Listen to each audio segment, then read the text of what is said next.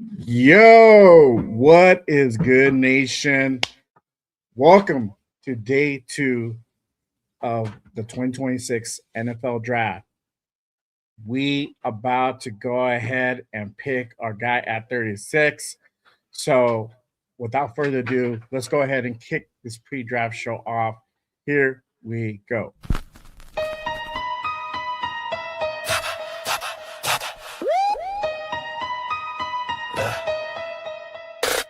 JayRaider, the creator with the killer content, hot takes and the dopest. Yes, Raider Nation, from Oakland to LA to in Vegas. Nothing greater than the Raiders, only facts. Just Raiders, just Raiders, just Raiders. Stand up, just Raiders, just Raiders, just Raiders. Welcome to the channel. It's called Just Raiders, baby. If you ain't subscribed, then you gotta try. Just Raiders, baby, nothing but love for the Raiders. Been an OG before 93. Shout out to the nation, they always crazy. So nation, ride with me, taking over my style. It's amazing, making hits like Max on the blitz. The silver and black, on the attack. They on the map, if you a fan and you with that. JayRaider, the creator with the killer content, hot takes and the dopest guest. Raider Nation, from Oakland to LA to in Vegas. Nothing greater than the Raiders, only facts. Just Raiders, just Raiders, just Raiders, just Raiders, just Raiders, just Raiders, just Raiders, just Raiders, just Raiders, just Raiders. Putting on shows like Brock on the go. We just like JayRaider, the innovator, making shows like Good Morning Raiders, the originator. Raiders unfiltered, raw, never censored. The post-game reaction, nothing but action. Just Raiders, baby. Just Raiders. Just Raiders, baby. JayRaider, the creator with the killer content. Hot takes and the dopest guests. Raider Nation, the only nation. There ain't no question. Just win, baby. Win, baby. Just win.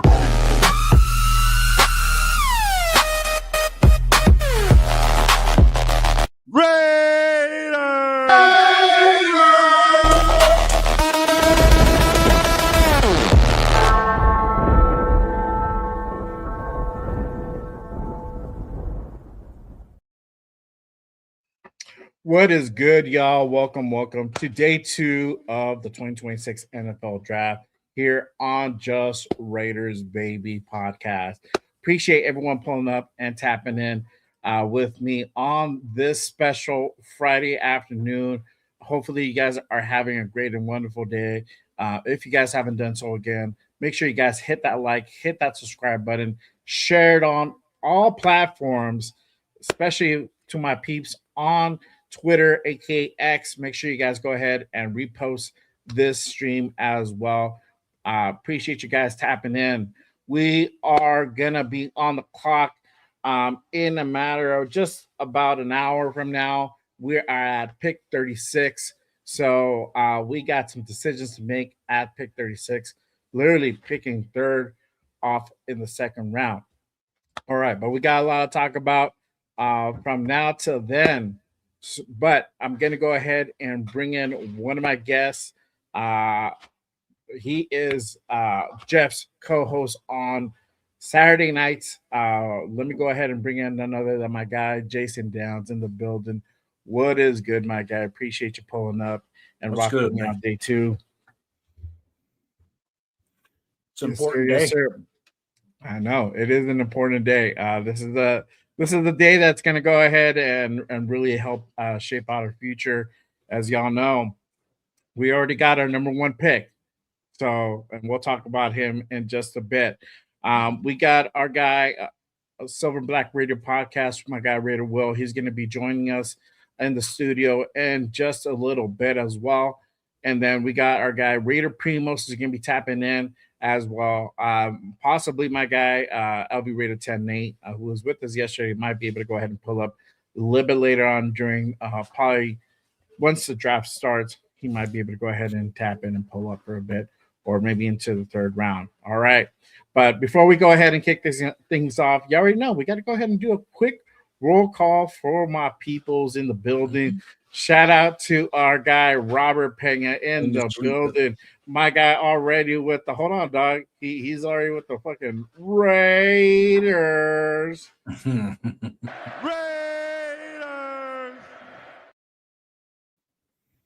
Yes, sir. Yes, sir. Appreciate you tapping in. Salute my guy. All right. Hold on one second.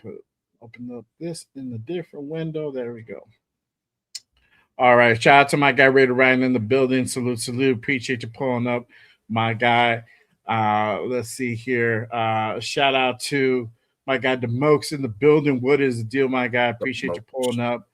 Sacktown Raider Mike. There he is, the one and only, man.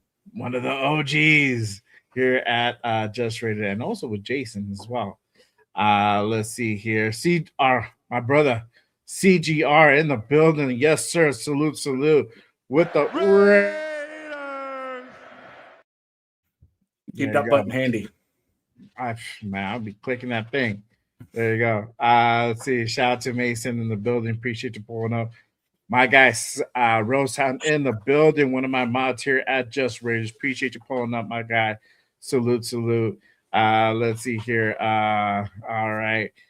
Let's see if I'm missing anybody here. Ja in the building. Just pulled up. Salute, salute. Appreciate you tapping in. My guy, Rosetown. Who are we getting at 36, bro? For me, it's McDonald or Warren. Okay, very interesting with the Warren, bro. We're going to go ahead and talk about that and much more in just a bit. Got to pull out the big boards. I redid the big boards last night. So I added a couple names. Obviously, took off a name that's no longer in my list, which is okay. But, huh? I said you didn't lose a whole lot on your big board.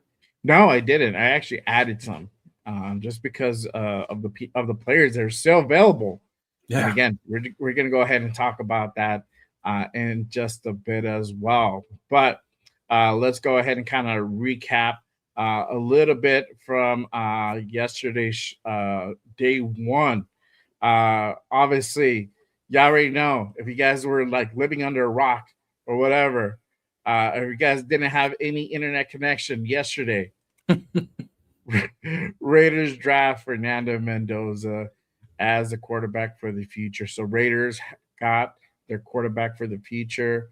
He is now a Las Vegas Raider. He's actually in the building in Henderson. Had the presser earlier today. How does everybody feel now that the question has been answered? Now that we know Fernando is a Raider, I think obviously we have a different question that's still pending to be answered. But I think we kind of know the direction. But how does everybody feel now that Fernando is officially a Raider? Let us know down in the comment section. But Jason, how do you feel, man? Now, I don't know if you got a chance to see the Fernando presser, right? You saw him with the hat yesterday. He's officially rocking the shield. How do you feeling? How are you feeling about that, man? Well, I watched the presser today, and and real solid.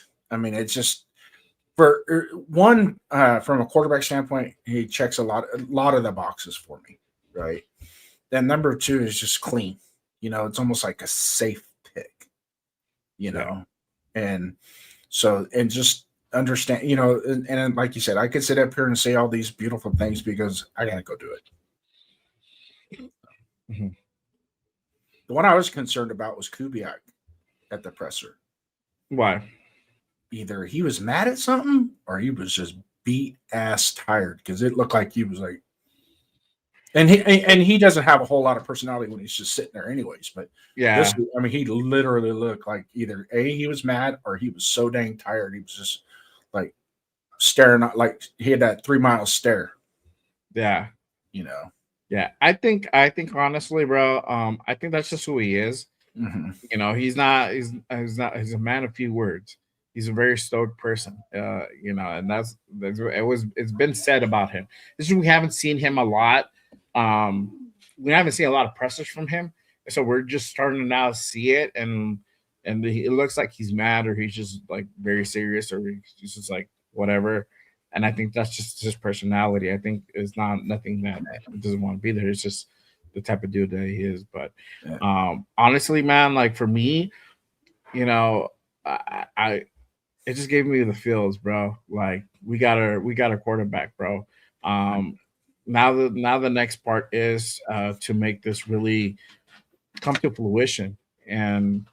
hopefully we get to go ahead and have Fernando be that that presence, that game changer here. You know, help us to continue on this trajectory towards prosperity, man. We're not there yet, but we've already started laying the foundation to Mhm. get towards that. And I think he's going to be one of those guys, whether he plays this season or not. I think this is the starting point. And we needed a quarterback for a very long time, and we haven't been able to find a guy the last 4 or 5 years. It's been a quarterback carousel throughout, but now I think we found our guy. At least for the near foreseeable future, he's gonna be the guy. So how is it gonna go ahead and play out? We don't exactly know, but I know that Raider Nation, most of Raider Nation is behind him, even if they weren't for him at the pick. I think now that he is a Raider, we're rooting Yeah. for him. We want him to go ahead and succeed, because obviously him succeeding makes us, get back to that prosperity, like I was Right. saying. So yeah, man, I'm pumped. I'm glad that we got to go ahead and get that get that question answered. But now the question will go ahead and kind of shift towards, as far as what position should be picked at 36. So we're gonna be picking third in the second round. So we're gonna be on the clock fourth. Was it fourth? No, is it fourth? Mhm. We go No, from first to fourth. 33. No, it's 33. 33, 34, 35, 36. 36. Okay, there you go. 33, 34, 35, 36. Yeah, there you go. So yeah, so there you go. We're picking third, fourth, whatever. Um, so the question is, who should be picked? Should we go for wide receiver? Should we go for defensive tackle? Obviously, I think a lot of the consensus is, um, we need that nose tackle. Obviously, we don't really have one right now. I think only Adam Butler has been slated to be that guy at nose tackle for the moment. And obviously that can go ahead and very well change. But what are your thoughts as far as who should be picked at 36? And then or do you happen to see the Raiders trade back? And if so, what who would we trade that pick back? What team do you feel that would be calling when we get to 36? I can see Cleveland, Kansas City can piss up a rope, or Cincinnati. Mm-hmm. Those two. Because Cincinnati does have to replace. They have to replace Henderson, and I believe Cassius Howell is still on the board, so they might want to come up just to guarantee that they can get him. Okay. Okay. Gotcha. Let's see here. Let me go ahead and go to the chat real quick. Again, appreciate you guys tapping in and pulling up with us on this day 2 of the NFL draft. All right, let's see here. My guy Josh says at 36 is going to be Katie McDonald. There you go. There you go. All right. Rosetown. Let's see here. Hey, appreciate you pulling up, my guy. Salute. Thank you, man. Eric Raiders in the building. Salute, salute. Appreciate you pulling up. He says Boston or McDonald at 36. There you go. There you go. Shout out to my guy Alex in the building. What is good, my guy? Appreciate you pulling up. Let's see here.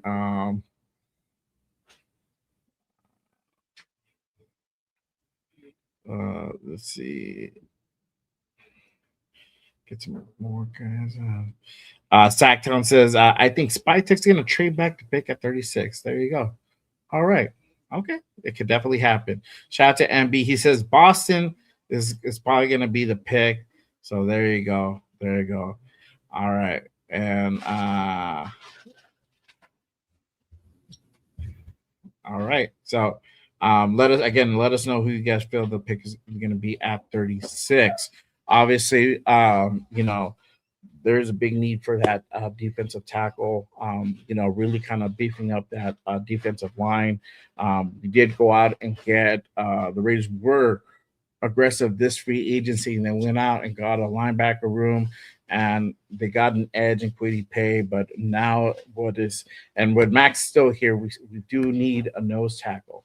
Obviously, at 36, we have some options, and currently that's on the board is obviously Caden McDonald is a big name out there that is currently available, but I don't see him sticking around too long if we decide to go ahead and trade back.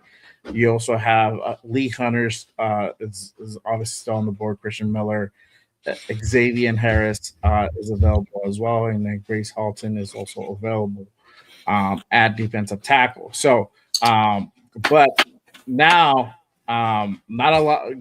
We had some wide receivers go off the board kind of late yesterday, but obviously the big name that's still available is Denzel Boston, and we had our top 30 visit with him just a few weeks ago.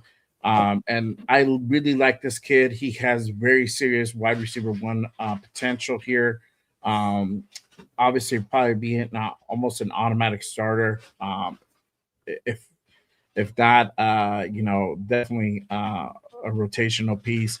But he has very serious wide receiver one upside potential. After that, you got Zach Branch, Chris Brazel, Jeremy Bernard is about Antonio Williams as well. That kind of rounds up the top five.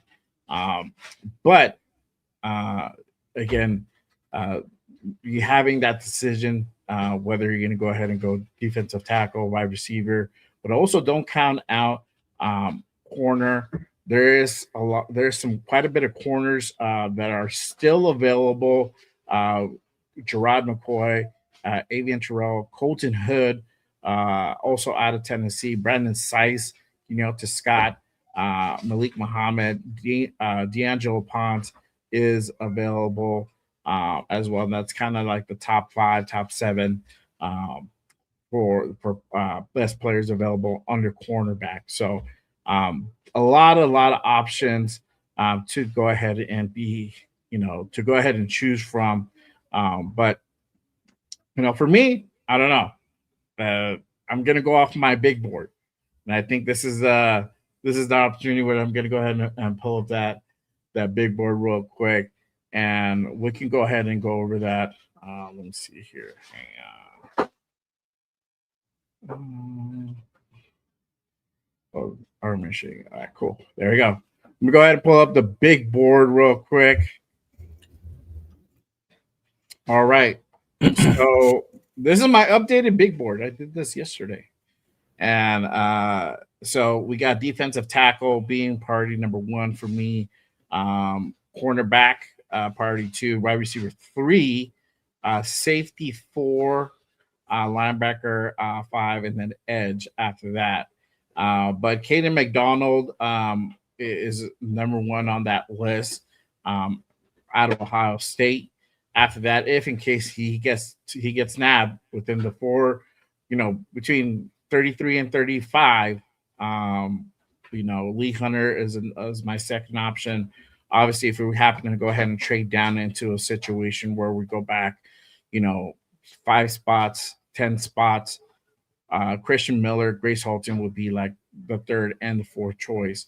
Or if a corner is there, obviously the need is also still at cornerback. Gerard McCoy, Colton Hood.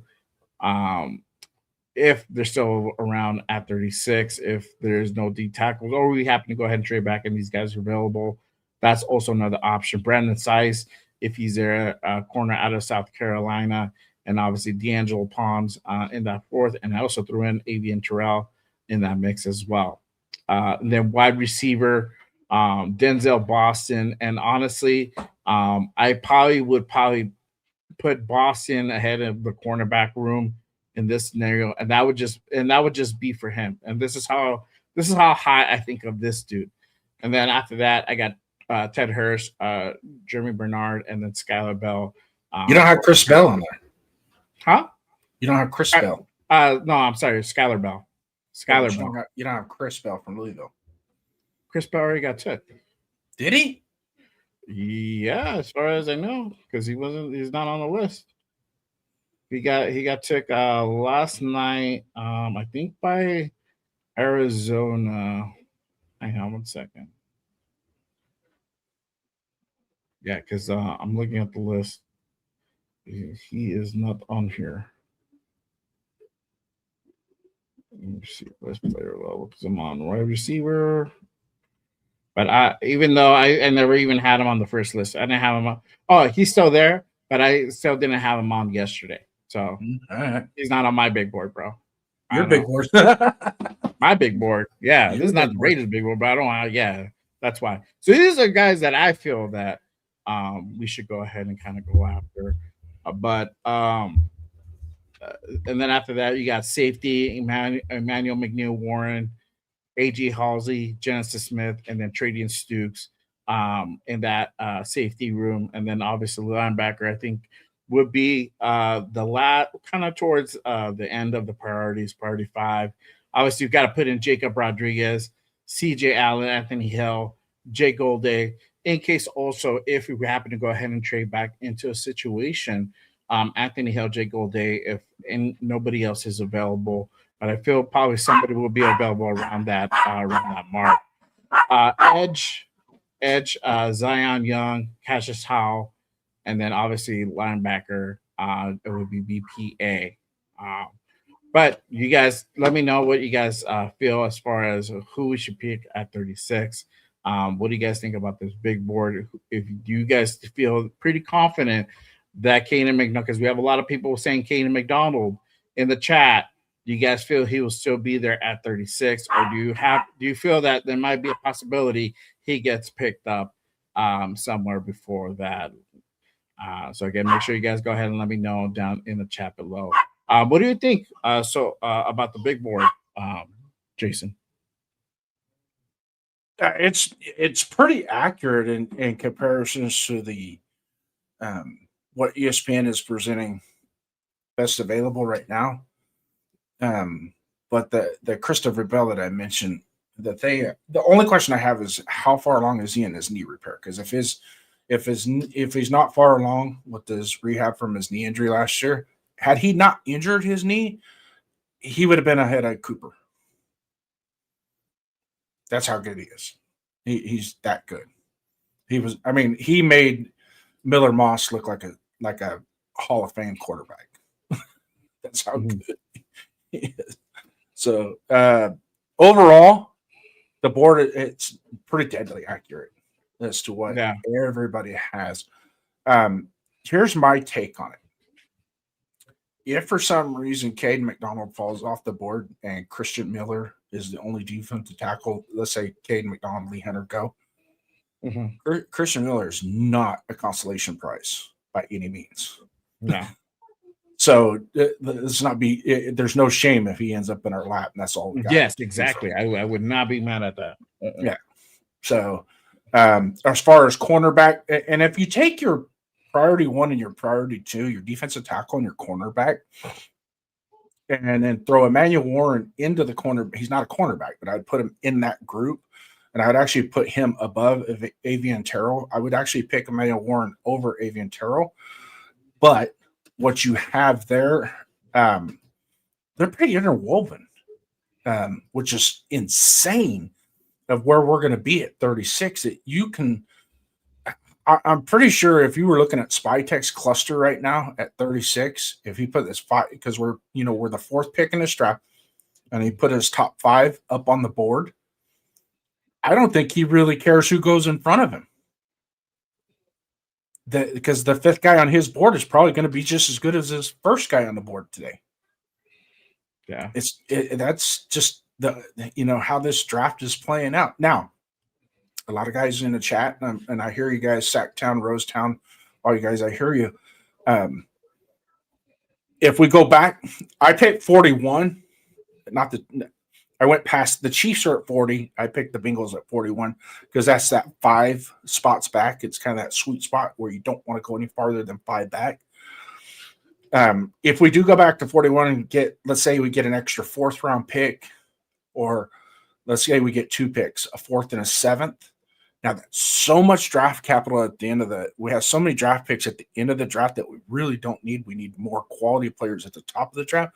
Start packaging those things up and selling them. Get up at, get late 3rd round or early 4th round, get more pick, get as close to the top 100 as many people in or near the top 100 as we can get.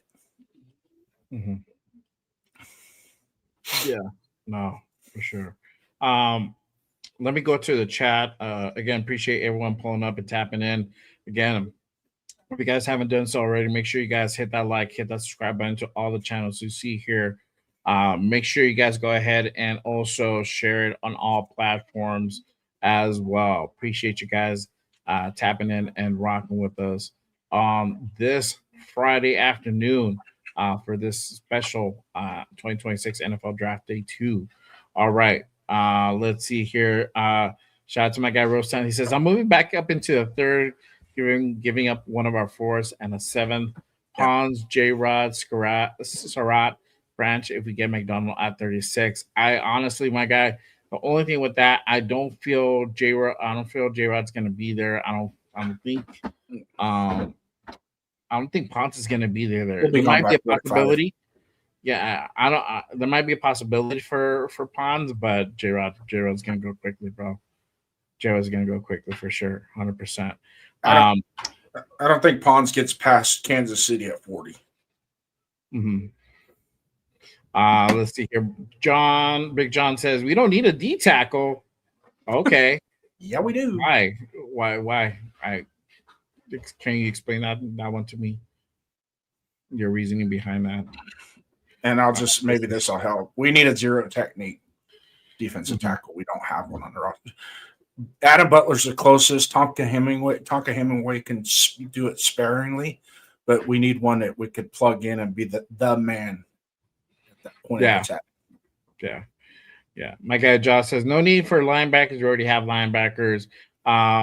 There is a need for a linebacker, but it might not be at 2 or 3. But obviously, there's certain scenarios where there might be a best player available. This might be a situation where Spytek decides this is what their best player available is in their mind. So they might pick up a linebacker, and Jacob Rodriguez is probably the top guy in the second round draft for the linebacker class. So we'll see. That's what. But if you see here, priority number 5. So they're kind of the back of the bus, at the bottom of the totem pole. As far as needs are concerned, at least for me.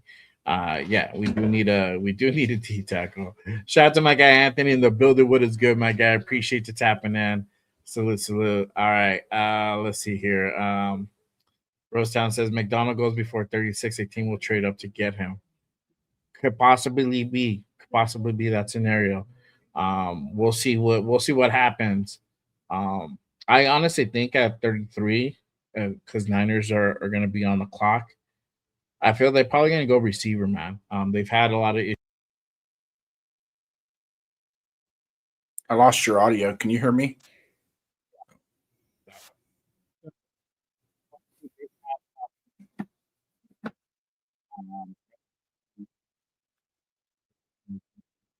I can't hear you. You can't hear me? No, you're like breaking up. Hold on.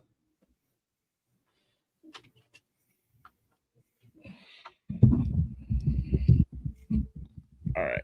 Check. All right, my thing is moving, so there you go. Yeah, good. Okay. Good. Right. If people in the chat could give a thumbs up as well. Yeah, I see the little green dot thing moving. But I feel that at 33, if the Niners stay, they're probably going to go ahead and get a wide receiver. With them having issues with their wide receiver room, obviously Brandon Ayuk dealing with injury and contract issues. Jordan Jennings is a free agent. He's still around, but he might go. Obviously, Debo already left San Francisco the year prior. So, they got a little bit of issues in that wide receiver room. So their need is probably more wide receiver. So they might go after Boston in that situation. The Brandon Ayuk situation is that's him. He's, to be quite honest with you, I think he's done playing football. Yeah, he might be. Because they signed him to a contract. He got his guaranteed money. He signed a contract, and then he never showed up to the facility. In fact, they got him on video driving around the facility and then leaving, not even coming on the property. Wow. So, and he won't answer phone call, not returning phone, and he signed his contract, got his signing bonus and all that. So, yeah. Shout out to my guy. Where's the flag? He says, realistically, any of those top defensive tackles are good. There's a lot of talent out there. I bet even if you trade down or skip a D tackle this round, there's someone that's going to be there. Oh, yeah. We're going to go over the third round in just a bit. Let's see here. Let me go over a few more. Yeah, see. Yeah, you might go to the winners for sure. That'd be a good fit for him. He'd be a good fit for us, too. Yeah. Shout out to my guy, Troy Gill, in the building. He says, I see a trade back happening. Okay. All right. Definitely could happen. And then again, if we were to go ahead and trade back, who do you guys think we would trade back to? Who would be the team that would be the guys we trade back to? That's a very good question. And then you already heard Jason. He says Cincinnati could be one of the teams. Let's see. Shout out to Chronicles of the Black Hole. He says we have the luxury of best player available. There you go. Yeah. All right. Yeah, we're in a good position second round. This is going to be fun. Yeah. This is going to be fun. For sure. And if the same stupidity kicks off in the second round like it was yesterday in the first round, this is going to be as entertaining as all get up. I know. Exactly. Let me go to the third round, because obviously we got currently the pick 67 in the third round. Again, I have defensive tackle as being priority number one, Dominique Orange, big citrus to go ahead and really be at the top of the list. Grace Holton, if he's still there, would be my second choice. And then Daryl Jackson Jr. out of Florida State be the third one. And then obviously this is only if we don't select our guy in the second round. We went either to a different position. We traded back. There was no good DTs available in that round, where they most likely probably projected to still be there in the third. There might be a situation where we go defensive tackle, but we probably most likely will get our guy. But after that, this is probably where, and this is again us barring we don't trade back into the second and we don't get a receiver. It would be wide receiver, and then I got obviously Jacoby Lane up here, Zach Branch, Elijah Surratt, and then Bryce Lance, brother of Trey Lance from North Dakota State, also has big upside potential for him. So that's kind of that receiver room. Cornerback would be priority 3. So again, this is us not selecting a corner in the second round. Julian Neal in that third round. David Igbenson in that for second. Malik Muhammad, Dakario Davis, and then Will Lee in that list. Safety will be priority 4 for me. Kamara Ramsey really leading that list, and this would be a really, really good pickup. But even right behind them, Jalen Kilgore, either of these guys are really, really good safeties. And obviously, these guys play nickel, so there would be a good addition. But then you got Bud Clark as well, adding onto that list. Then priority 5, we got Edge, R. Mason Thomas. Most likely probably will be there around the third round. Maybe can go early. Who knows? Then Joshua Josephs out of Tennessee, and then Danny Dennis Sutton out of Penn State for edge. Linebacker, again, priority 6 at this point. Still one. So I feel that we still need to go ahead and then maybe add one more linebacker to the room. But still in the third round. I don't feel like it's a big priority. But having on that list, I got Jay Golday, Josiah Trotter, Donante Lawson on that list. And then now we can go ahead and really start focusing into, start looking at least thinking about running back. I got BPA for running back if in case nobody good is available or we trade down into the far towards the bottom of the third round.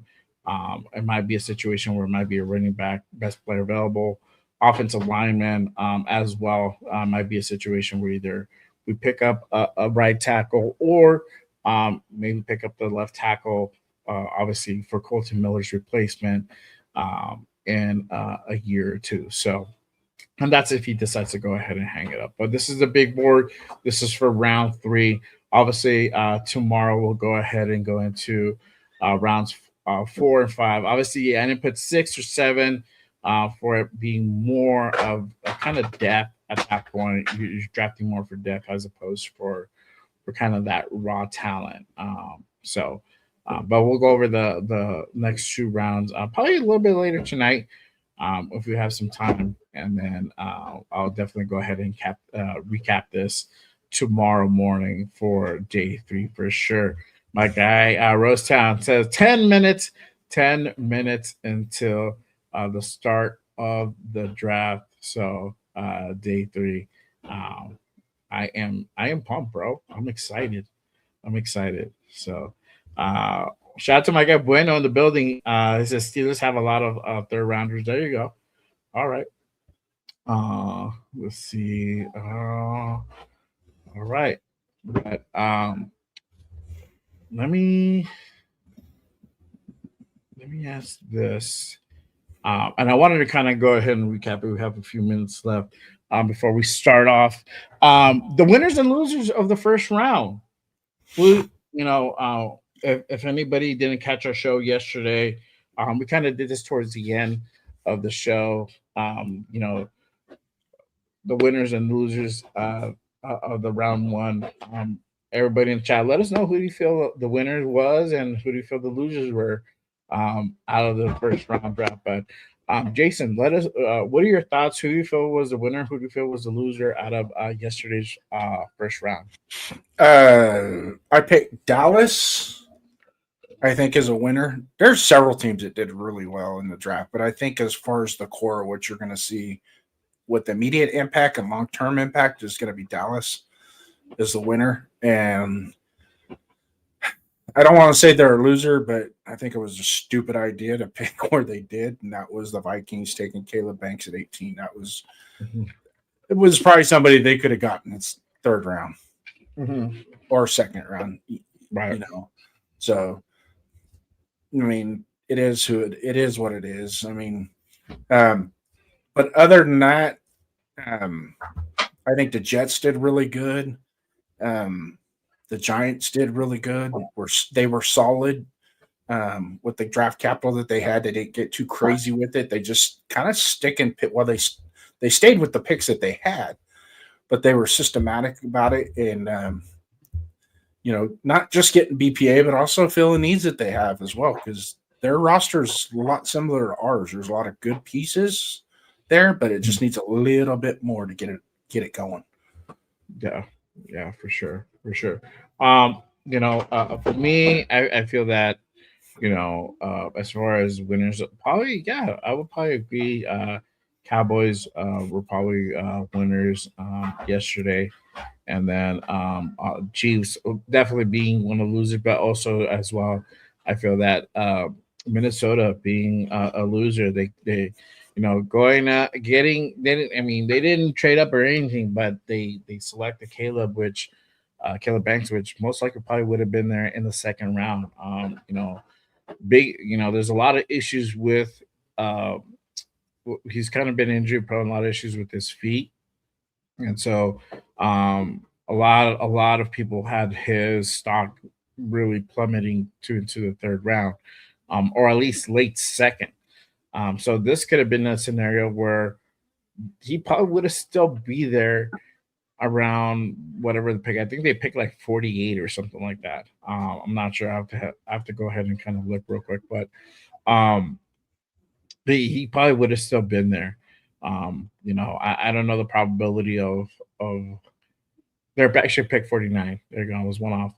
But yeah, that would have been a situation. He probably would have still be there at 49, but I don't know. I feel it was a little bit of a reach to go ahead and get him so high.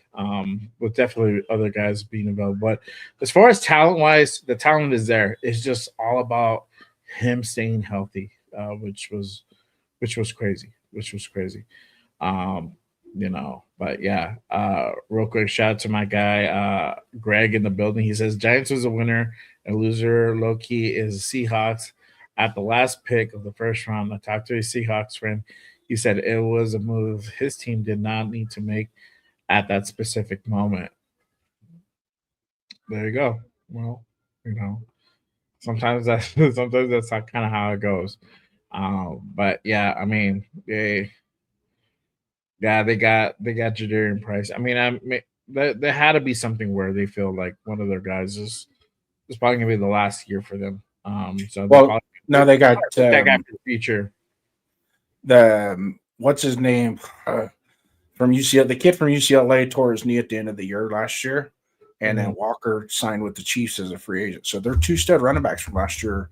One is gone, and the other one they don't know if he's going to be available. So picking Price at 32, which is he's the next best running back after Love, I'd say that was probably a smart move.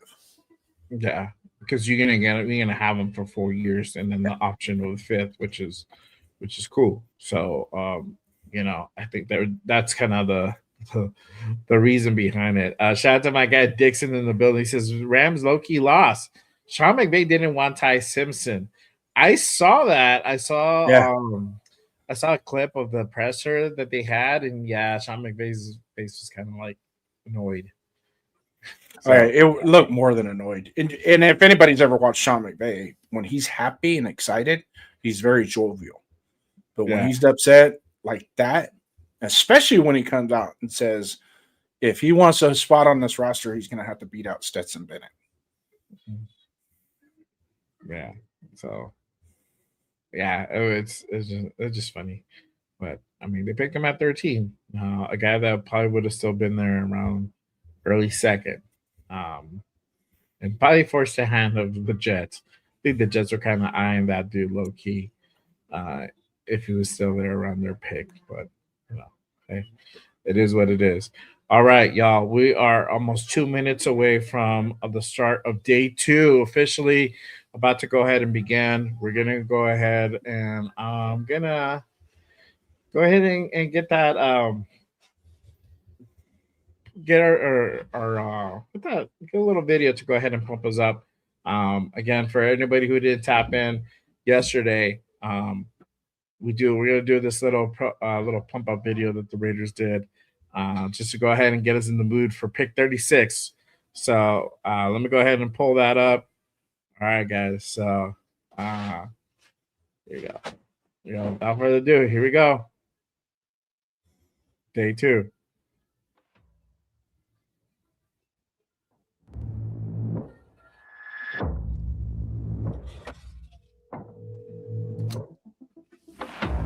The greatest offseason for a single team in NFL history. We have the number 1 overall pick. They have taken every single round of the draft. Welcome to the dark side, my friend. Let's go, baby. Raiders select Ashton Jenkins. Bowers made the catch. Running. There. Reach the 5. Touchdown.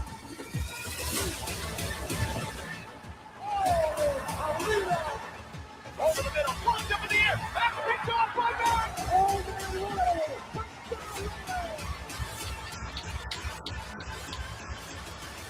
The greatness of the Raiders is in its future.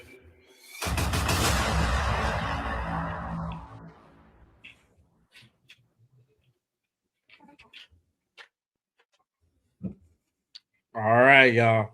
So we are underway. Day 2 is in full effect, y'all. And the Winers are going to be on the clock in a matter of moments. They got pick 33. So we're gonna be we're gonna be tapping in as we go. Oh, I lost my get this thing back here. All right, there we go. All right. So again, appreciate you guys. If you guys haven't done so already, make sure you guys hit that like, hit that subscribe button on all the channels. I got my guys also Raider Primos and Raider Will of the Silver Black Radio podcast also tapped in. So make sure you guys go ahead and head on over to their channels and give them a subscribe as well and share it on all platforms. All right. So day 2 is underway, y'all. Man, I'm excited, bro. I'm excited. Let's fucking go, y'all. Okay. So we're about to go ahead and see San Francisco on the clock in just a bit. Hang on 1 second.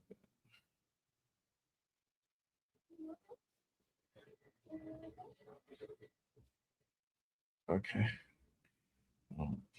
Getting like stuff sent to me. There you go. All right.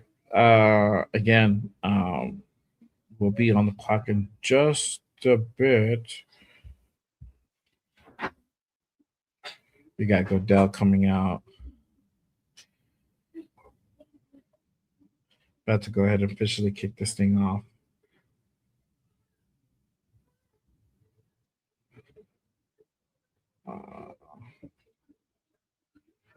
But yeah, let's see.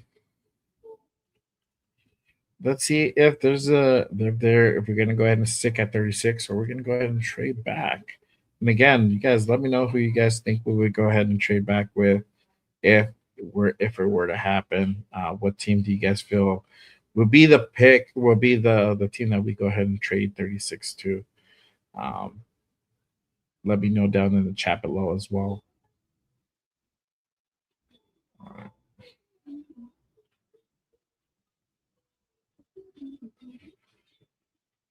Yeah, Dixon, Sunny South to Commander is pretty good. Yes, sir.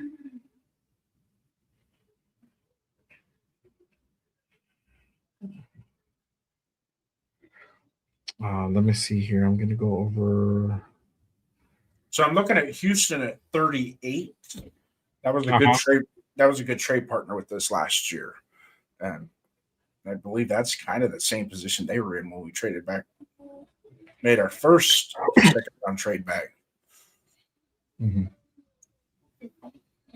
Okay, so I am also keeping an eye out on trades. If there's any trade happens, I'll go ahead and announce it. As of right now, it seems to be that Niners are going to be on the clock. They're going to stick at 33, and they're probably going to go ahead and pick their guy. I haven't seen anything yet from a map sheet. So, but obviously, if something happens, we'll know. And I feel like in this round, we're gonna see a lot of trades, a lot of teams going up and down their draft board, up and down the draft order. We'll see a lot of like Willen and Dylan in this round for sure, and definitely in the third round as well. That's gonna be interesting. All right, so 49ers are officially on the clock. And they're probably going to go ahead and pick at 33.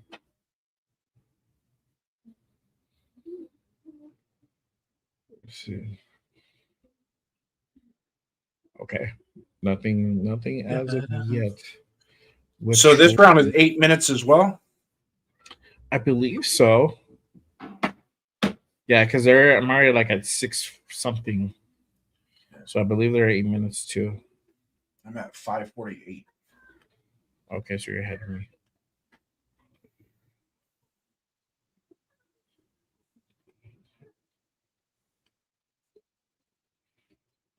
All right, there we go. Shout out to my guy Josh says, let's fucking go. Time to get our guy. There you go. Greg says, I hope Niners take Zion Young or somebody we don't need. Let's see. I feel honestly sometimes even I feel like if they take a guy, like if they take Boston, I feel like all right, cool. It would suck. I would be kind of disappointed if they take Boston, but I'm like, all right, cool. Now the clear cut decision probably should be that we go after McDonald if he's there at 36. So that's gonna be a good this is gonna be a good question. So uh we'll see what happens. So Jaden Reed and the Packers agreed to a 3-year contract extension, 50.25, $20 million signing bonus. Not bad for that kid. mhm.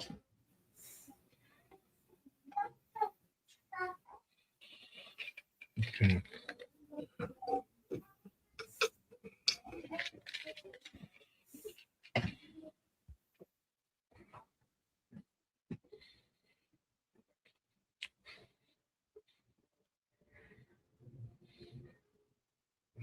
Let me see if I could try to catch up to you so you can you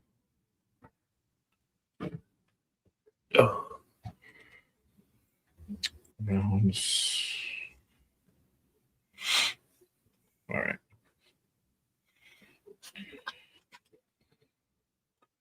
So it looks like most likely the Niners will go ahead and pick. Shout out to my guy, LvRaider 10. Let's go McDonald tonight, baby. Yeah, appreciate you. Hey, get in here, bro. Instead of spectating, get in here. Just get in, bro. All right. Come on, Nate. Don't be afraid. Don't be afraid. Nah, my guy's probably working. Yeah. Sometimes he gets caught up late in the afternoon, too. There you go. Yeah. Dixon says Boston, McNeil, McWarren, or McDonald. Okay, that's for him. There you go.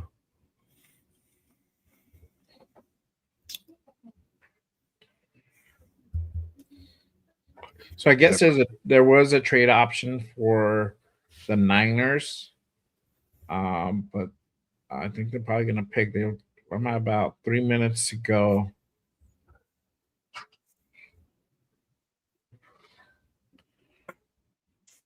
So nothing yet. They're taking their time unless they're trying to figure something out with them.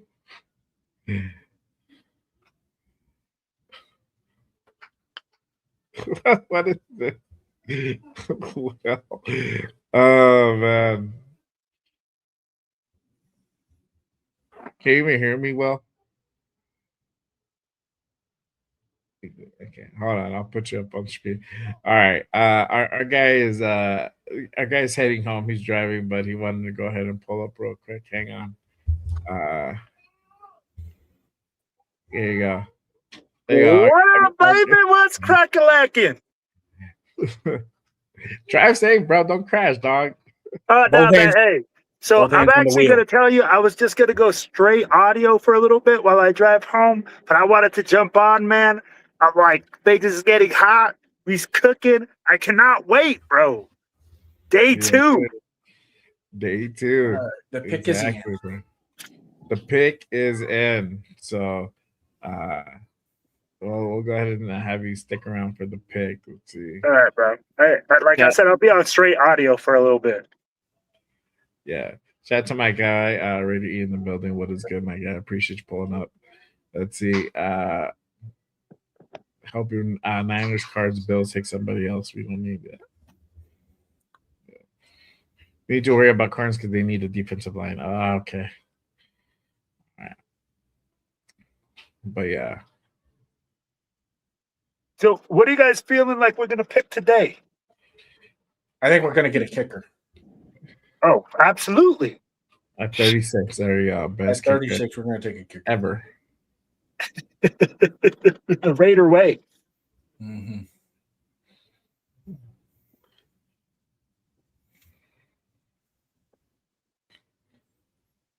Okay.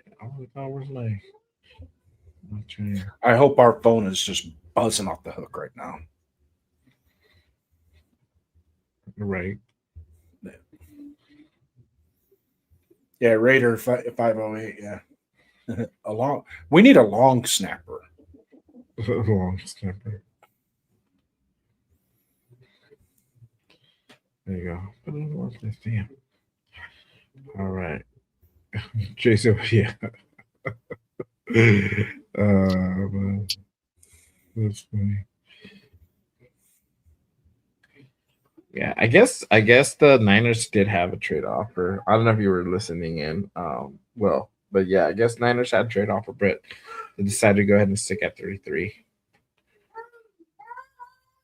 They must really like somebody there, man. I mean, like, that's where you're like, hey, we all talked about it. If you're going to make a decision and make a trade, you better have a player in mind that you can get within those picks, or else it's not worth it. Yeah. Yeah, you can't just randomly trade back just for the sake of getting picked. Well, and think about it like this, Jay, or Jay Downs. Like, it's like this. Last year, Spytek made a huge trade. Traded so far back, he was probably like, dude, 15 picks is way far back. Yeah, hold on. So the Niners, the San Francisco 49ers were their pick at 33. Draft Deshaun Sterling, Ole Miss, wide receiver out of Ole Miss. So there you go. Niners drafting a wide receiver like I thought they would, but it's not Denzel Boston. So Boston is still there at 34. So Niners again going with Sterling out of Ole Miss as their pick. What's the hate on Boston? Top end speed. Can't separate at the top end. But he's a great route runner. Yes, phenomenal route. And he's got a hell of a catch radius. Yeah. Well, you asked about the knock. Yeah, I'm not gonna go into other shit. He doesn't agree. He doesn't really agree with it, but he's just telling you the knock. What the scouts are saying. Yeah. You asked me if the food sucked. I told you it sucked. You didn't ask if there was salt or pepper or any of that shit involved. Hey, I'm like, I could tell you all the good things. I'm like, you asked me about the bad. My bad. Yeah.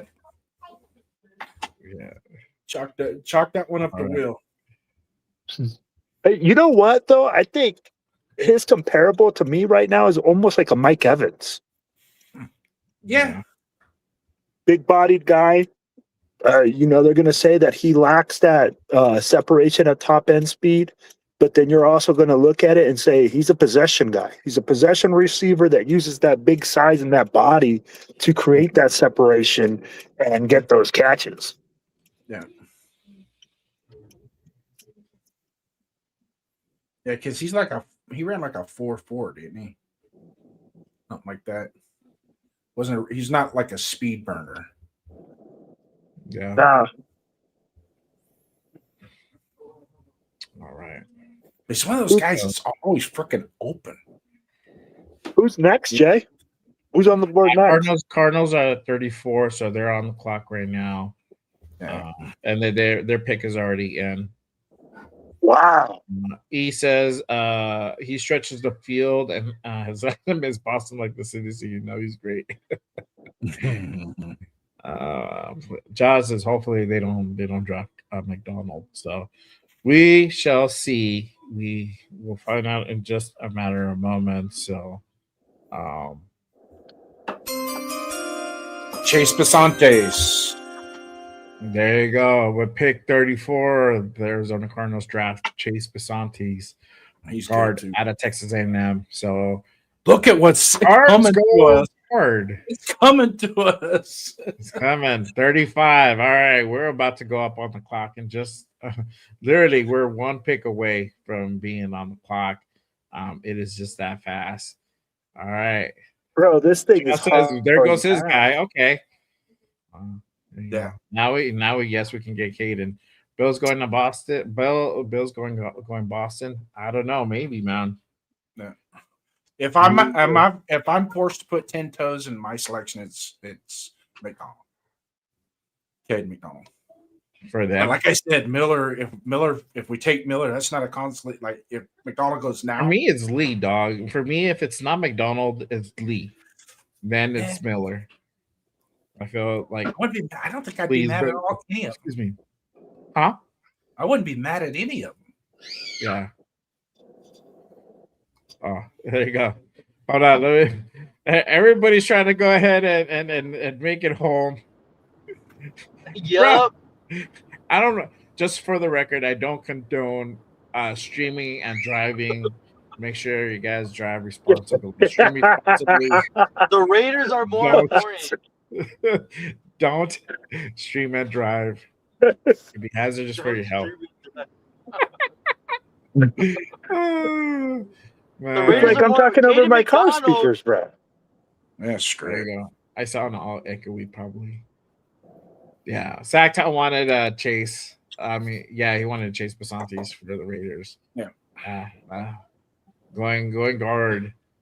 That's a big thing, bro. That's a big statement. That means that you don't believe in Rodgers or what we currently have there for right guard.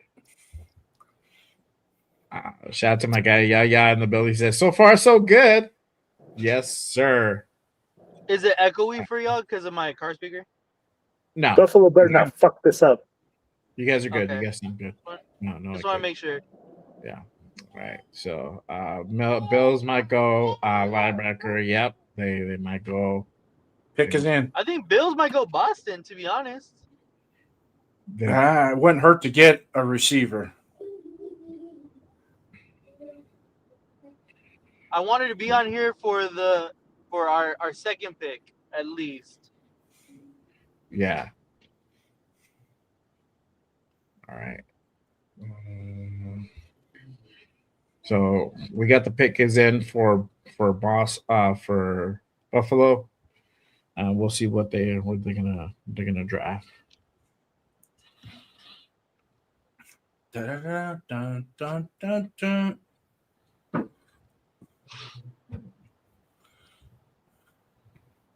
All right. Oh man. Let's see what.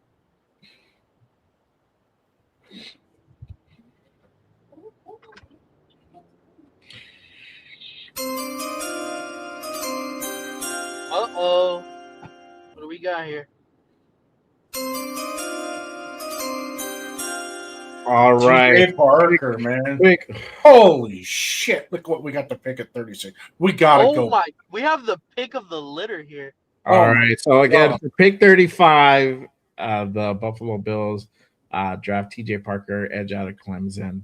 Let's move down a spot. Look at it. Oh my God. Oh my God. All right, y'all. Hold on. Trade? I told you. That was a good trade. Yeah. That's a great trade already. I don't care what it is. Trade. We're back to 38. What'd we get? Great move. What a move. Yes. We still What can a pick great up. move. Well, I think we're thinking Caden McDonald. Hey, Jay, I called that one. Who did we trade back with? Houston. What did Same we as get? last year. We go back to 38. I don't know what we got. What's the Okay. count? There you go. All right, my mic cut out. All right. Trade alert. Raiders trade back to 38. So Raiders and Texans make a trade. Texans are on the clock at 36. We move down to 38. So 2 spots, like I called it. We called it. So 2 spots. So now the draft board is going to potentially change. I'm going to go ahead and put it up in just a second after the pick is in for Texas. And I think if I feel that I'm going to call it right now, I feel they're going to go ahead and draft Jacob Rodriguez right now at 36. So that would be sick for them, honestly. Be surprised if that's going to be the move at 36. Trade up for Jacob Rodriguez right now? Trade up for Jacob Rodriguez, bro. Oh, in the back of the second round. Oh, I don't know, man. I'm like that's kind of like, wouldn't you think he'd almost naturally fall to you? Yes, I don't know. They probably felt some way that we might potentially pick him up at 36. All that matters is that we have a great trade right now. Yes. Yeah. All right. We're gonna get the particulars in just a second. Hang on. Let's see here. What was a haul for us? All right. Night. They haven't put it up yet. Spy. Hold on. Spy Tech. Keep it cooking.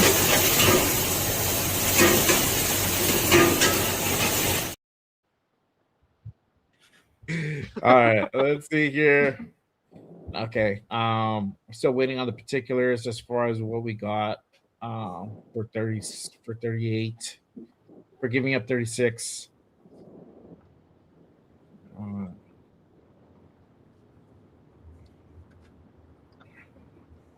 I am not a prophet. There you go. I'm not a prophet. Texas taking Boston. No, they're not. I No, am they're not a not. prophet, bro. No. Yeah, see, there you go. Wouldn't be surprised if he traded back 2 spots.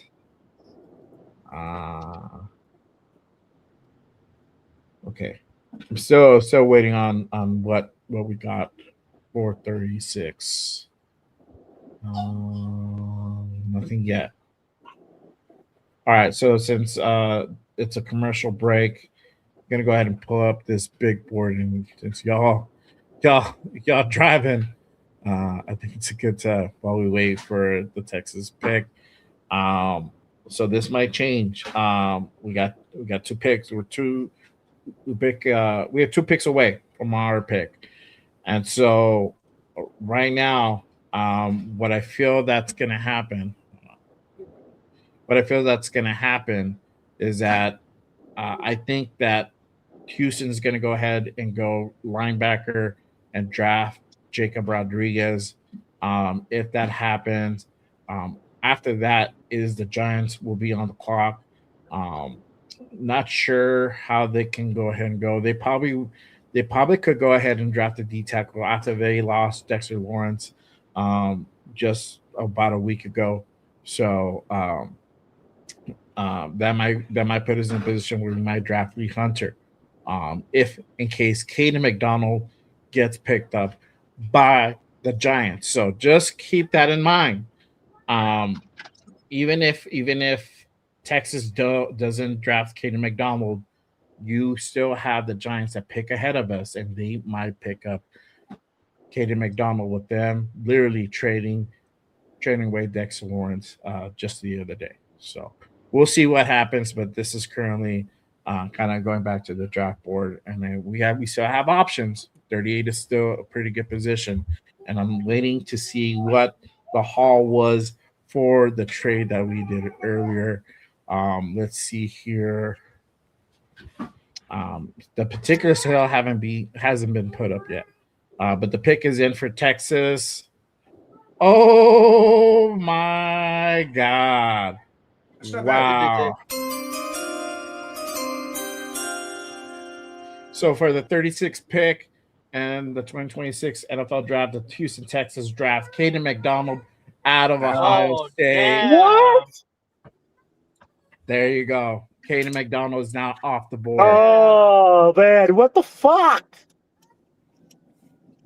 Just like Caden last year. McDonald's off the board. Oh, That's All right. that hurt. I'm not gonna lie. that hurt. That's then now I'm questioning what the fuck are we doing? I felt one of these 2 teams was going to go ahead and pick him up. I felt one of these teams are going to pick him up. I honestly thought linebacker was going to go for the Texans. I'm a little bit surprised that they went D tackle, but Christian Miller is going to go. New York's going to take Christian Miller. If they do that, means that Lee see Hunter's that. still there. Yeah, Lee Hunter will still be there. Christian Miller will still be there. So we can still go D tackle, guys, and I'm still waiting to see what the haul was for giving up that 36 pick, essentially giving up Caden McDonald. All right, so nothing as of yet what the Raiders are getting. All right, let me put this below here. Crazy things happening out of Henderson. But again, Caden McDonald has gone off the board. He was picked by the Houston Texans at number 36. The Giants are now on the clock. and we're at pick 38. Again, I'm trying to see what the haul was for giving up pick 36. I don't know yet. Let's see. It's not. Definitely not. Is in the. It's not in the second round. All right. So we give up. Hold on 1 second.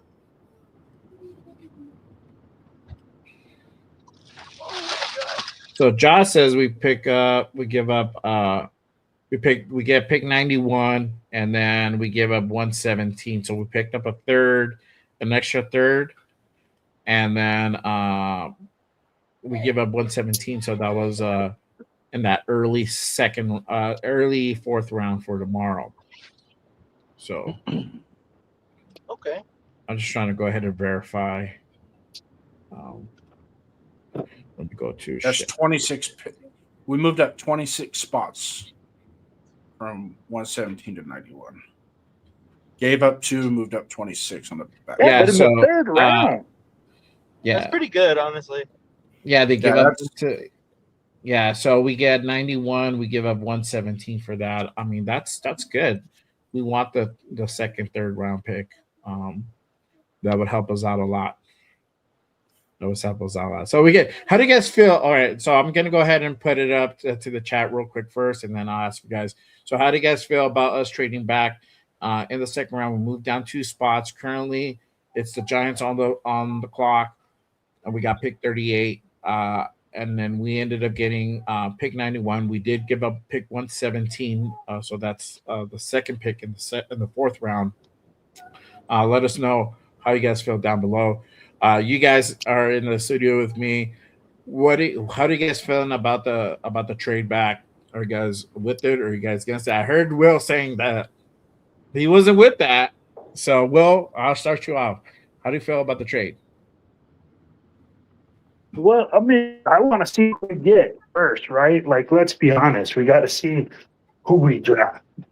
But for us to lose Caden McDonald and be in the position to pick up a defensive tackle that could be there for the next decade, I'm like, that's tough. So for me, I'm like, I really want to see who we draft and who we pick up. I'd be like, if we go wide receiver in the second round, I don't know, man. That's kind of my questions, I'm like, I'm really questioning who they got their eye on now. I'm like, I thought we were going to go Caden McDonald, like I told them last night. Don't overthink it. And I hope that we just didn't give up a franchise D tackle. That's the big issue right there. Yeah, I'll be like the kid who had the potential to be a franchise D tackle. So that's kind of my issue with it, man. What about you, Nate? How are you feeling about the trade back? Honestly, I mean, like initially I was like, damn, that's such a great trade. But then the hit of, McDonald going there, it's like, fuck, like now we should have just stayed and picked. Like that's my initial reaction. But then like hearing the return, like that's pretty good value. Considering even the board still, like there's still a lot of great talent, and we're only a pick away now. I can't be too upset about it. It's just the fact that I really wanted McDonald. I thought that he would be such a great pick for the Raiders. So we'll see what we pick, really. Colton Hood, the New York Giants. Okay, cool. Okay, so we still have a chance at Christian Miller, and I'm not upset at that. Nope. All right, so the Giants pick at 37 is Colton Hood, corner out of Tennessee. We're on the clock officially, y'all. So we are gonna either pick or we're gonna go ahead and have another trade back situation. Could also potentially happen. We shall see. I'm gonna go ahead and check to see if it does happen. Let's see. I wouldn't be upset at the corners on the board either, in all honesty. Yeah. I really like McCoy and I like Terrell as well. Yeah. Yeah. And I mean that's cool. They went Hood, and that's a good pickup for New York. Let's see. Ardell says How linebacker. Greg wants Boston. Josh says to trade back again. Um, I What don't were know you how upset much. that? Yeah, I don't know how much more you would trade back though. It just depends. I think 2 spots is cool. Yeah. If you do 3, it just depends how far back. Um, and who you trade with at that situation. It has to be somebody who probably is desperate for a position and they can definitely go ahead and afford 38. Um, I mean, you got If we trade back again and it's more than 5 spots from here, Spytek's getting bullied by other GMs. Yeah. They're pushing him around. that's if it happens. All right, y'all. So the pick Pick is six. in. The pick is in. All right. So we'll know in a matter of moments who we get. I'm calling Lee Hunter or Boston. Those 2 guys. Lee Hunter or I think Boston. For Miller. me. I think If it's Miller. Miller, I'll be cool with that too. So Miller's more comparable to McDonald. yeah.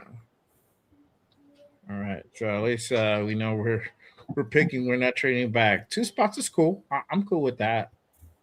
I'm cool with that. So yeah, there we go. All right, y'all. So here's gonna be the selection.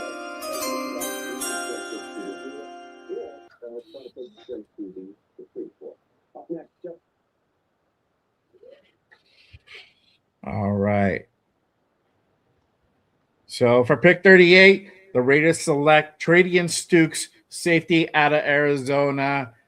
Wow. He's a What fucking the beast. Dude. fuck?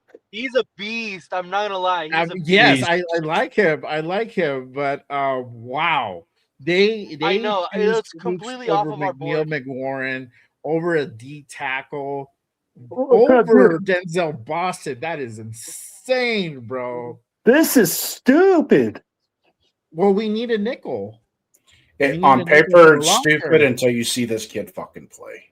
He's a monster. I'm not gonna lie. Yeah, but it was not on my board at all this high for a safety. Right. Exactly, bro. It's crazy. So Raiders again, Raiders draft Terrian Stukes out of Arizona. He is the pick at 38. Crazy. I honestly didn't see them getting a safety at this point. No, they could have bro. traded back a couple more spots. Fuck. We might as well trade back. We should have traded back. I know. We should have traded back. We could have got him way later. We could have got him probably later, yeah.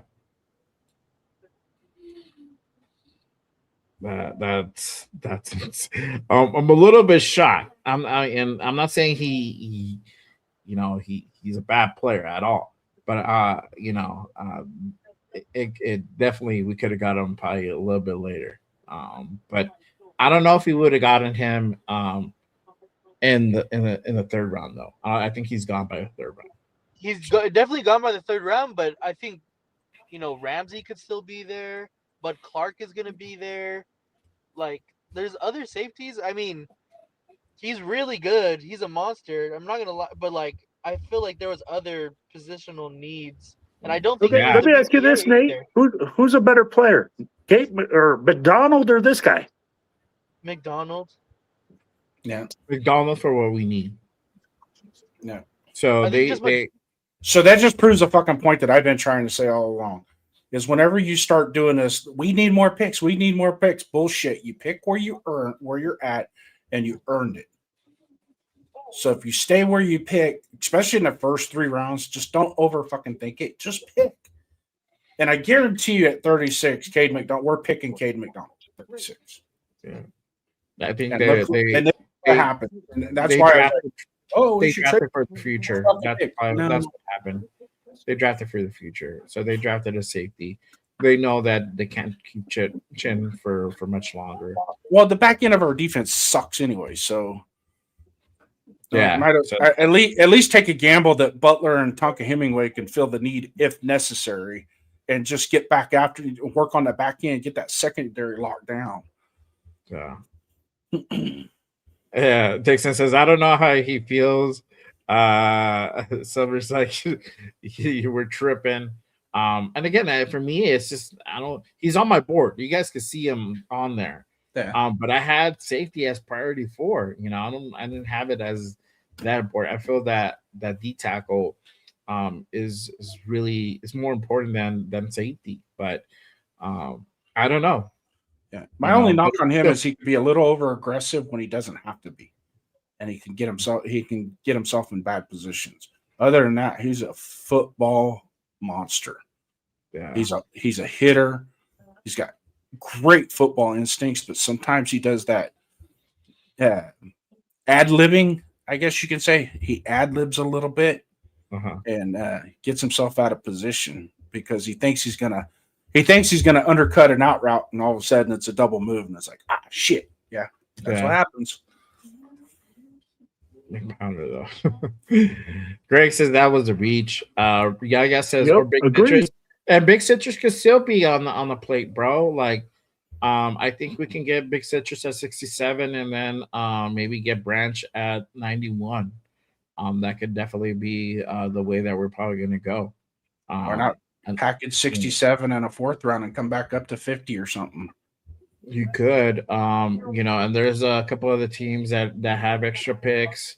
You got the Bears, Texans. You can probably go back and revisit a deal with the Texans at 59. Let's see who else has an extra pick, or you could. It doesn't necessarily have to be another team that has an extra pick.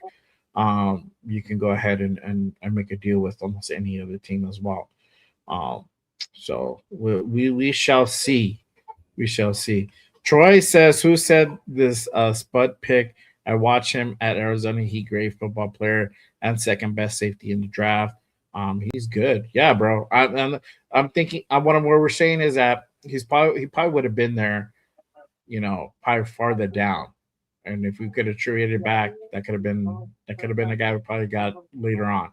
Or you also have Ramsey in the 3rd round as well. But I don't know. Maybe they felt that this guy was Denzel Boston just went to the Browns.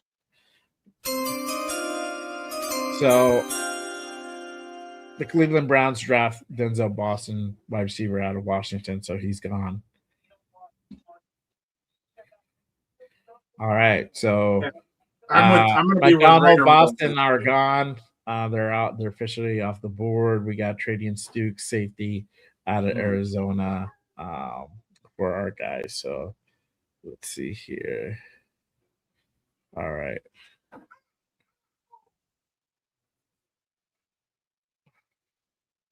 I'm gonna go ahead and put up a poll in just a bit as well.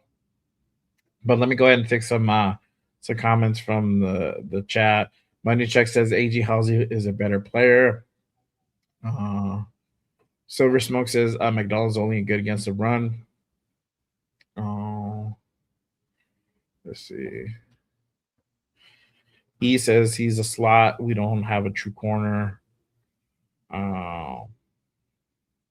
We do have a true corner. We have Porter, bro, and we still have Stokes this year. Jason says no tackles aren't taken high. Well, you got Caleb Banks who got drafted at 18, bro. You got what's his name? Out of Texas Tech, Dave Bailey, who got drafted pretty high. I think was it 2. So yeah. Let's see here. Good player, but reach from you. Better players out there. Yep. So that was a bit of a reach. Raider Ryan says Banks, Boston, Hunter still out there. Well, they were. Boston's gone. But yeah, Hunter's out there. Caleb Banks is not there. That's a fucking Damon Arnett move. I'm sorry.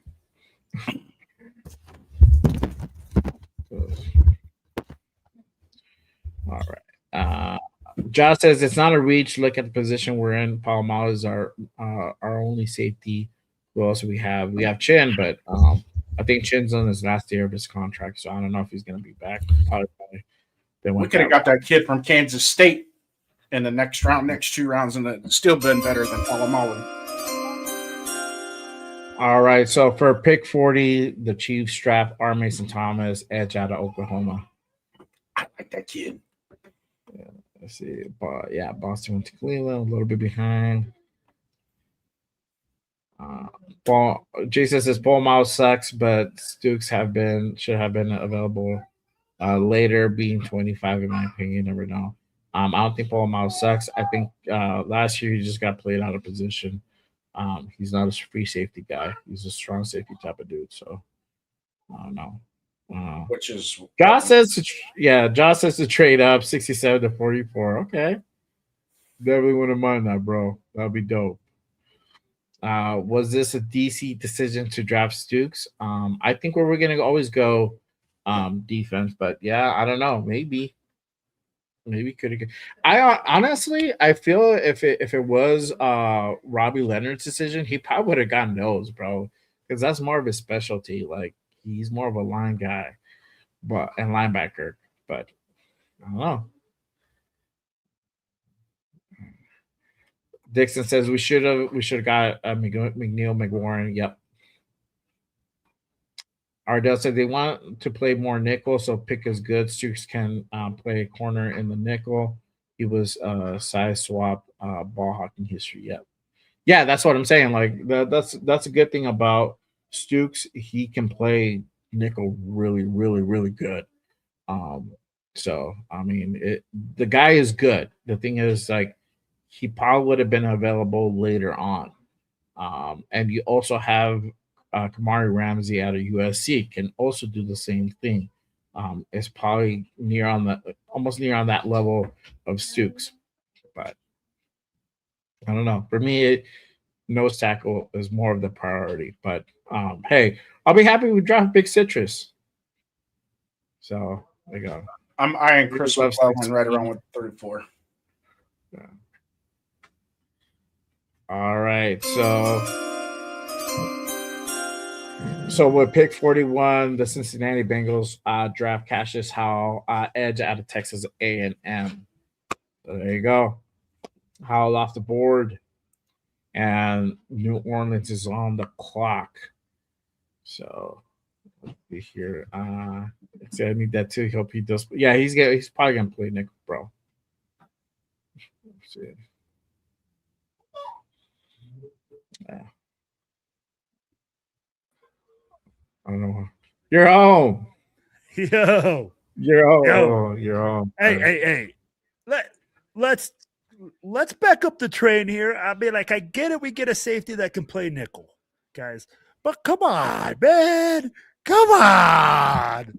You know this. I mean, like, hey, we said don't overthink it, Big John. You're going to get a franchise D tackle. We get a safety. Greg says go ahead. Go ahead. Okay. Greg was just saying that coaches believe in our Hemingway and Pegues already. So I guess for nose, but I still think they're gonna draft a guy. I think it could probably be Big Citrus, bro, at 67. It could definitely be that guy. Or they can trade back in. I haven't heard or seen anything yet, but don't sleep on it. Fucking Spytech is not afraid to go ahead and go back up into a second round. We got some extra picks to definitely go ahead and do that. Salute to my guy John Leone in the building. Appreciate you pulling out, my guy. Salute. So let me ask you guys this: do you guys think that GMs talk about like who they're going to draft when they trade? Now what? Like if you say, "Hey man, I'm going to trade you 36 for this guy." But I'm not going to take your guy. You know, I'm going to take this guy. Do you think they call like each other like that, or honestly, bro, it's a sale. So I probably wouldn't divulge that information, bro. They probably, I wouldn't put it past Spytech to ask that question. Be like, you guys are high on McDonald, aren't you? Like, well, we just want 36. And I'm like, okay, what are you willing to offer for him? Blah blah blah blah blah. It could be that. It could be something like that scenario, bro. So it's just interesting. So that leads me to believe that McDonald wasn't as high on their board to sacrifice that pick. All right. So with pick 42, the New Orleans that could Saints be. draft Christian Miller, defensive tackle out of Georgia. So Miller off the board, going to New Orleans. There you go. What the fuck? What do we get in return? Oh, we got pick 91. We got pick 91. We gave up 117. So that's that second, fourth round pick that we got. So we still have two. We have 102 and 134, but now we have 91 on our deck as well. So we'll see. We'll see what happens if the Raiders are going to go ahead and trade back into the second round. Could happen. I wouldn't be surprised. But the trade down did happen. The trade down did happen at 36. So You know who didn't get drafted yet? who? Jacob Rodriguez. Jacob Rodriguez is still there, dog. He's still there. He's still there. I a lot of mocks saw him go off the board by now. Bro, I don't think he makes it past 50, bro. You know what, bro? Right now, I think we're almost in that shocker group. Like the safety that we picked, people are going to say that we reached on that pick, that we drafted him way too high, that we got caught with our pants down once the Texans took Caden McDonald. No. But Lee Hunter's injured, right? He's coming off injury? No, I don't know. What's the story with him? I mean, He's not consistent. He's not consistent. It's really good, but not consistent. No, okay. Here, let me pull up his thing, and I'll read you guys his. See. All right, Lee Hunter.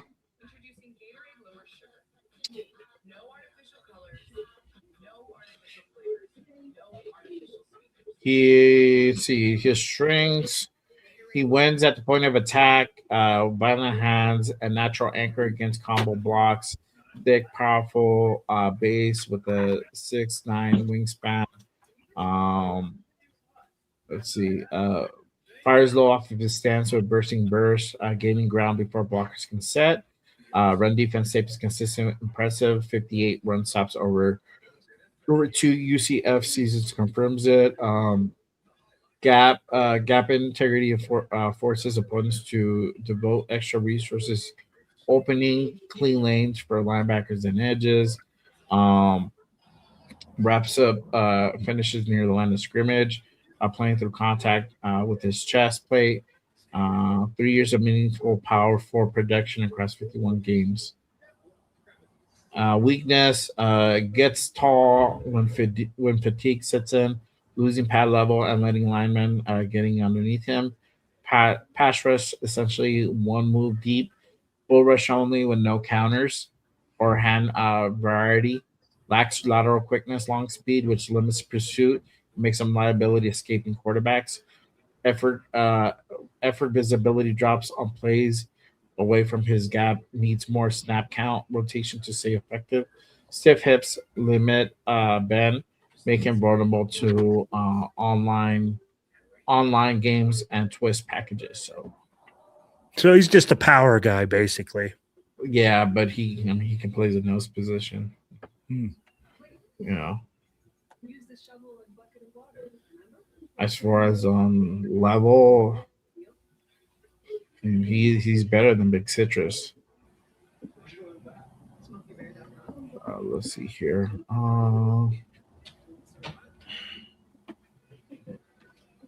Yaya says we need to get Valley at 67.91. Otherwise, I had his board upside down. Greg says low key my D tackle that I did like from the combine is Caleb Proctor from Southern Louisiana. Okay. All right. So, all right. Let me go ahead and put this up. What is it? Is this your thing, or what the heck is going on? Yeah, this is my thing, bro. Trade alert to Detroit. I think traded back in. Let me double check. But it Well, looks Dolphins have their pick in. the Dolphins have their pick in for sure.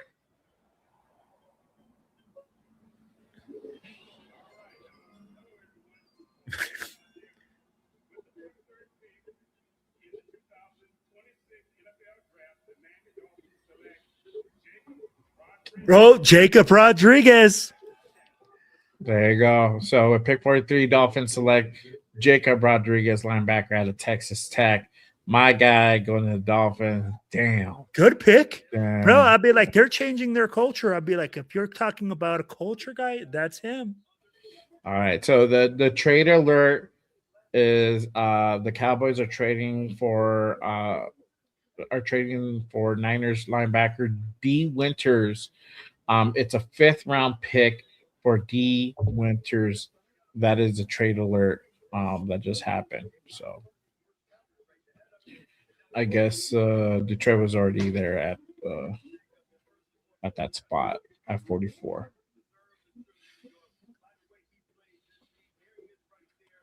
Yeah. The Dolphins are always ass. Yeah, they are. Oh man. But real quick, y'all, make sure you guys go ahead and hit that like, hit that subscribe button on all these channels you see here. Make sure you guys share it on all platforms. Subscribe to all the channels you see here. My guy to my left, Silver Black Raider Podcast, Raider Will in the building. What up, Sure baby? head on over to his channel, give him a subscribe, and then to my right, Jason Downs. Go ahead and get him a subscribe as well. And then LvRaider 10 probably will pop in a little bit later on, and so will our guy Raider Primos as well. So we'll see those guys probably in a little while. So currently, right now on the board is Detroit. They're on the clock as we wait their pick to go ahead and come in. I will know shortly. So, but wow, Jacob Rodriguez going. Told you he wasn't going to leave 50, bro. I don't see him. I don't see him there at after 50. I'm like, yeah, sure enough, bro. All right, so there we go. Detroit has got their pick in with pick 44. Detroit selects Derek Moore, edge out of Michigan.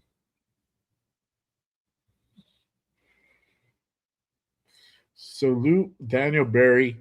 Appreciate you pulling up, my That's guy. a good pick right there. That kid's legit. Yeah. Yeah. That's a good pick. All right. So now the little pigeons are on the board. Baltimore's on the board at 40. I'm sorry, on the clock at 45.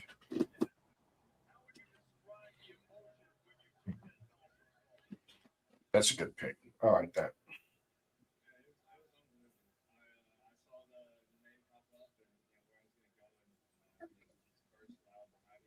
All right. Let's see here. Wow, that's crazy. We're actually starting to go pretty quick here. Yeah.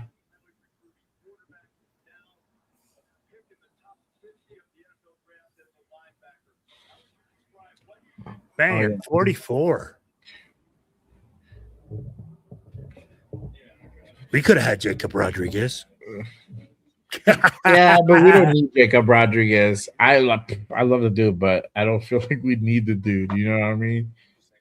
Oh. Hey, you know what? Why is it every single time that we pick in the second round so far with Spy Tech, we're scratching our heads? Last year it was Jack Besh. This year it was a safety.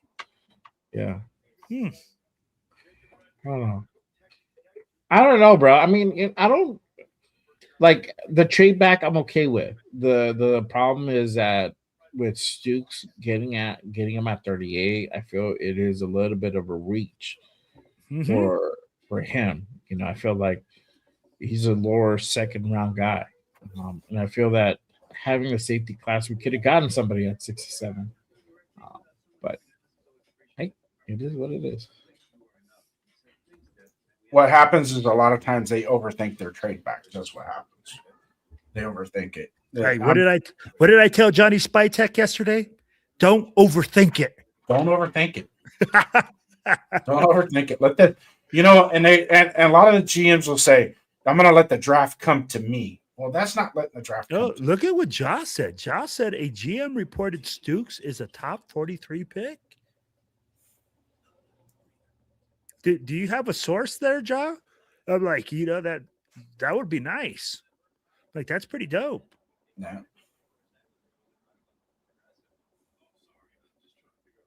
He says he bets anything. I like the analogy though. Dan Orlovsky said he talked to a bunch of GMs and said Ty Simpson's better than Fernando. Problem is he didn't talk to the fucking coaches because apparently that's what's going on with the Rams right now. They forgot to talk to the coach about it. Do you really think it's like that though, bro? Like, did you see his face? But you know how, bro, the Rams ain't no fucking slouches at drafting. No. And you said it last night that they don't care about their first round. No, I don't know why. I don't know why he would be mad at them getting Ty Simpson at 13. But you could obviously tell Sean McVay was not happy with that pick. Dissension in Rams land? Yeah. Yeah. Yeah, right, Jay? I'm good, bro. Are you good? You're busy, I don't know, bro. Busy. You look busy. You're busy.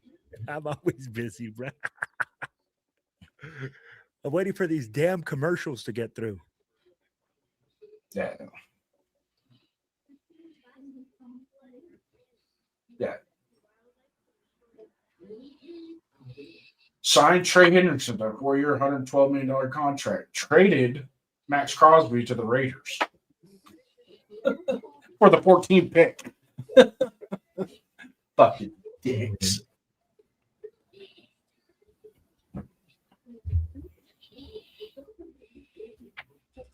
Oh.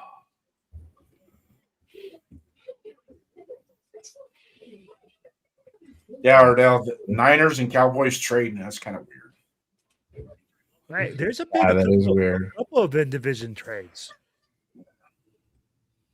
Well, they're not in the same division. They're just natural rivalries. That's right.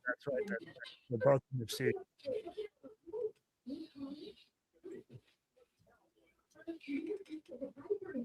I'm putting up a poll right now as we speak. Make sure y'all go ahead and vote.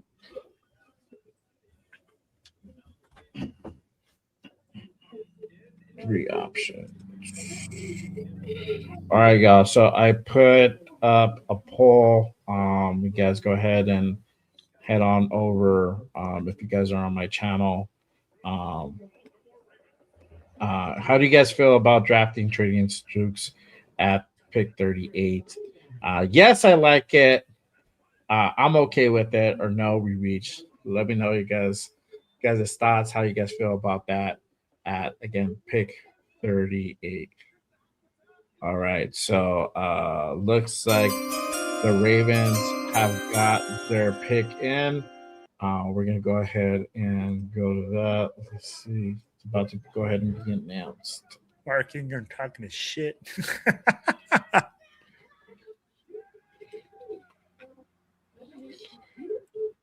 Yeah, crazy, bro.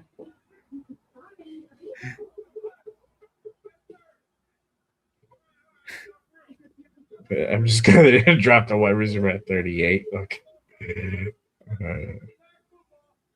Oh man. Can I just preface real quick? I'm not mad at the play. I love the player. I don't like the way they went about picking him. Yeah, I feel the same. I would have rather them give up the 67th and another pick to come up and get him in the second, at the end of the second round or early third round. We're at the front of the early third round, so yeah. So at pick 45, Baltimore Ravens select Zion Young, edge out of Missouri. So just going back to back. That's crazy. Oh, Zion Young kid's a stud, bro. Dude, he's a beast. He's Who drafted Caden Proctor again? I don't know. I don't think he's still there. No, or I don't know. Let's see. No, Caden Proctor got drafted this year. I know he got drafted this year. I don't know, bro. Was it the Dolphins who took him? Don't know.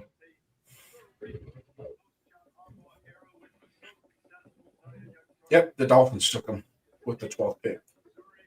There you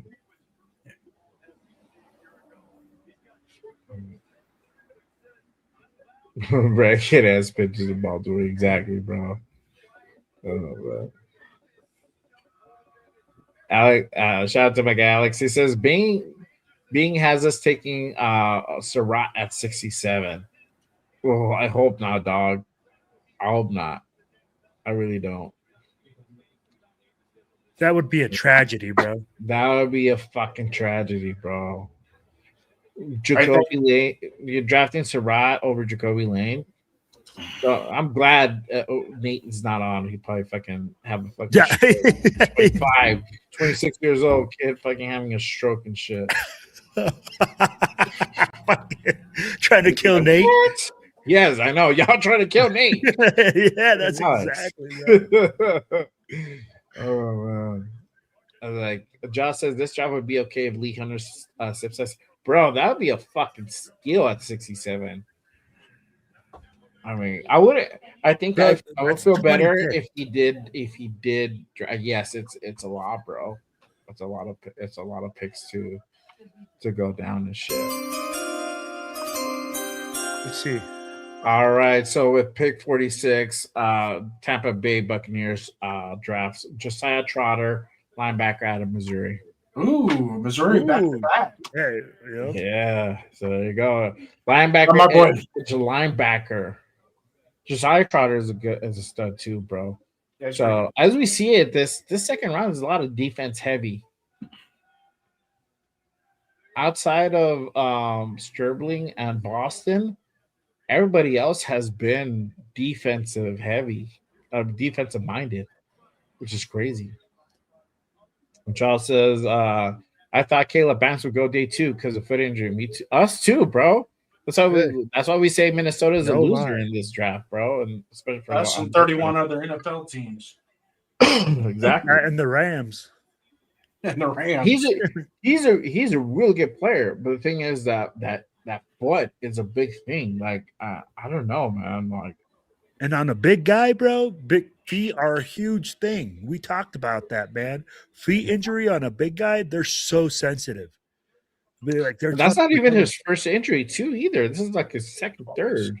Oh, then he's injury prone. Yeah. But they found out he was wearing the wrong fucking shoes, too. Yeah, because he had just recovered from injury, and then he went to the combine, got injured at the combine. So that was his second injury, as far as I know. I didn't look too much into Caleb Banks, like as far as injury history, but yeah, it's crazy.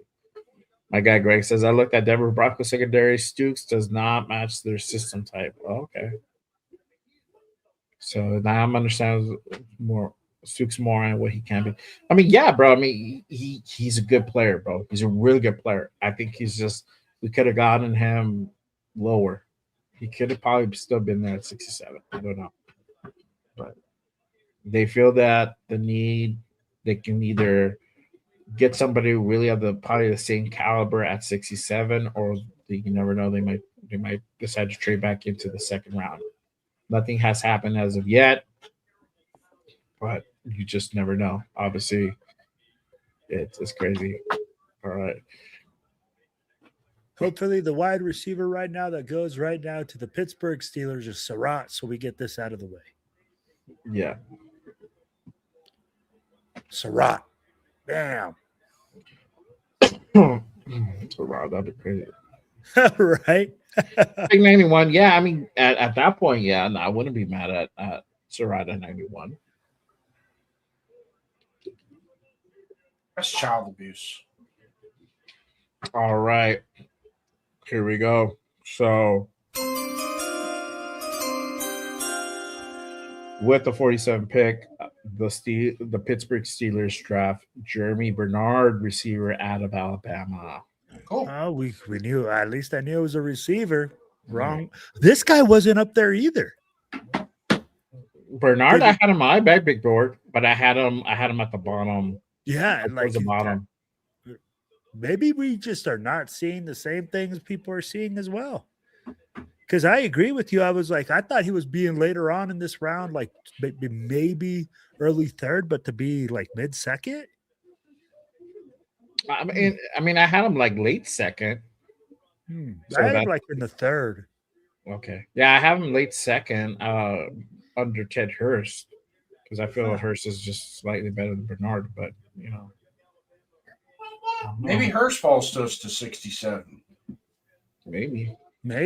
At this point, man, I'm like, it's really like interesting to see because unpredictability, bro.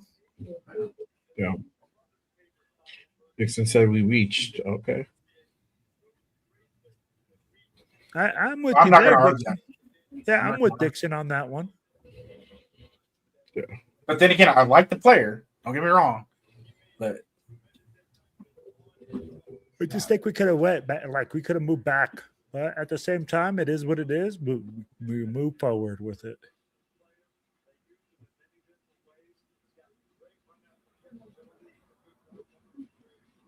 it could be a situation where Spike Tech just spade the call because he wasn't going to take a chance moving back again. Right. So, which is, you got to, I mean, after you watch Cade McDonald get taken right off your plate, you're like, maybe we should move back again. You think? Might be a good idea. Wow, man. That's wild. They better believe in the safety.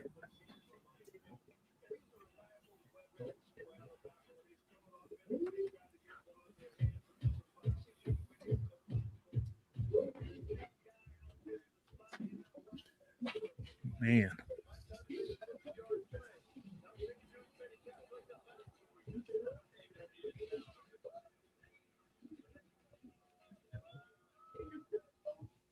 All right. So right now, Atlanta is on the clock, waiting for them to go ahead and get their pick in. But let's see here. I like what Ardell says. He says he has 6 years of senior leadership. I'm like, how the hell are you 6 years a senior? But I'm like, I get what he's saying. I'm like, he got 6 years of leadership at that position. I'm like, could be, man. I'm like, at the end of the day, I'm like, it's different to lead college guys than it is pro guys, and to come into this room and do a different thing. Yeah. All right. So I got to pull up again. I'm asking you guys, how do you guys feel about drafting Trading Stooks at pick 38? Right now, currently on the vertical stream, it is 43%. They like it. 57% say no. We reached with 7 votes casted so far. No, 0% whether I'm okay with it. So if you guys haven't done so, make sure you guys head on over and cast your vote. I'm gonna go ahead. Let's see what the horizontal crew has so far. Let's see here. All right, so over there it's 50-50. It's yes, I like it, and I'm okay with it. All right, it's only a couple of votes over there currently. So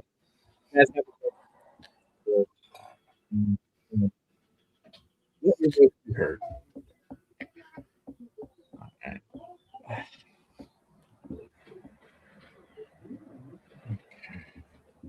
My guy Josh says Spytek gave him a safety. Rod wanted a safety. Okay. Or Rob. Yeah, Rob. Robbie wanted a safety. Ardell says no ball grabbing Wilkins or shooting up the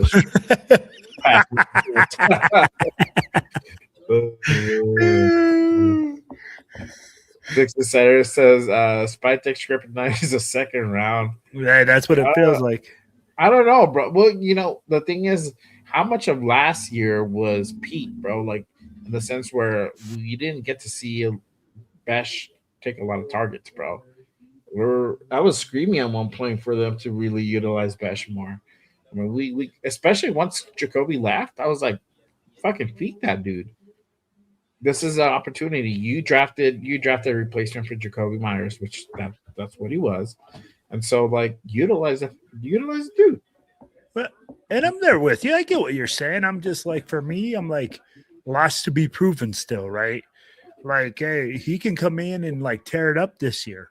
But like it's hard because we can't really say like what it was. I'll be like, yeah, we know it's bad coaching, you know, but I don't know how good the player is, or I didn't go to practice to watch him.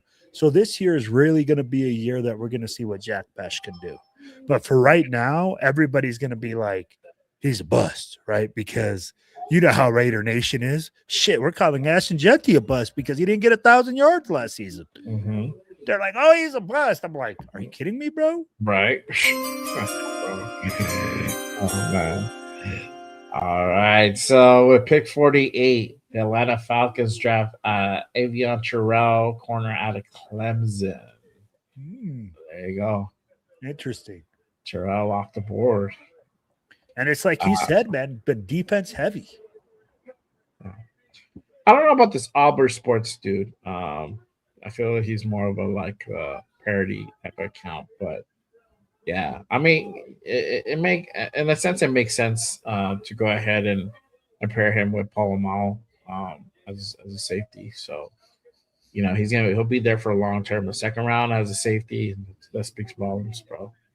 So yeah, as far as Stukes, can get a lot. I think he's gonna be an impact player, bro, for sure. I think so. I think our thing is that he just would have been there later on. So we could have utilized that 38 pick for something else. I'm hoping he outplays his grade and lives up to the Stukes? 30th pick. Stukes? Yeah. Oh yeah. Me too, bro. And I guess they feel that he would, if they went up and got him that high, and literally bypassed a nose tackle for him. Raider E says Thornton will be used. We'll see, bro. The thing with Thornton is that he needs a lot of work, bro. He needs to improve his route tree. He needs to improve his catching ability. I know we had Gino, bro, but there was a couple times Gino put it on the numbers for him. He couldn't make the fucking catch. Yep. The way he attacks 100%. the way he attacks the ball is also something to go ahead and kind of mention. He waits for the ball as opposed to going up there and grabbing the ball. So educate the people, Jay. Educate the people. You need to go attack the football, baby. That ball's in the air. That ball is mine. Guy's 6'4", dog. He should just be fucking like jumping over dudes and just like snatching the ball out of there, bro. Yes. Yeah, I agree with you. I don't know if he's a Megatron, but no, I mean like literally, bro, like leaping over people. You're 6'4". You should be going and attacking the football at its highest Come on, dog. But that doesn't say that you're not going to be better. You can be better. I believe in you. But go eat a sandwich, I'm just letting you know. I'm just calling how it is, my guy. Go eat a fucking Raider, sandwich. it's unfiltered, bro. Already got them stoned heads. Right now he does. I think he that's the thing. That's something you can improve on. That's totally improvable. That's something you can go ahead and get better on. So I think he just needs to put the wrench time in, man. That's it.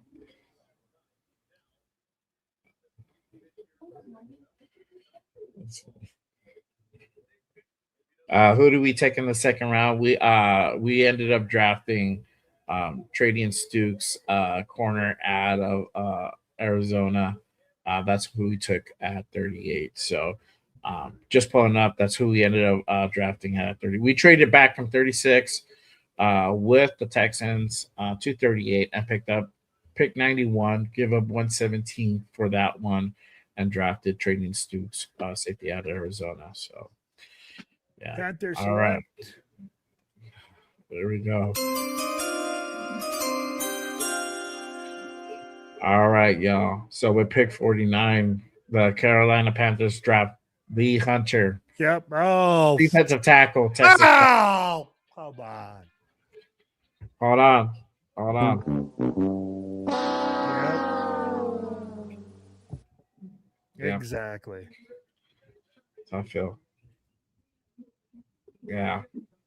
So that kind of changes things up for my draft board. Man. McDonald gone, Hunter gone, Miller's gone too, right? I believe so. Yeah, Miller's gone too. So that leaves slim. Leaves a little bit of slim pickings for next round. But let me pull that up real quick while you guys are doing that. All right, so this is the third round.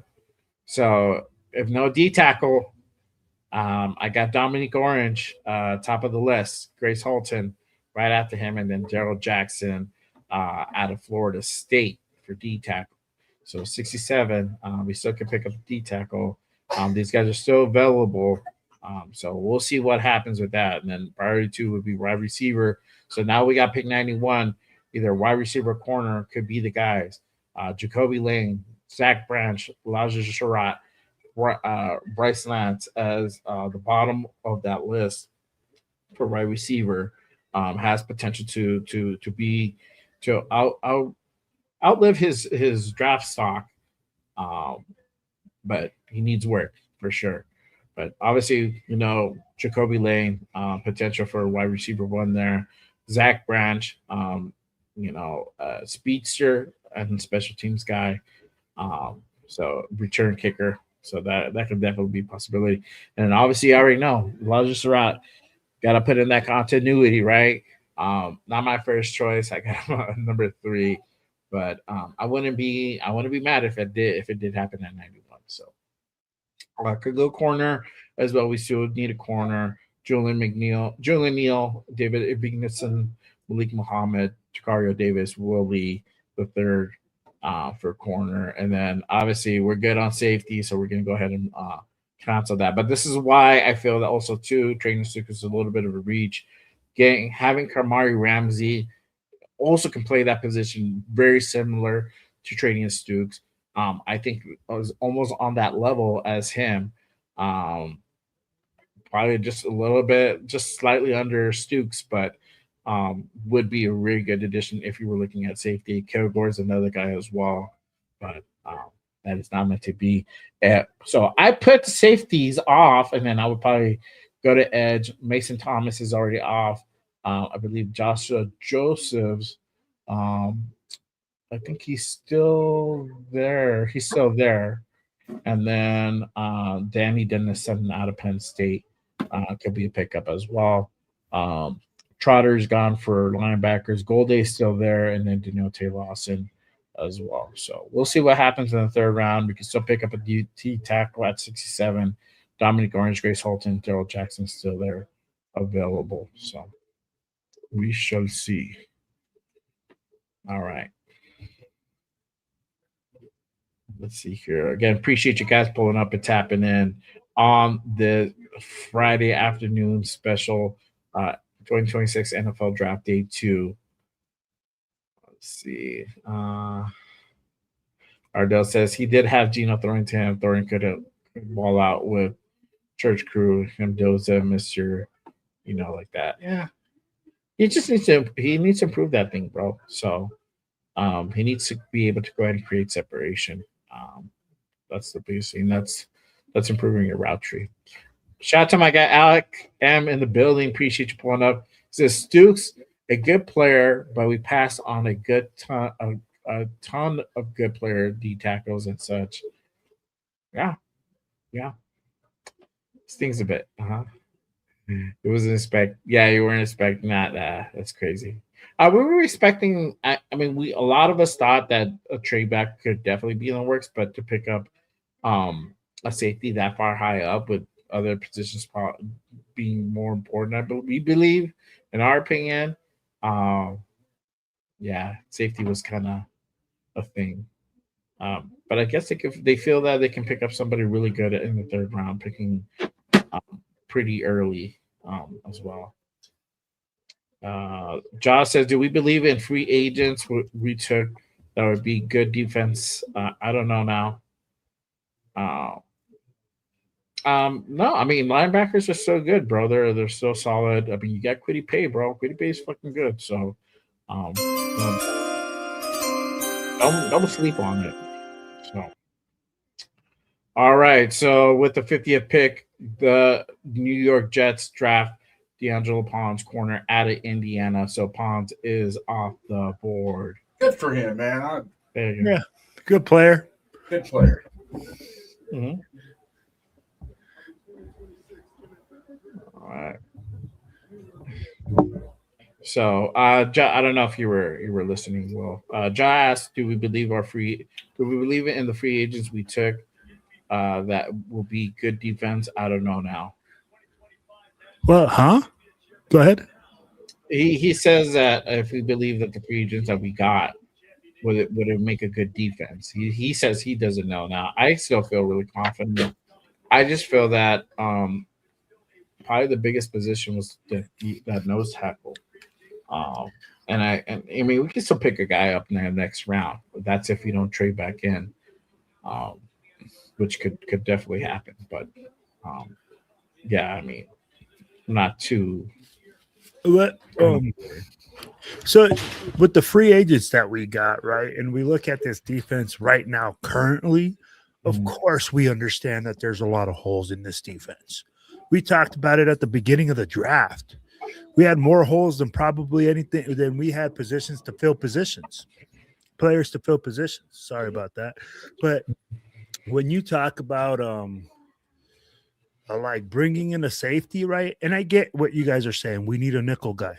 We need a guy that comes in that package. Yeah, I think it's just more disappointing because of the names that we saw on there, right? And the possibility of drafting a Caden McDonald. You know, like we all talked about it, having a franchise D tackle. That was Like, it. that can change us. That can make a big change. And now to say that this kid is not gonna make a change in a weakness that we had, that's not true either. You know what I'm saying? I'm like, if he is a high turnover guy, and I will go to the college football experts, which are more you guys than I am. I don't watch a ton, you know. Is he a guy that creates turnover and creates points? That's my question. Yeah. You know, is he that guy that, because we keep saying the defense needs to create turnovers? Well, you need ball hawks. Is he a ball hawk? Well, not just that. Honestly, man, the turnovers are cool, but more importantly, it's just really containing these offenses, bro. If we can get teams to go 3 and out, that's also as effective as getting turnovers, bro. Yeah. So we also have to kind of keep that in mind. It can always just be the flashy like strip fumbles and whatnot. It also has to take into account stopping the run, stopping the offense. All right, so with pick 51, the Minnesota Vikings draft Jake Golday, linebacker out of Cincinnati. So Jake Golday gone, and I did have him on the board in the second round, farther down on the trough. But crazy. I believe CJ Allen is still there. CJ Allen is still there, and then Anthony Hill Jr. is still there available, which is crazy. So this is where this kid's going to benefit us. How many times do we have 3rd and 15 on defense and they get a fucking first down? Right? Yes. That's where this is where that's gonna benefit. Now the nose tackle is where we can start to control the line of scrimmage, which in turn throughout the 4 quarters benefits you. It starts to make them think, okay, I can't run in the A gap, I can't run in the B gap. I gotta try and get outside. Well, guess who's outside? Max Crosby. Yeah. See, that pushes the water from one side to the other. The biggest thing is if you get a safety that can really control the center of the field, right, and even shorten the box, like with him, he could come down in the box, play a little bit of a hybrid linebacker, quote unquote, hybrid linebacker type safety. then those 3rd and 15s aren't as easy as they've been. Mm-hmm. Yeah. So, and he's the type of guy that will tackle. Yeah. Shout out to my guy Predator in the building with the $2 super. Appreciate you, my guy. Hey, I hope you're having a lot of fun out in Pittsburgh with the gang. Shout out to our guy Predator, Raider Jeff out there, and Chris Protector Shield, everybody out there. Myra, salute to them. Hope they're having a lot of fun. So something for Predator real quick. A guy this morning was on the morning tailgate and came on. He's from the same apparently your guys' kids played Little League together. And there was like 3 of you guys at the Little League game. He identified Predator. And 3 of you guys at the Little League game. And when the pick was announced, you guys were running around yelling, Raiders, Raiders. And all the Broncos, because you guys are in Broncos country. You live in Broncos country. And all of the Bronco fans were like, huh? So I heard that on the radio today, but shout out to you, Predator. You got a little love on the morning tailgate today on Vegas rated the 9:20 a.m. with the. There you go. That's what's up. That's my guy right there. Duncan is he thought Stukes was a corner. No, he's a safety, brother. It's a safety. Yeah, he can play nickel. That's why. That's why the thing they can confuse. Yeah. But doesn't also Jeremy Chin? Yeah, but I don't see Jeremy Chin. He's on this. This is his last year, so I don't know if we keep him. That's probably why they went Stukes, because now we get Stukes for 4 years. I agree with Yaya. Could be a hybrid guy. I'm like, it could be a guy that they use in a different spot than we think he is. Yeah. Yeah. So let me go over this real quick. We're gonna go as far as who is still on the board. All right. So currently, right now, still on the board, we got Gerard McCoy, Emmanuel McNeil, Warren, Anthony Hill Jr., linebacker out of Texas, Eli Stowers, Brandon Sykes, Zachariah Branch, Chris Brazel, Jacob Chakaz, CJ Allen, Emmanuel Pregnon, Kenyatta Scott, corner out of Miami. I would love to get him. Stunner, Halsey, Antonio Williams, and that's about, and then Malachi Fields. That's top 15. They're still available. Hurst is still there, just so everybody knows. Skylar Bell, as well. Those are guys that could potentially go in the second round as well. So obviously we'll see what happens as we wait for Green Bay to go ahead and get their pick in. Bro, you forgot somebody. Who? JayRaider. I'm not available, bro. All right. We got the fourth member to the Manula band that just pulled up in the building, bro. Here you go. Let me go ahead and bring out my guy, Raider Primos. What is up? Sorry for being late. Had to take care of some personal things, but I'm here. Like always late, bro. I've been I was sort of fashionably late. I'm rocking that Raider gear. There you go. Right on time, bro. To go ahead and get the 52 pick. The Green Bay Packers select Brandon Size, corner out of South Carolina. So Size is off the Brandon Cisse. Is it Cisse or Size? I don't even know. No, Cisse. Okay, there you go. Is that correct? Cisse is gone. Primo, we want your opinion on our second round pick. I'll be honest here. I had no. Who is he? Someone like fill me in. Like, who is this guy? I'm hearing some good things about him. I'm hearing some good things about him, that he's a versatile safety. But we talked about many times, games are won in the trenches. You have one of the best defensive tackles there. I would have personally went McDonald there, but they get paid the big bucks. They must know something that we don't, and it's a wait and see with this guy, at least for me. Yes, 100%, bro. They might feel that they probably could get a quality nose tackle, really good nose tackle, in the third round. So, And they got I 2 picks to do it. they do, they do. Let me go ahead and kind of give you guys a bio on Stooks real quick. Hang on 1 second. We'll just do that. Let's just do it.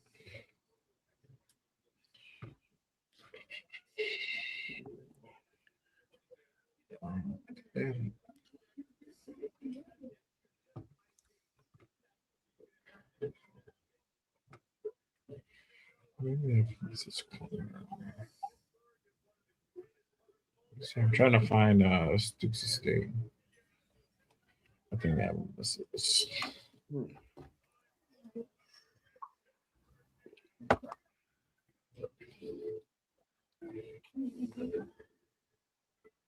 Man, watching wrestling made me hate this guy. Pat McAfee. They're like, Yeah. fuck that dude now. Oh, for real. Like, I love like as a commentator, loved him, but then I was like, what the hell?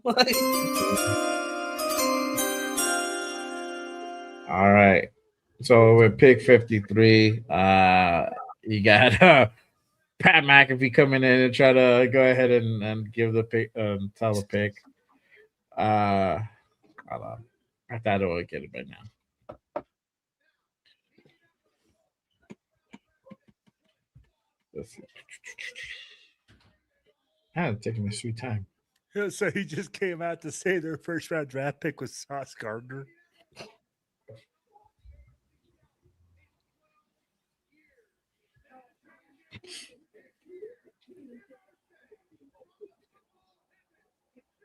Oh my god. All right. So Indy, pick 53, Indy selects CJ Allen, linebacker out of Georgia. Nice pick. Wow. That's a good pick for them. Good pick. Yeah. All right. So here's the bio. And you know what? Let me share it. I'll rather share it with you guys, and I'll read along as well. Put this up. All right. So currently, so this is the strength for trading in Stooks. He's a terrific size for a nickel at 6'2", 6'2", 195. Give him a physical advantage over most slot receivers at the catch point and contested situations. Moves is surprising fluidity for his height. The hips don't betray him the way they do with most tall corners. He can flip and run without losing ground. Outstanding zone coverage processor who reads quarterback's eyes, picks up route combinations early, triggers downhill before ball arrives, delivers a forceful two-handed jam at the line that knocks receivers off their stems and disrupts their timing. Ball prediction speaks for itself. 7 career interceptions, 21 pass breakups, 207 targets faced with a career completion rate of against him under the national average. Blows up screens with frightening recognition speed and sees blocking patterns develop through stock blockers. Let's see here. Long riding top end allows corner to recover vertical routes and consistent fades. Versatile teams contribute with reps across kick return coverage, punt, and punt coverage and field goal block units. So for the weaknesses, they have here will be 24 before his rookie season. And a torn ACL in 2024 means teams are buying a player under 2 years removed from significant knee injury. Gets caught flat-footed and stacked vertically far too often. Receivers with good stems can get on top of him because he commits his weight forward, hunting the break. Lacks short area quickness and mere ability to survive extended reps and press man. Takes poor pursuit angles in the run game. Struggles to consistently stack and shed blocks at the point of attack. So there you have it. I don't know if But you can see. But I heard one person on his comparison state that his good plays will outweigh his bad plays. He will, but he will make more. His good plays will outweigh his bad plays. Yeah, he has a lot of good plays. It's kind of like Eddie Anderson. I don't know if you remember him when we had Eddie Anderson. No. There was who was another free safety, strong safety that we had. Free safety, strong safety. All right, so pick 54. Eagles select Eli Stowers, the tight end out of Vanderbilt. He's going. So 55. Pats are on the clock. Yo, real quick, man. Hey, shout out to Mama Dawn. She made the screen at the stadium. Jeff's wife. You know, hey, man, sent us a little message. Yep, we see that y'all made the screen salute, man. Hey, I'm glad you guys are enjoying yourselves out there. There you But go. it had to be on the big screen. It couldn't be on a small screen. Oh, man. Yeah. I'm the pot calling the kettle black when I say that too, by the way. What the Oh, man. So now we have to wait till 61, right? 67. Yeah. Or 67. All right. Hold on. Trade alert. So the Patriots have traded up to 55, sending the Chargers back to 63, and they give up 131 and 202 as well. So again, Patriots now on the clock. So that was a trade that happened. Who do you think that the Patriots are looking at? To be like, this is an aggressive. They moved quite a few spots up.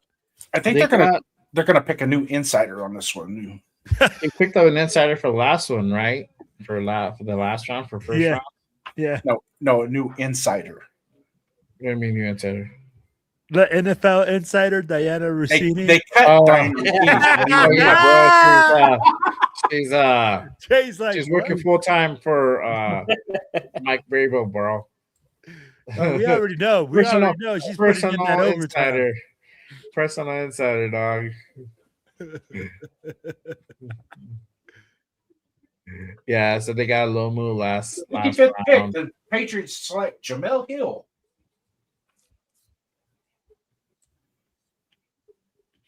New NFL insider. No. Actually, Jamel's more basketball, huh?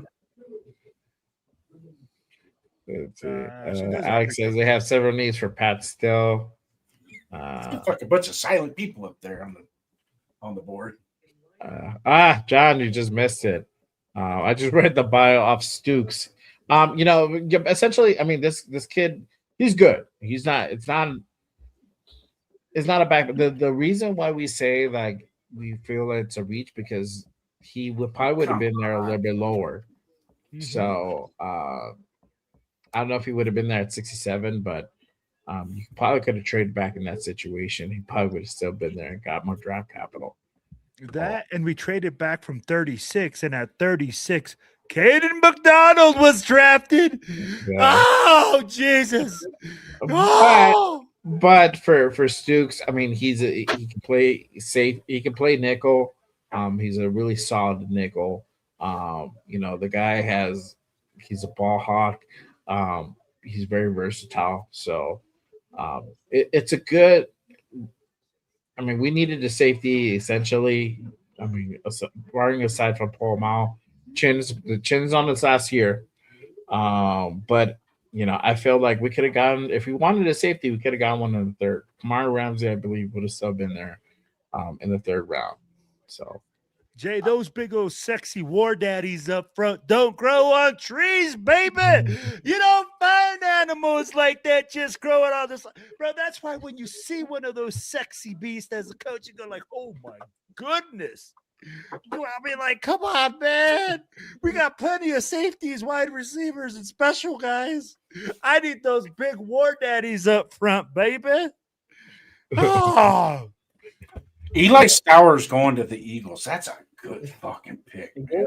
Yeah. That guy's good. He's a good trade. John asked, do we think we still draft a wide receiver? Possibly in the third round, bro. Let's see who's still there. Wide receiver. I mean, you got Zach Branch, but I think he's going to go in the third. Brazel, Chris Bell is still there. Skylar Bell is there. Antonio Williams. So we'll see. Would you guys draft Brazel? No, we already got one. Tennessee wide receiver. I don't know. I just don't see it. I don't. He doesn't even have the production. I mean, he's athletic. He's a good receiver, but yeah, gotta have some production, man.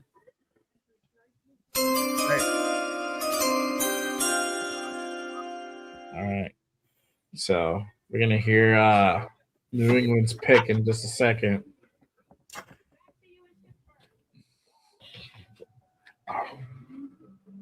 I'm like, my boy JayRaider is like way in front of us because I'm like, I'm watching the TV. I'm still on commercials. Oh no, bro! I'm already. I just see Roger Goodell come up. I know. I'm like, am I like missing something? Maybe I am ahead of you. Okay, yeah. See, I'm already know the pick. So with the 55th pick, the New England Patriots select Jay Jacas, edge out of Illinois. So he's gone.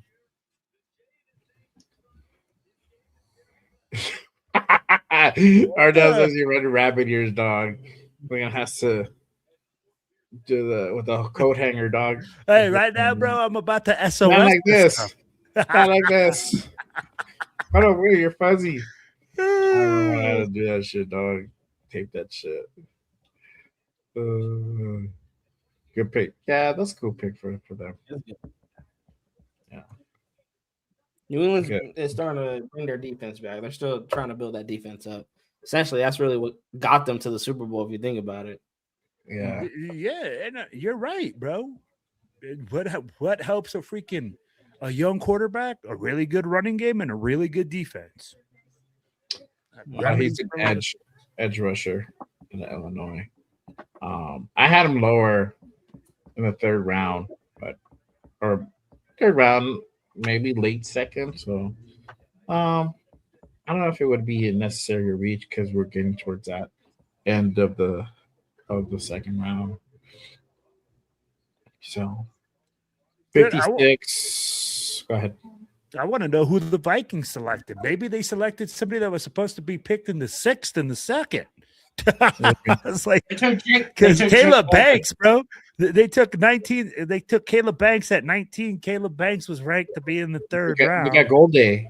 They got Jake Golday, the linebacker out of Cincinnati, at 51. They woke up and did that's actually a pretty solid pick. That's a solid pick, yeah.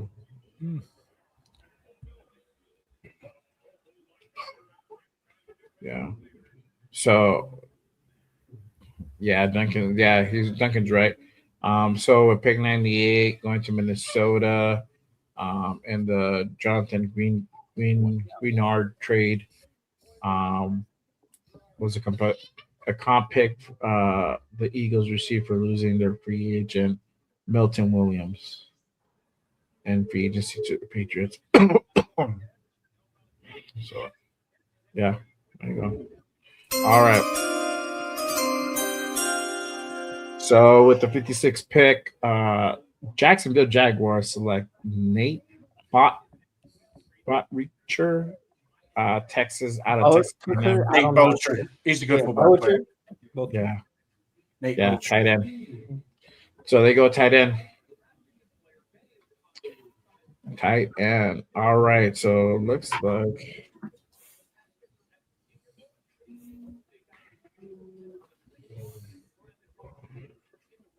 Botreacher.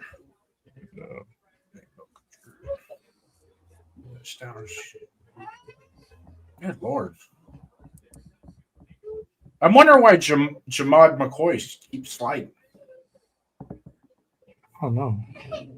Blocking tight end. Yep, he's a blocking tight end. Oh, towards that is a good question, bro. Like I honestly I don't know, bro.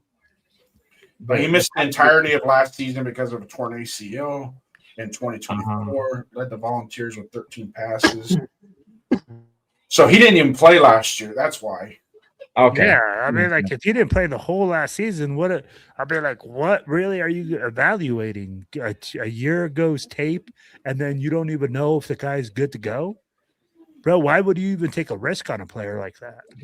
I'm also wondering why McWarren hasn't been drafted either, bro. Oh, I don't know that. Yeah, he was like a projected top of the second round. yeah. Some people, well, his overall ranking was 21 on Who? ESPN. Who? McWarren. Hmm. Yeah, so we're already at pick 57, and they still haven't been took. How many more? 1, 2, 3, 4, 5, 6, 7, 8. 8 more picks until this round is over. What position does McMorrin play? Safety. So that's what I'm saying. Like, I'm surprised that you didn't get him if we were looking at safety. So there must be something. But I think it's just because Stooks plays that nickel. That's very appealing. So if you're looking for an area of where we might be, some players to keep an eye on, Keontae Scott, Jennings, Dunker, Halsey. We just took a safety, so he's probably going to be off the board. Williams, wide receiver from Clemson, Malachi Fields, Xavier Harris, and Max Clare, tight end, so he's going to be off the board. So I like Xavier Harris. It's just he's going to be a little light for defensive tackle. He kind of got pushed around against Miami. He's a good ball player, don't get me wrong, but when they played Miami in the college football playoffs, he kind of got beat up. Duncan says teams are probably worried that McWarren is too raw. Maybe, bro. Could be. Yeah, they did. If Pregnon, Scott, and Pregnon, Scott are there, I would don't trust any dude named Duncan. Baggins. Baggins. Bag that. Let's see what we got here. Jenny Dunker.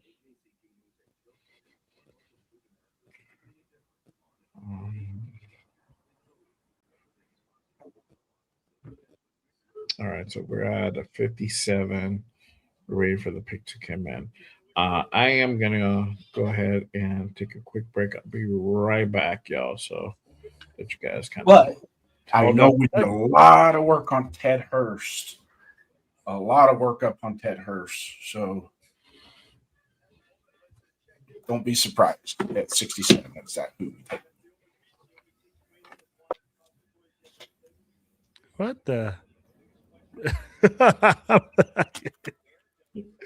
Hey, there we go. We're all three on stage. We got it together. All right. We're brothers. We're friends. Let's see here. So, you've seen what we're doing. Do you guys think we'll move up? Or do you guys think like anything's gonna happen besides or do you guys think we stay in place right now? Well, considering we traded back and got the 91st pick and 67, I myself would probably take some of that back in draft capital and come back up in the second round or third round, early third round. So, I mean, right about now is when I would probably pull the trade. You think if there's going to be any trade, you'd pull it now? I'd pull it now. I'd trade up right now. What'd you think, Primo? If there's a guy on the board you like. Yeah, I mean, there is talent there. Like Emmanuel McNeil-Warren, you guys were talking about it earlier that he's sliding, and we all thought he would go in early in the second round. Do you think there's a team if you like him, but you think that this fall is not going to last? He's not going to be there until you pick. Because so far, the board has been falling in the Raiders' favor. It seems like for them to trade 2 spots back to go get Stokes. Now, if you think McNeil-Warren is not going to be there and that board is not going to fall, then you make the trade. But so far, I would personally just stay and wait and see because it seems like the board is falling in your favor. If you do not feel the need to trade up because he is dropping some really good teams that can utilize the safety, There's a reason for it, but again, and Spytek, I said, with all these picks, he's done his homework. So that's my pick. But if he doesn't go there, then there has to be something more to Emmanuel McNeil Warren that we're not, we don't know about. That we don't see. Yeah, I'm with you. Let's So, see. as much as everybody wants to give Spytek credit for going to the championship game to watch Fernando, there's another guy that's still available that he went to watch, and that's Deontay Scott. So keep your eyes on that. Bears just All right, Logan Jones, center out of Iowa, y'all. There you go. Dude, they had 3 All-Americans on that offensive line. Dude, I think this is a hell of a pickup for the Bears, man. I think this guy's probably one of the best centers that you can get. I really like his game. Damn, is the next pick already in? Whoa. Trade alert. So the Browns have traded up to pick 58. They are also receiving 152 from the Niners for pick 70 and 107. Whoa.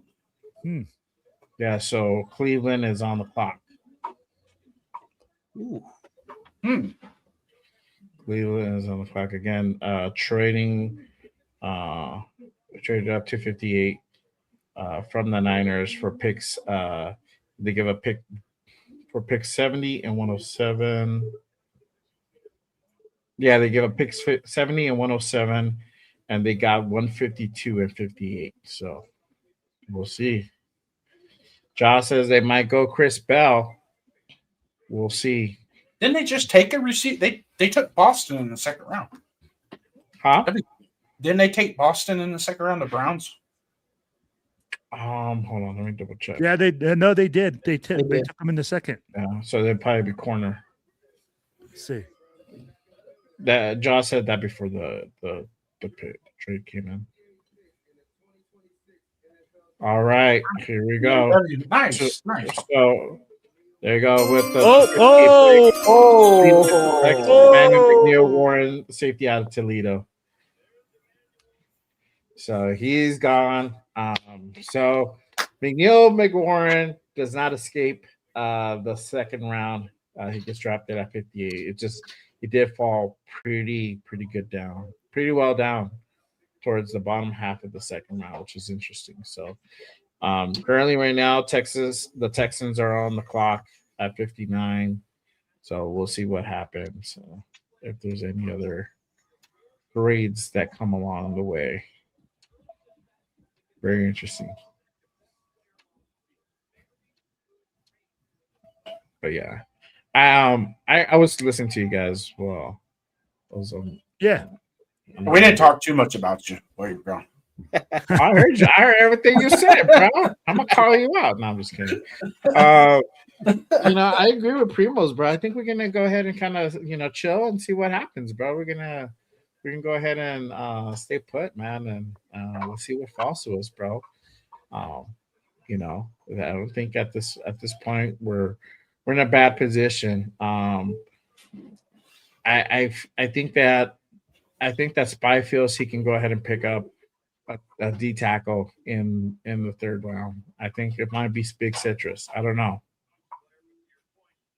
If I had to go ahead and kind of try to read a little bit of the room, maybe that's my take on it, but probably wrong. Yeah, who knows? I mean, I could see it. I could see them going, Big Citrus there. Mm-hmm. And I mean, the way it's looking like he could fall right into your laps. I'm thinking, Texans already got McDonald, when we traded with them, so they're not gonna go back to back defensive tackles. I think he's gonna fall right into our lap, and I would love to take Big Citrus. We gotta make that oh, bro, that would be phenomenal. The merchandise, bro. The merchandise I would hope they put out. Yeah. You could do it. There you go. So with the 59 pick, Texans select Marlon Klein, tight end out of Michigan. Wow. Okay. There you go. So interesting pick by the Texans. They select a tight end for their guy. All right. So Tied and trade alert. There you go. Trade alert. Trade alert. All right, so we're getting some movement. Texans are now on the clock. They're at pick 60. They traded back with the Bears, receiving pick 69 and 144 for their haul. So Titans are now on the clock. Crazy, crazy. All right, I wonder who they're going to go ahead and get. Maybe they get a receiver. Wouldn't hurt. Who's still on the board that like supposedly is like the best players available? So still on the board here and here, I'll just let you guys know. So Gerard McCoy, Anthony Hill Jr., Zach Branch, Chris Brazel, Emmanuel Pregnon, Kenote Scott, Jennings Dunker, AJ Halsey, Antonio Williams, Malachi Fields, Xavier Harris, and then Max Calera. He's the tight end out of Ohio State, and then Malik Muhammad. Mike Washington, Ted Hurst, receiver out of Georgia State. And that routes top 15 that are still available according to ESPN. So I'm kind of curious with Hurst because we did a lot of work on him. Yeah. With the all 30 visit. So I will tell you like this. That's true. Marcus Banks is fired up for this pick. Nice, Marcus. So I'll tell you like this, Jay Downs. I'm like, sometimes those top 30 picks, they use it to just like, you know, bring them a guy to like get somebody sent off some other guy. So that way they'd be like, oh, they want him. Well, maybe we should be looking at him, right? A top 30 visit doesn't necessarily mean that team is, you know, invested into that player. But add what they did at his pro day. What's that? Add what they did at his pro day. They sent a contingent to his pro day. They sent contingents to a bunch of pro days. Sometimes, I mean, you're absolutely right in the whole. But if you add the two together, and that he has that relationship with Hugh Jackson and blah blah blah, and there's a lot of insight to it, you kind of. That's just my opinion. I'm not. If I was a fucking expert, I wouldn't be sitting here talking to you guys. I'd be sitting next to John Spytek right now. So, no, I get what you're saying. You know what I mean? I'm just going off the. I just pick up tea leaves and I try and put them all together.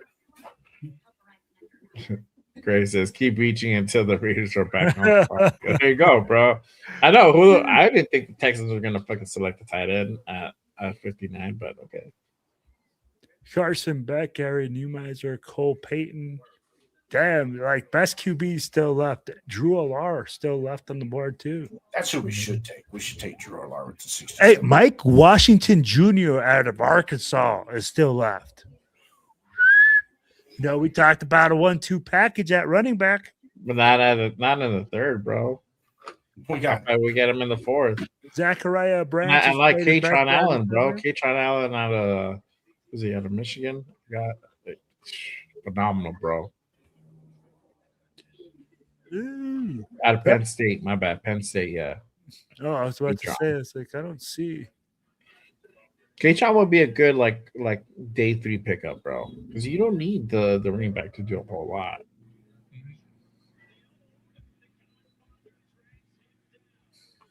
The pick is in. No. Ardell says needs linebacker, D tackle, offensive line, wide receiver. I would switch that D tackle with linebacker, bro. My Washington could be all pro, special team talent. Yeah. Our running back room is light too. So.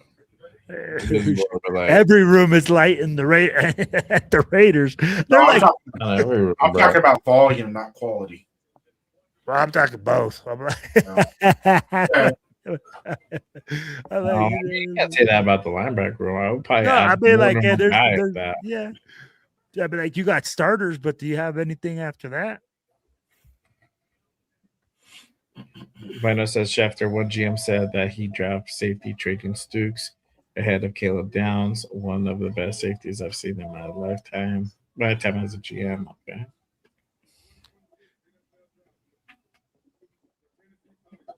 3 running backs or dime a dozen. Okay. All right. So here we go.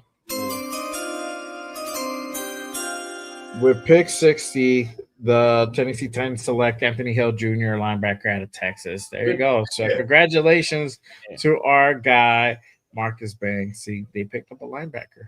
Yeah. That's what's up. Jeffrey Simmons is freaking huge, bro. I like that Hill kid, man. He's a good player. Oh, yeah. Him and that R. Mason from Oklahoma, I really like watching how they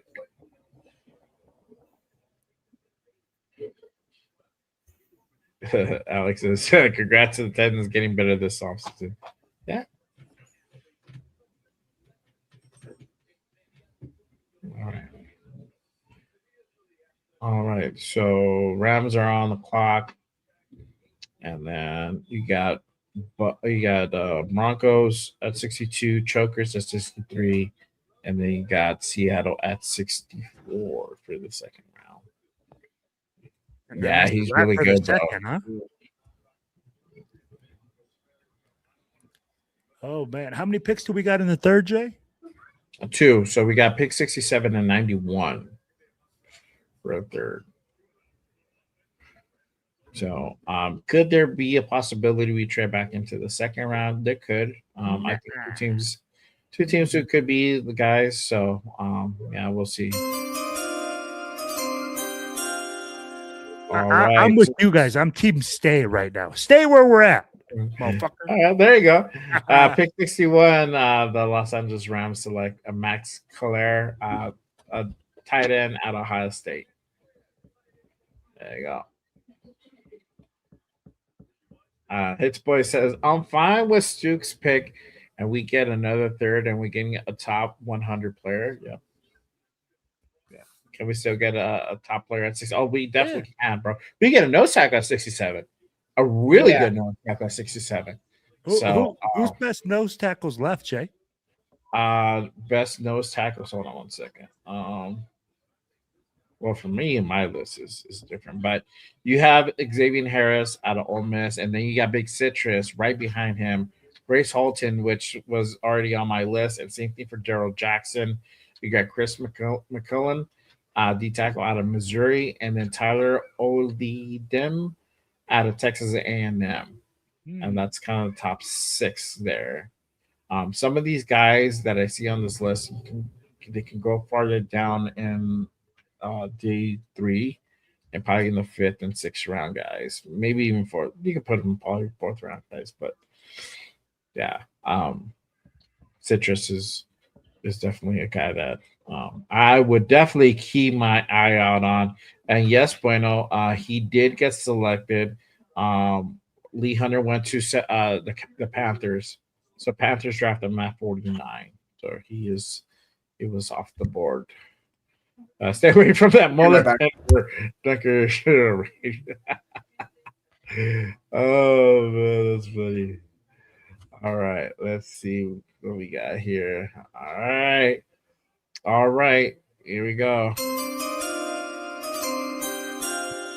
All right, so trade alert: the Bills have traded up to 62 with the Broncos. Broncos receiving 66 and 182. So very interesting. Now Buffalo is on the clock. Broncos pick ahead of us in the next round. I'm a little bit nervous about Big Citrus. I don't like a division rival picking ahead of us, bro. And so that makes me a little bit nervous on what these guys can potentially do. I don't know. Maybe I'm overthinking it. They about to troll and take big. They could, bro. They'd be like, "Fuck you guys, take your fucking nose tackle." Well, and that's the thing. Did Buffalo move up, having a feeling that their guy wasn't going to be there? You know, I'd be like, obviously, because I'd be like, you moved up only 4 spots? Yeah, man. I don't know, man. I think this is a receiver though, for some reason. Maybe trying to give Josh Allen more options or something. Yeah, it definitely could. Let's see as far as we're still available. Obviously, you got a guy Zach Branch, Chris Brazo, Antonio Williams, Malachi Fields Hurst, Skylar Bell, Chris Bell, Surratt. I don't think they would take Branch. I think they'd probably take a taller receiver. You also have Raider Primos on there, but that guy can't catch a cold. I'm more like a lot of these short. Hey, I'm He's like, I'm a DB, bro. I'm a DB. Hey, my excuse is always I had Geno Smith throwing it to me. Then he flipped you off. Yeah. I do agree. I think the Bills go with the big body here.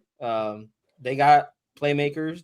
I feel like they got speedsters. Mainly, I feel like Shakir is like really their deep threat. If you can give a big body to Josh Allen in the red zone, I think that is going to be. I can only imagine Josh Allen throwing those back shoulders in the red zone to a big body receiver, and Malachi Fields provides you that. And I hear he's a good run blocker, if I'm not mistaken. Yeah, I like. I mean, you got Cooks out there. I mean, he was really the reason why the Bills were really in a lot of games, kept that running game going. If you could get a wide receiver that not only can catch you the football, but also can block for you, and he's a big body receiver, I think that's the perfect thing the Bills can want right now.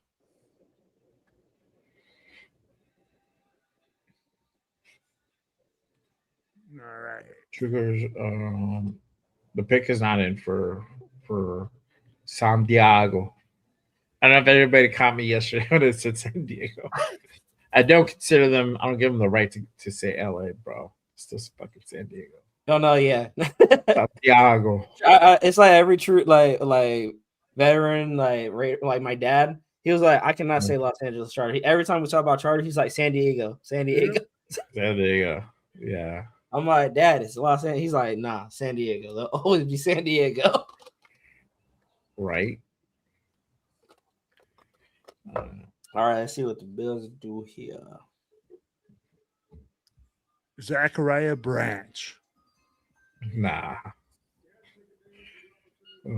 I just see a big body. If they go receiver, it has to be body. All right, with the 62nd pick of the NFL draft for the Bills select David Igbinosun, corner at Ohio State. So they get a corner. There you go. Who called it? Somebody called it in the chat. There you go. Ardell called it. You said they wanted a corner. They got a corner. Hey, congrats, bro. You got it right, bro. That's awesome. Alex says you're a compact linebacker, dog. There you go. I can play nose, bro. I think I have the size over, man. Now. Jay Downs is our nose. What are you talking about, bro? You got that covered. I ain't playing nose tackle, motherfucker. I'm playing quarterback.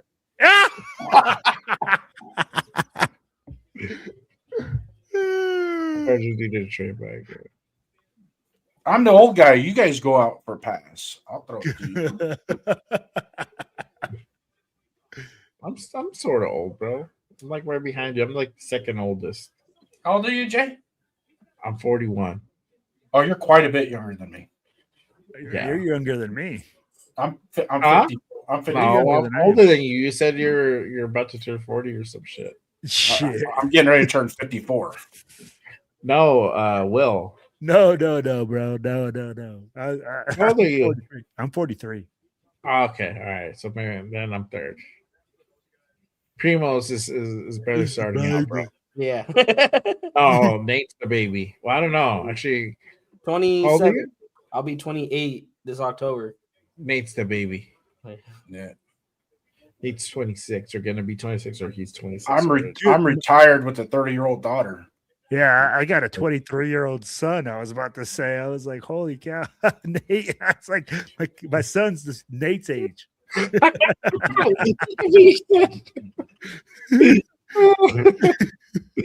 Oh man, that's how my son's 23 too. Be like, shoot, boy. I hope they get the fucking big. What's his name? Fuck the kicker. I forgot his name. I hope they draft that dude.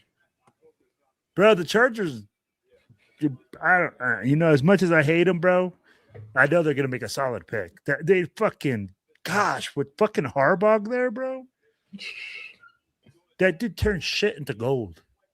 Yeah. You think they go O line here?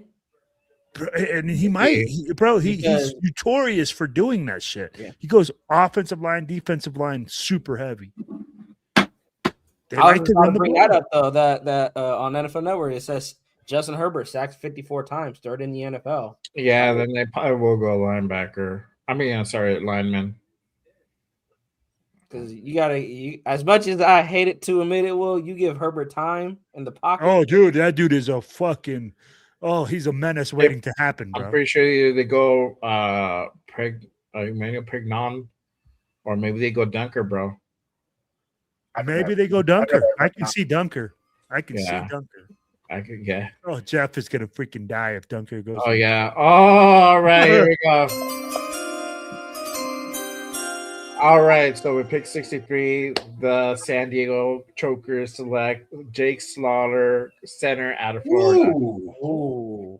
Nice pick. Got a reach. Yeah, Slaughter. Yeah, they did reach on Slaughter. Yeah, a There you little go. bit of a reach, for sure. Yeah. All right, guys, we're on the last pick, pick 64. Seattle is on the clock currently, and that will be the last pick of the second round. And looks like we're going to go ahead and stay put at 67. And so we're going to pick third in the third round. So my thing is Denver are picking ahead of us. It's a little bit worrisome. I don't know. Maybe I'm just being paranoid, but I think so. I think Denver doesn't have the same needs we do. That's true. Yeah. Right. They got their defense set. Yeah. All right. Let me go ahead and pull up the big board. Third round. And so with third round, I still have D tackle as priority. Again, my note was there was no D tackle taken in the second. This is where it comes into effect. So now this big board becomes a little bit more functional. I got Big Citrus, top of that list, Grace Halton, Gerald Jackson. All three are currently available. Then since we do have the 91st pick as well, so we get to pick again in the third round. Wide receiver is for me second priority too. Jacoby Lane, Zach Branch, Elijah Surratt, Bryce Lance. I see Jacoby probably getting picked up around 70-ish, 80. I think he's gone before 91. Zach Branch will probably be the second guy, and Zach Branch, obviously, y'all know Raider royalty. So don't be surprised if that's the pick at 91. Corner could still be an option. Julian McNeil, Ibignason is gone, but then I got Malik Muhammad, Takario Davis, Will Lee in that list. We already got our safety, so I would bypass that edge. Our Mason Thomas is gone, but Joshua Josephs, Danny Dennison, they're from Penn State. Linebacker. Golday and Trotter are already gone, but Donate Lawson is still available. And then you got offensive line BPA. So whoever is the best player available, offensive line. And then running back could be also a move that we might make at around 91 and be best player available at that point. So we'll see what happens. But Zachariah Branch. Do you guys agree with this big board kind of more or less? Or you're like, bro, you're full of shit. You're tripping. You're smoking. You're so full of it. Jeez, Jay. Gosh. I did this when I was sober too, bro. Nah, bro. Hey, honestly, like your big board's legit, and that's the thing, right? Everybody has their own thoughts, and that's why it's your big board, because you have your guys that you position yourself. And to me, it looks legitimate. If you look at it right now, we got Jacoby Lane, you got Zachariah Branch, that are prime wide receivers that we can look at 67. You can do Big Citrus at 67. Do you expect Big Citrus to still be there at 91? No. Yeah. Do you expect Zachariah Branch to be there at 91? Yes. Okay, so then that's where you kind of gonna look at your board now, right? If you're Spytech right now is 4 picks away from his pick, or 3 picks away. If he's saying, "Hey, I feel like I gotta pull the trigger on this guy because he's not gonna be there later on," then you do it. But I mean, like again, I'm like, I think your big board is legit, bro. Yeah. John, bro, this is not an active big board. This was something that was already drawn up. So that's why I said Goldie and Trotter were already drafted. That leaves Donate Lawson still available there. Now I got 4th round available as well. Now I can go ahead and seep into the linebackers, Harold Perkins, Terry York, and then Edie Fisher. I think maybe Perkins will probably be the one that you can kind of slide into that 3rd round. But York, and Fisher, they're definitely 4th round guys. So it might be a particular reach if we go a little bit higher for those. So, but that's a big board as at this moment. And now we got the pick for Seattle. Their pick is in. Ending the 2nd round. 64, the Seattle Seahawks select Bud Clark, safety out of TCU. So Bud Clark is gone off the board. That is crazy. And that concludes the 2nd round, y'all. So what do you guys think about the 2nd round? Let us know. We're going to go ahead and do a quick winners and losers for this round. Here, let me go ahead and create the little quick banner here. All right. So who do you guys think were the winners and losers of the 2nd round? I'll start with Primos, bro. Who do you think won this round? Who do you think lost this? Who was the loser this round? Is it wrong to say the Raiders here as a loser? I'm only saying it because I feel like they reached on a safety. Just again, this may be just because it's my opinion, but I believe in the trenches, it has been proven time and time again, especially in playoffs. If we're talking about trying to build a defense that's ready to for playoff contention, it starts in the trenches. We have talked about getting Max Crosby help, and I know we got some young guys at the defensive tackle position, and we've been hyping them up this year, but I would still love to add another body in that room just to put on that line, but I got to trust it. And for the winners, I think I'm going to go with the Saints here. Getting Christian Miller. I've loved mainly when I think about the Saints, I always think about their defense, how really good their defense always is. And so I love that they got a guy. They're going to get a guy that can stop the run. Does need to develop in the pass rushing game, but I think he can develop that. So I give it to the Saints. Yeah. What about you? Well, what do you think? Who was the winner? Who was the loser of this round? Jay, hit me with the wah wah wah wah right now. Oh no! Gosh, thank you, Spytech. I warmed the water up. You know what, man? We had it in the bag. I mean, like, hey, how you like? I mean, like, I feel like we're Shaq O'Neal at the free throw line. I mean, like, come on, we had it in the bucket.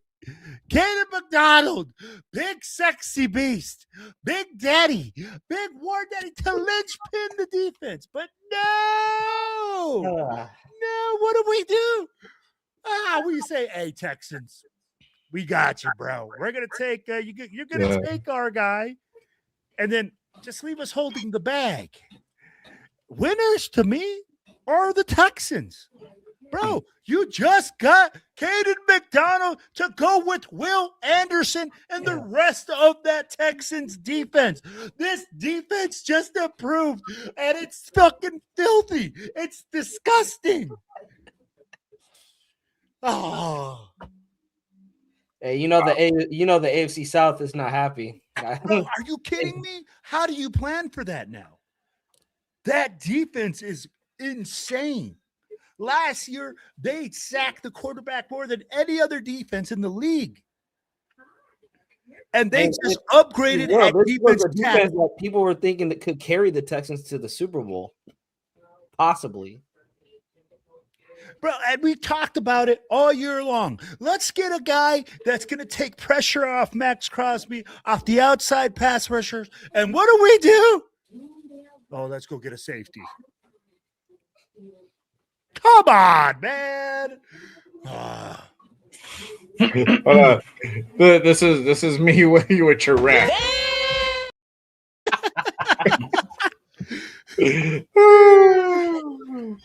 Jason, It sounded what the are same your when you did that. What? Obviously, losers are us. Trading back 2 spots on a guy that we could have just stick and pick. And Caden McDonald's going to make an immediate impact on whatever team he goes to.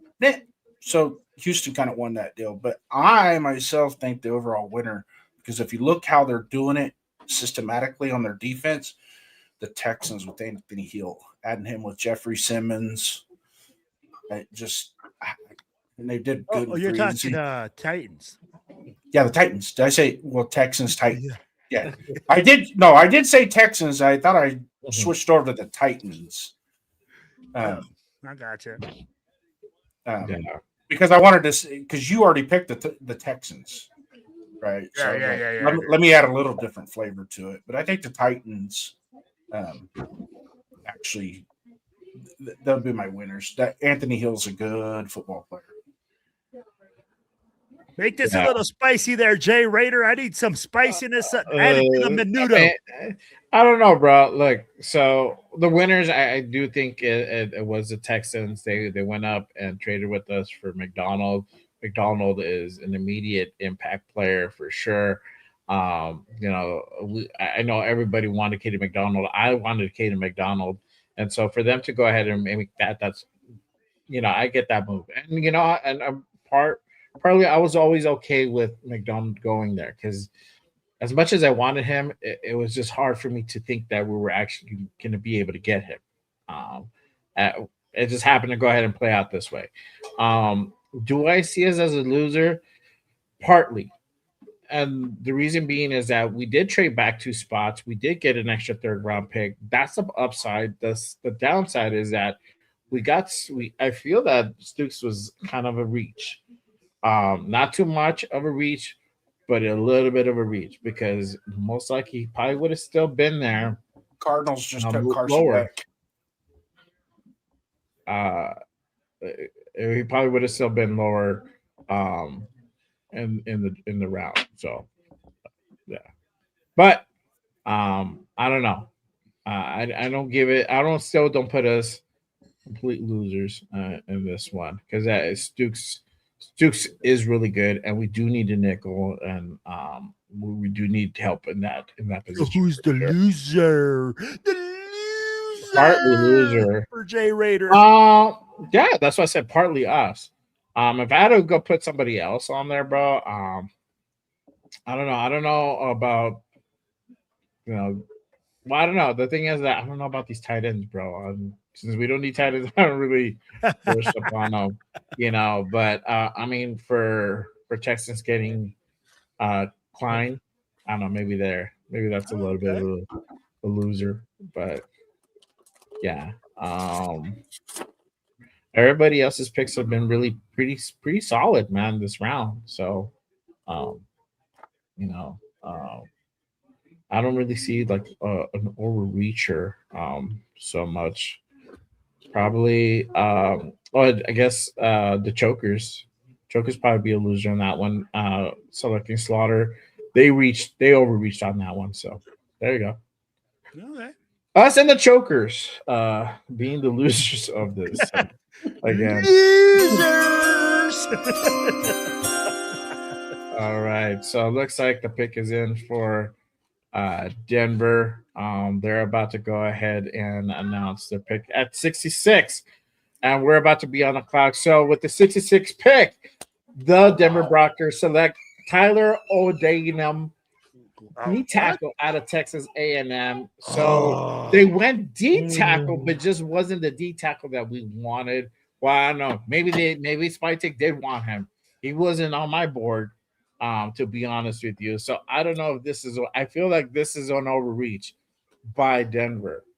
So that means we are now on the clock. Raiders are on the clock at pick 67. We're gonna see what happens. I'm gonna go ahead and look to see if there's any potential trades that happen to go down. If the phone is ringing in Henderson, we're about to find out, or if we're gonna go ahead and select a guy.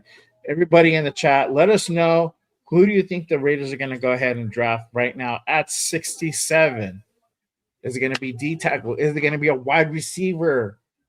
Is it going to be a linebacker? Is it going to be a corner? What do you guys think? Or are we going to go and flip the script and go ahead and get ourselves a lineman? You just don't know, right? Let us know down in the chat. Appreciate you guys tapping in and rocking with us on this draft special. We are now in the third round. We're at pick 67. We're on the clock. We're about to go ahead and find out who we're going to go ahead and draft, or if we're going to go ahead and trade back. As of yet, nothing has been said. The pick is in. The pick is in. All right, so we're gonna go ahead and pick somebody. Let me get my thing here. Who do you got, Primo? Who do you got? I'm gonna go off my big board though. Oh! Wow. Okay. Y'all ready? Wait. Ready? Pick 67. The Las Vegas Raiders select edge out of Auburn, Keyron Crawford. Keyron Crawford, edge out of Auburn. Wow, that is crazy. I even have him on my list for that one. Wow, okay. Wow. This guy was so bad, I didn't even have him on my list. No, because I saw him as a 4th round pick. Like somewhere in the 4th, bro. I have him on my Madden franchise. What there you the go. fuck is going on? Josh says it's a good pickup. Okay. All right. All right. So he was the number one edge. He was the number one at his position that was available, according to ESPN. But all right, dude, so we got Max end. Huh? We signed a defensive end. We have Malcolm Kuntz, who we re-signed as defensive end. We have Max Crosby, who we have as defensive end. I'd be like, how many defensive ends are we going to have on the field at the same time? What's going on? Well, I think Pay is not going to be here more than a year. So, but he signed a 3-year. I don't know. I got to look back at the contract. I think there's like a second year. We can get out of it second year. We got Tyree Wilson at defensive end. I'll be like, bro, we got more defensive. Tyree, bro, really? You're saying Tyree? Come on now, stop it. Hold on, wait. Hold on. I'm gonna use this on you. This is what. Stop it. Get some help. But it's the truth, bro. That's what he's listed. Tyree, dog. He's listed at defensive end. Yes, but I mean, like we know what Tyree is, bro. Come on now. It's A1 number 1 bench warmer or like cut player. That's about it right now. Oh man, you can be. You weren't serious with that. I like what Raiders draft Keyron Crawford, edge out of Auburn. He is pick 67. So we went edge.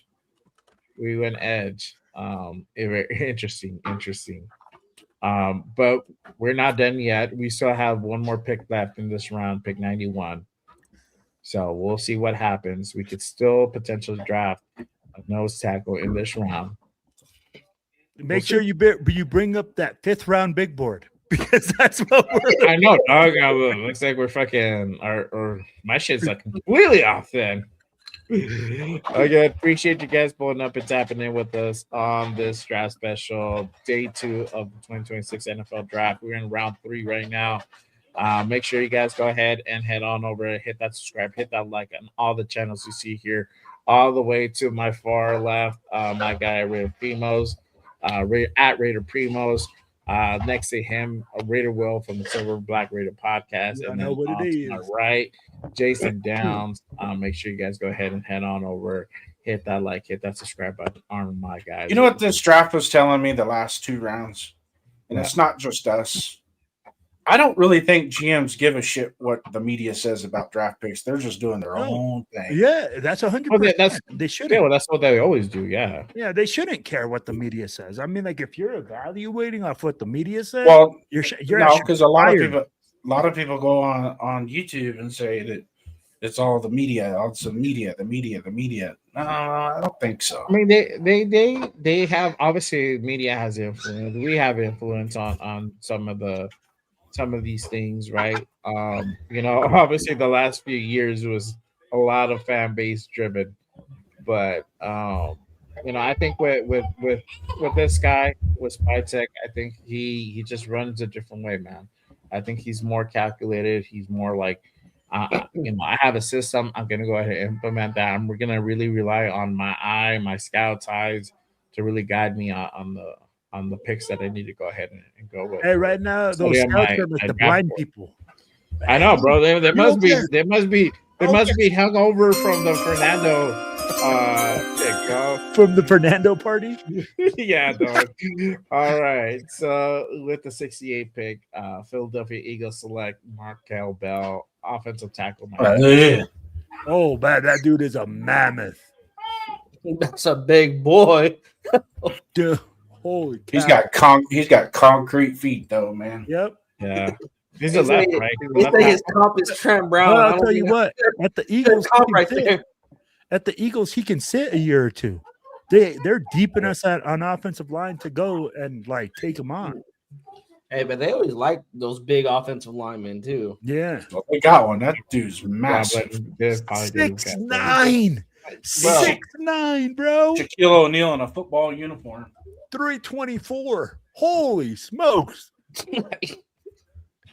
Hey, Will, I need to get around him and get to the quarterback. Hey, bro, I heard when he stands up, he blocks the sun. Jesus. You're always playing in the shade when you play against that Did guy. You guys see that clip of him, what he did to D'Angelo Pons? Bro, D'Angelo Pons probably had a deer in headlights. Did you see his clip at the Senior Bowl? Oh, he got his ass whooped too. I mean, like anybody can get their ass whooped, but I'm just saying. I never judge off of one rep, but that was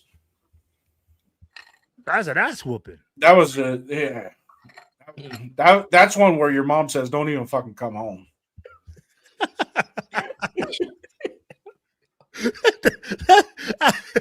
When your mama tells you not to even come home, you got your ass whooped so bad. Get out of my house. You gotta sleep outside. You either go back out there and whoop his ass right now, or I'm gonna whoop your ass. You got 2 choices. I hated that, man. God.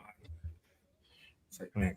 Hey, Dad, that guy's in the 7th grade. I'm only a 1st grader. What the hell? Nope. Get that. You go out there. You better take care of that motherfucker.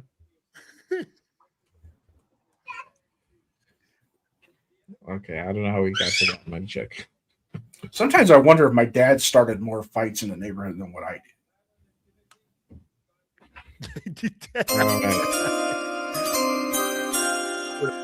All right, with pick 69, Chicago Bears select Sam Roush, tight end out of Stanford.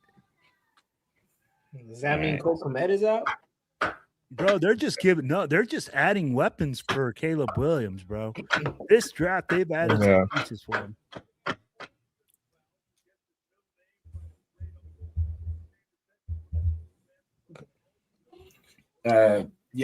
With Loveland though, I think they could probably Chicago. We're talking about Chicago, right? Yeah. Yeah, that's who they picked. They got Loveland. What's his name? That dude's legit. Well, and if you think about it, I mean, like the coach there likes to use 12 personnel. He likes to use play action, uses different packages. So bringing another tight end that can catch passes, block, do a little bit of everything. Bro, big time weapon for them. In the 3rd round. But you know what we want to do in the 3rd round? We want to draft defensive ends that are ranked in the 5th round. Yeah. Josh says he watched K-Rod Crawford's highlight reel. He said there was a move that made me break down. And he did the Khalil Mack spin move. He did fast. I haven't seen a whole lot on Crawford, bro. I mean, I had him ranked farther down. Kendrick was a stud on that team. You should have seen my highlight film. I ran a 4-4 fast forward. This is the dude that I wanted. Fuck, man. All right. So we pick 70, San Francisco Niners select Romello Height, edge out of Texas Tech. I wanted Romello Height, bro. But interesting pick. Yeah. I'd take anybody off that Texas Tech front seven. Right? Exactly. If you're Texas Tech, drop the dude. Except for Tyree Wilson. Can we give him back to Texas Tech and for last year? Yeah. I mean, for last year, get a refund? Nah. Can we get a refund on this? We kept our receipt. 2002, 2003. Yeah. I think it was a 4-year warranty on that fucking broken television. They're like, no refunds, no exchanges. No exchanges, no refunds. You break, you buy. That's what you get for buying a fucking defensive end on Amazon. It's fucking Timo defensive end, bro. He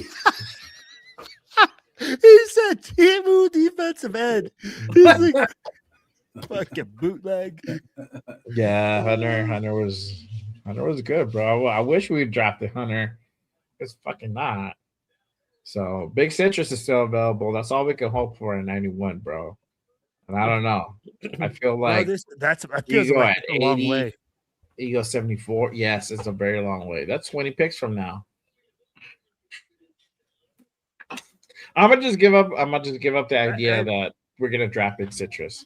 Yeah. Now I don't feel disappointed. We gotta tone it down a bit.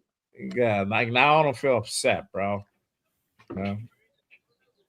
I don't think we're gonna draft defensive tackle either, bro.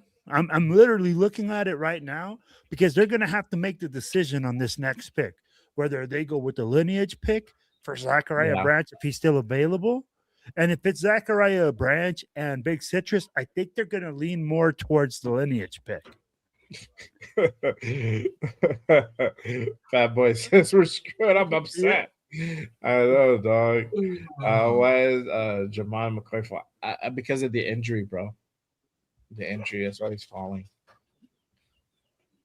Yeah. Bro, everybody was just asking for a defensive tackle. We had Caden McDonald right there, just like a Happy Meal. I'd be like, dude. We had Lee Hunter, bro. Lee Hunter. Bro, I was literally just skipping and like unicorns and rainbows were going all over the place. And then. Yeah. Let me ask you guys this. Do you guys think they're trusting the young guys like Tonka, Jonah, Thomas Booker? At this point, you have to. Yeah, I don't think it's they trust him, do or don't trust him, but the mere fact that we used two draft picks last year in the third round to get defensive tackles, it kind of makes it hard to go, wow, let's spend another third round pick on a defensive tackle. And we don't even know what we have with what we had last year because they refused to play him. So is there a side effect to this draft of what happened last year? Drafted. Let's see here.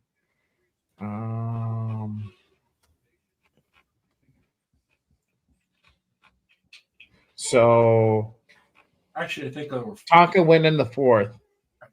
Right, it was Tonka went in the fourth, and then Pegues went in the sixth.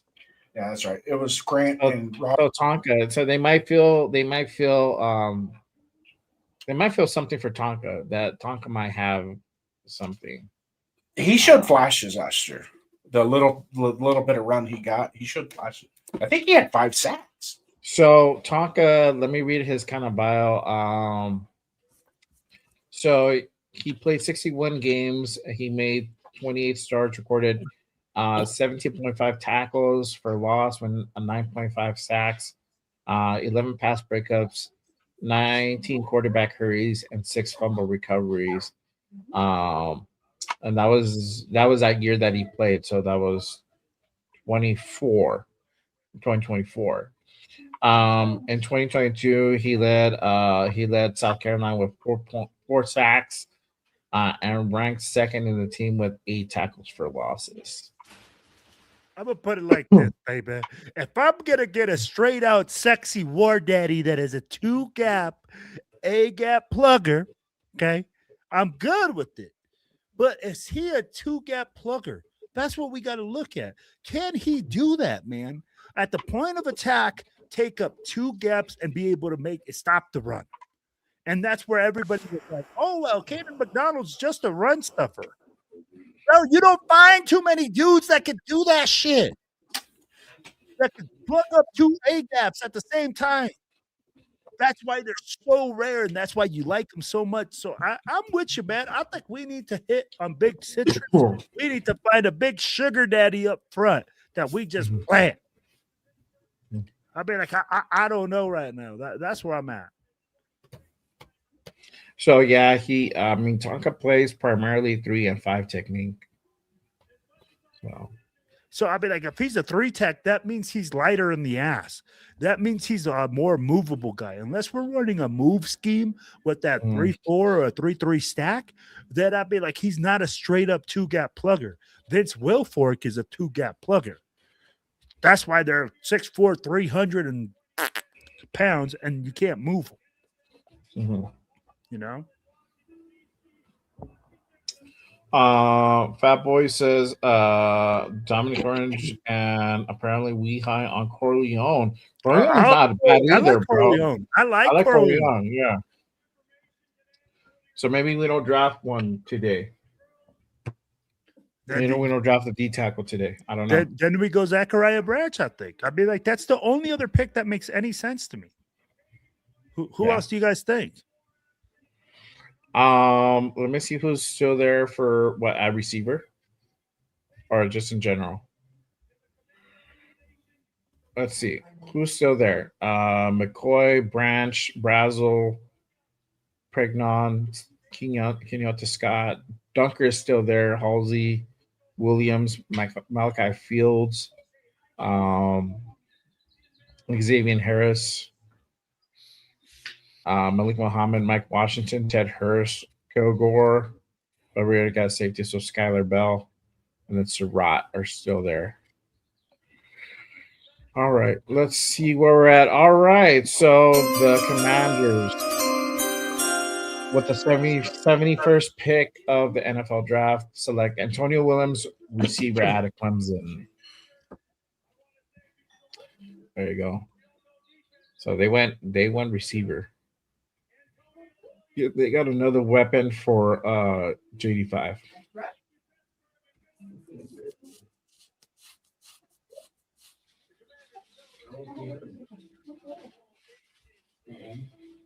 It's funny. Let's go to crap sheet.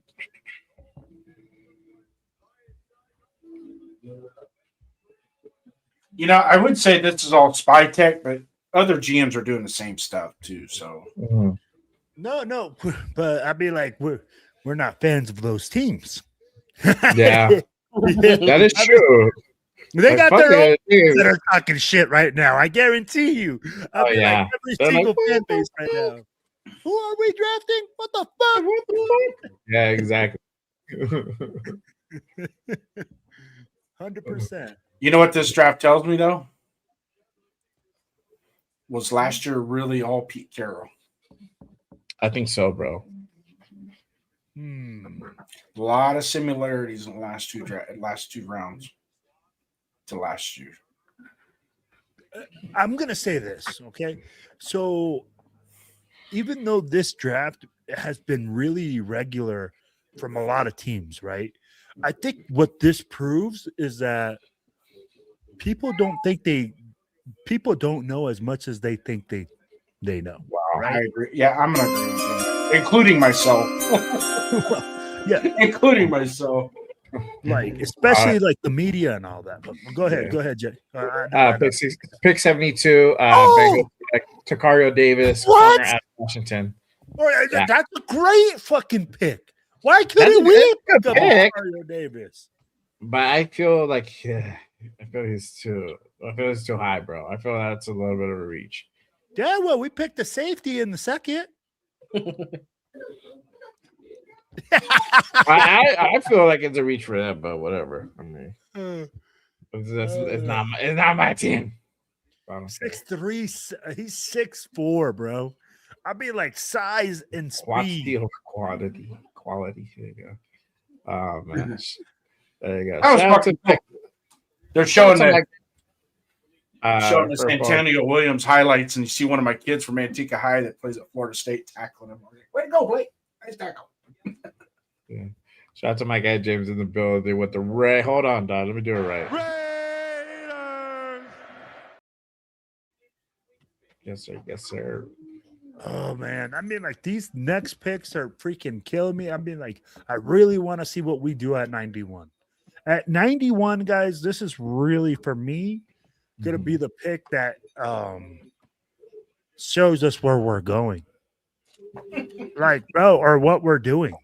Like, are we really trying to solidify one side of the ball or the other? All right, we're moving now. So, pick 73, New Orleans Saints select Oscar Delp, tight end out of Georgia. Wow. Well, bro, there's a lot of tight ends being drafted. Yeah. Really early. I guess teams need tight ends, bro. I wouldn't know what that feels like, but I guess you got the best tight end, you know. Right? Yeah. 1-2 combo, dog. Yeah. I got his backup week on fucking almost on par, dog. Our backup tight end's better than most tight ends in the league. Exactly. Yeah. Oh no.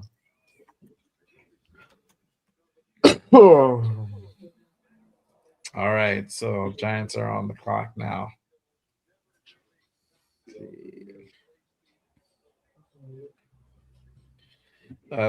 Josh says the reason we took Crawford because Tyree Malcolm Kuntz are gone off. Yeah, so Tyree is on his final year, and then Malcolm Kuntz is on a 1 year. I can see that.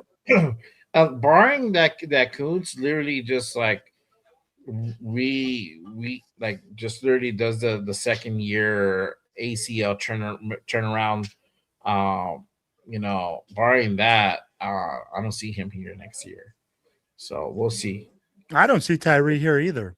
I mean, All like right. for me, I'd already kick his ass out the door, bro. I already freaking said, like, don't. Trade alert. All right. So Giants get up on the clock at 74. They happen to go ahead and make a deal. They didn't have a third round pick. So they went ahead and moved up. I forgot who was there at 74 prior. All right. So Giants are now the Browns. The pick is in. Was it Brown?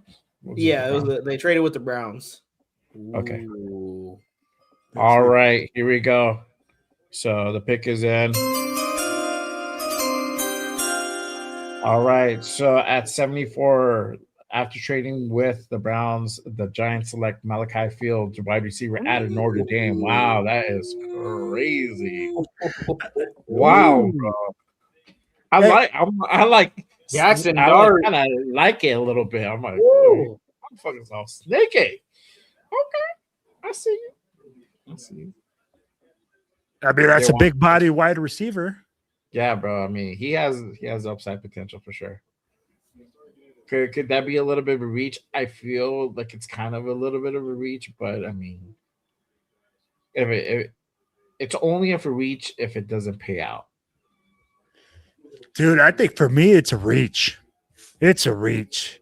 He's a big bodied wide receiver, but he doesn't have the proven track record. And plus, I'm going to tell you right now, their receiver just came out. Malik Neighbors was not very keen on trying to take a wide receiver at numero uno, saying, hey, Malik, and he talks in third person, and I can't talk in third person, but he said, Malik Neighbors. He was like, but you don't sign Malik or something like that to like, and I was like, dude, I can't. Yeah, like, he talks about himself like he's another person. So, but at the same time, I'm like, bro, Malik Neighbors is a far superior receiver in every aspect. Yeah. I'd be like, what do you like? You have to re-sign Malik. You're gonna have to re-sign this kid. It's gonna be a lot for them to take on. Raider E says, just read Crawford. He'd be used as a 3-4 outside linebacker. Josh says, feels over Bell.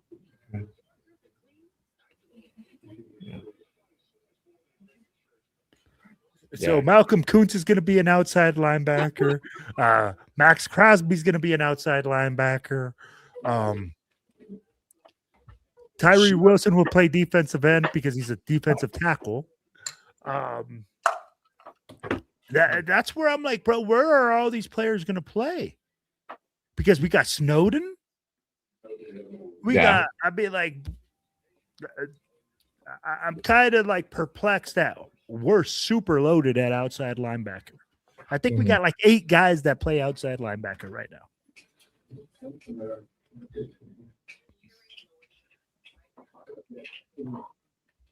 Yeah, I don't know what kind of scheme Robbie Leonard's going to go ahead and draw up, bro. At this moment, we don't have a fucking nose tackle, so it's going to be interesting. Unless you going to put Tonka in there. Is he going to put JJ Pegues? Hell, is Tyree Wilson going to have to play nose tackle? Right. That's I'd be like, at this point, tackle, dog. Yeah. Well, it's Adam Butler technically. Who's Butler can too. Butler can. I'd be like, I mean, he could if he really has to, but that's not his forte, you know. No. So exactly. And then it makes me question really how much we're going to be in that 30 front. You know, I know that they talked about, we got to get really good at one thing before we start doing other things. But I'd be like, if you don't have the personnel to do it, you know, aren't you going to flex out to your defense that you're more superior in? That's just my question, man. Yeah. Let's see. So that was interesting by the Giants to go ahead and kind of move back up in there. So let's see what happens. Right now, currently, Dolphins are on the clock at 75.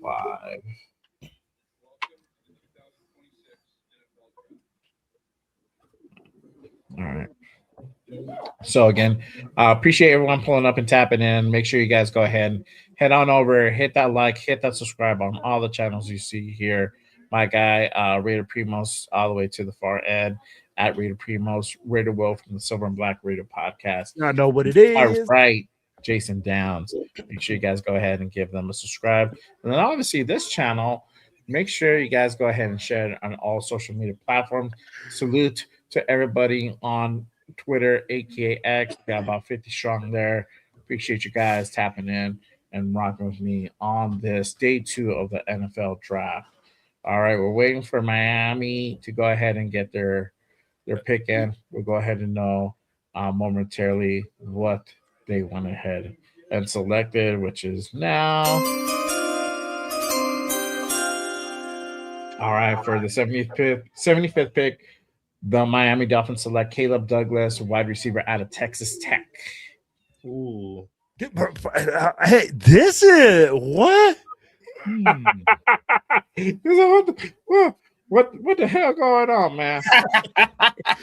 maybe Jay Downs is right. There's something in the Kool-Aid, in this GM's Kool-Aid box that wherever they go in Sedona, you know, wherever Mike Vrabel was it, you know, with the other GMs, because obviously there's something in the water there, bro.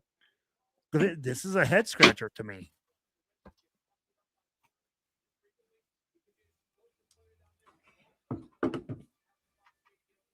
I think wide receivers pick the pick at 91. I think they're gonna go Branch. Who? The Raiders. Oh, the Raiders at 91. Yeah, I think they're going to go for the lineage pick. I mean, like, they're going to feel like they can Yeah, it get could big definitely be citrus that. later. Huh? It could definitely be that. Yeah.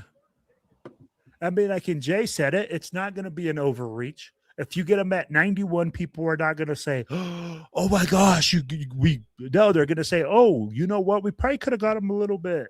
He could have probably gone a little bit earlier." And they're going to say that he was a solid pick at 91 because he was supposed to be right in there, right in that time frame, right, Jay? Which one, I'm sorry? Branch, Zachariah Branch. Yeah, he's about there.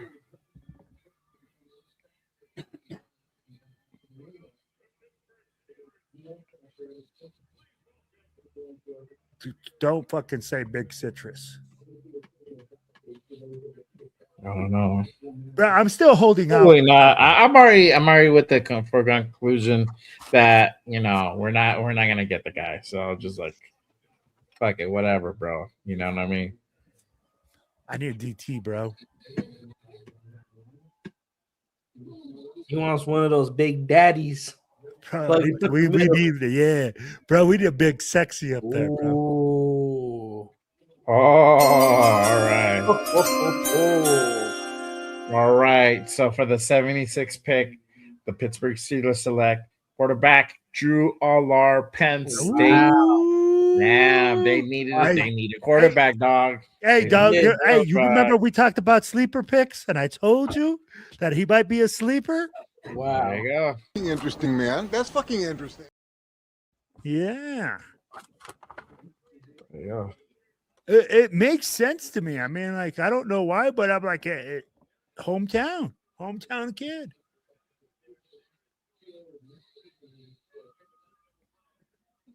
Yeah.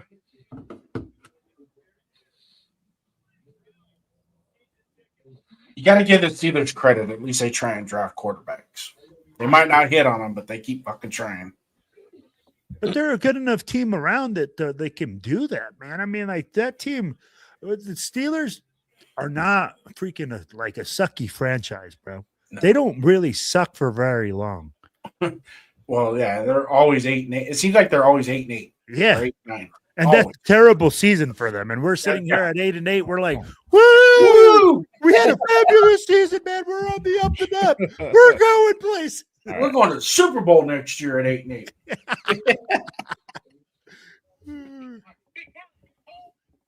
Now I'm starting. Hey, for real, we get lucky to see 8 wins. Although this year, if we get 8 wins this year, that's going to be pretty fucking cool.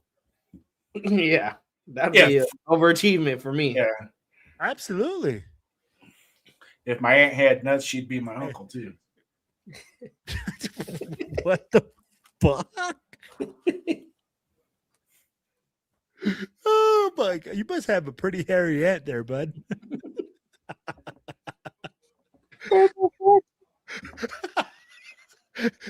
I was wondering when Jay was gonna, because Jay is what? He said that if his something about if his aunt had a pair if his aunt had a pair of nuts, he'd do just like or another common one that we use around here is if the dog wouldn't have stopped to take a shit, he would have probably caught the rabbit too. Wow.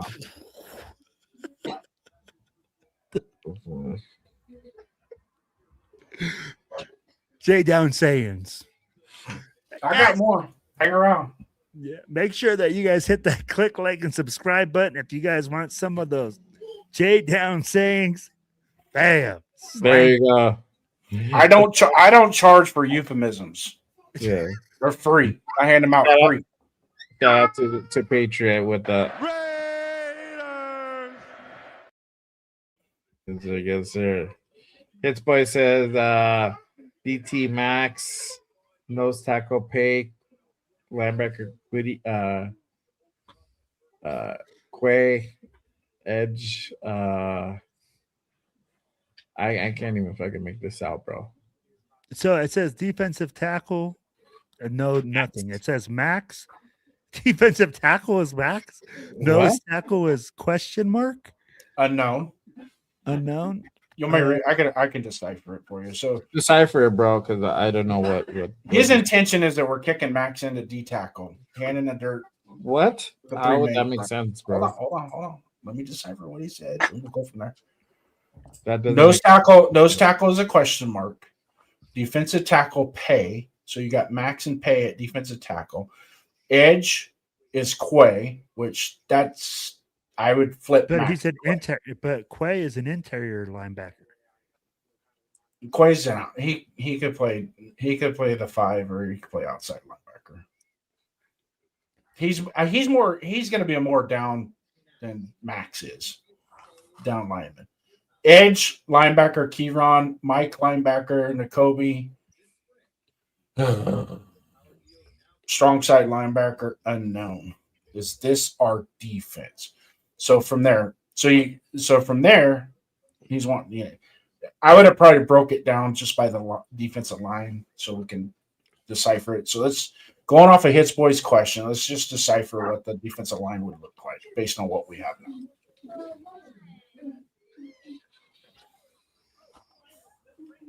No, yeah. I myself is Pay, Butler. You're going to have to kick Butler inside with Tonka and Pegues filling in on a rotation. Mm-hmm. And then Tyree Wilson on the other side with Jonah Lalalu on the other side. All right, real quick. We get the Green Bay got their pick in. So with the 77 pick, Green Bay Packers select Chris McKellen, defensive tackle, Missouri. Big Citrus is still there. I'm just putting it out there. Hey, Jay, bro. I might start an argument right now when I say this. He's better than Citrus. I don't think so. Chris McClellan is better than Citrus. No. Go watch. You got to watch the Alabama game. If you watch the Alabama game, that'll sell you that car in a minute. Nope. But here's the thing: you can't just go off one game's tape. No. Well, you got to go off whole like body of work. There's a ton of it, and the front seven from Missouri was legit. As a group, yeah, they were legit. I mean, you're talking Zion Young, Chris McClellan. Then you throw Jeremiah Trotter at the backer position. They were a formidable defense. Pride. Dude, I don't think Big Citrus is going to last, Jay. I don't think he is either. No, bro, I don't think so. But why wouldn't he be taken right now, though? What's the hang? The only reason you're passing up on him is because you don't run the scheme or because you already have a guy. Yeah. And my only kickback with us taking Chris McClellan is he's more of a 4-3, not a 3-4 type. Because he plays with a higher pad level. So putting him at the 0 technically not. We're already good. If we're going to go to a 3-4, what we have is fine. We just need that 6'2", 340-pound bowling ball to just eat up the guard in the center. That's what we need. You don't need to get tackles. You don't need to get quarterback sacks. You just, when the ball snaps, you just start taking bodies with you. Oh, man. Come on. We got to get somebody. Somebody. Bro, right now I'm like, this is excruciating waiting for these picks, man. Hurry up, Colts. Get out of the way. And I say that what caught my attention with him was because of that Alabama game. When I watched that game, I was like, hey, who the fuck is that number 7? And he just kept wrecking over and over and over. This fucking bum again. Fucking McAfee. Oh, yeah. Hold on. I'm a boo that guy.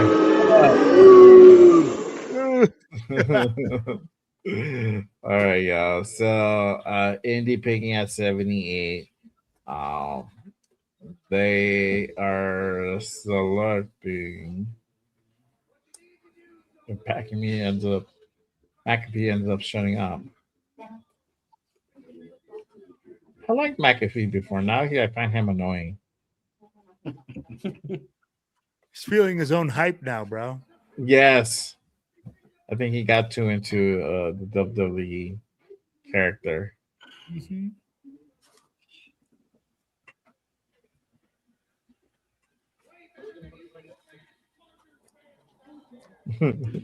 There's good kickers. Right.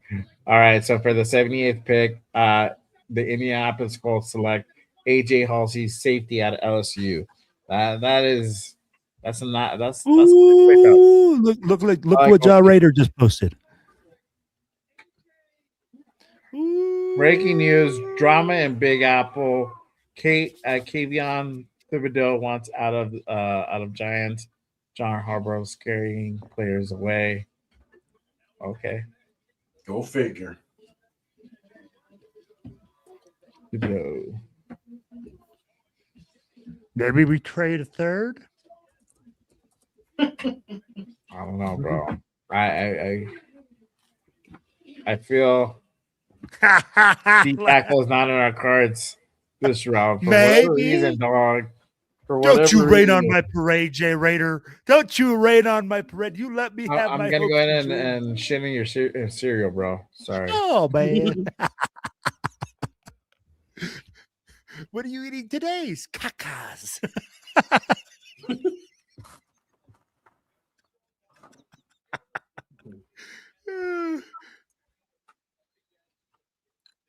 AJ Halsey to the Indianapolis Colts, man.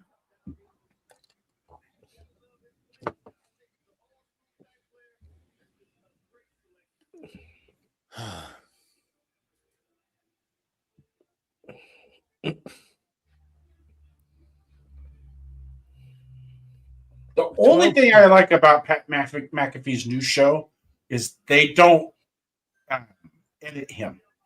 He gets to run free reign. So it's not like it's like, they got all these restrictions. We can only talk about this. They let him talk about whatever he wants to at whatever angle he wants to. That's all he does. Oh, wow. All right. So with the 79 pick, Atlanta Falcons select Zachariah Branch, wide receiver out of Georgia. Not a Raider, bro. Not a Raider. This changes things. Crazy. All right. That one. Bro, he was live in Las Vegas. Wow, that one kind of hurt. That one kind of stung a little bit, bro.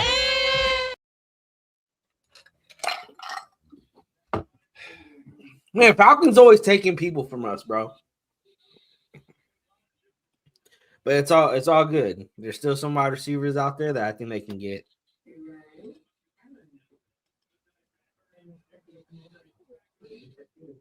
All right, so 80, it's the Pigeons, Baltimore Pigeons. They're on the clock. We'll see what happens. Shout out to my guy JayRaider. Sorry, Mobile Raider in the building. What is good, my guy? Appreciate you pulling up, tapping in. They might think it's a rap from Indiana. No.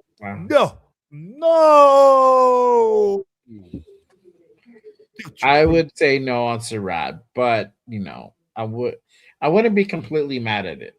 It's just not the guy that I would preferably want. I don't know about the whole. If Big Citrus and Sarad are on the board, you better go with fucking Big Citrus, bro. I'm saying. We might even want to look at trading up in order to ensure that we get this defensive tackle.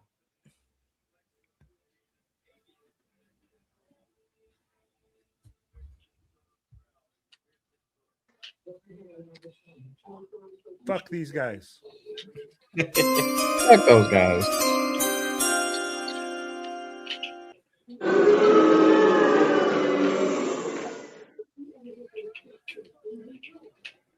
And if I might boo that man.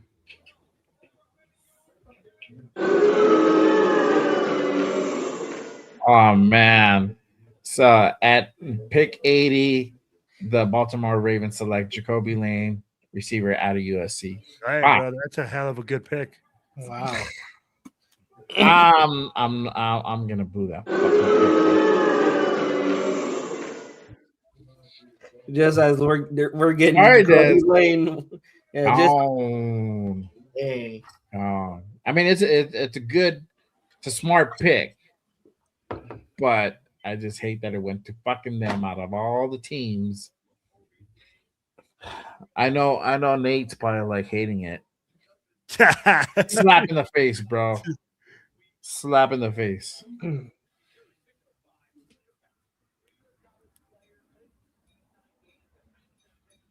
My gosh, bro, that kid's a stud. Oh man, what a catch! Yep. Whew. Hmm. Wow. And all these catches are contested that are in his highlight film. You know, that's what makes it so Yeah, interesting. bro. I wanted that dude for like a receiver. I mean, Ooh. 91, it would have been hard for him to be there. And we're still like 11 picks away from us selecting. Bro, Jags are on the clock. Oh man, this is Yeah, getting Des Ted Hurst is still there, and he is on my draft board. So yeah, he does look like Crabtree, dog. I'm That would looking. have been sweet, dog. Come on, man.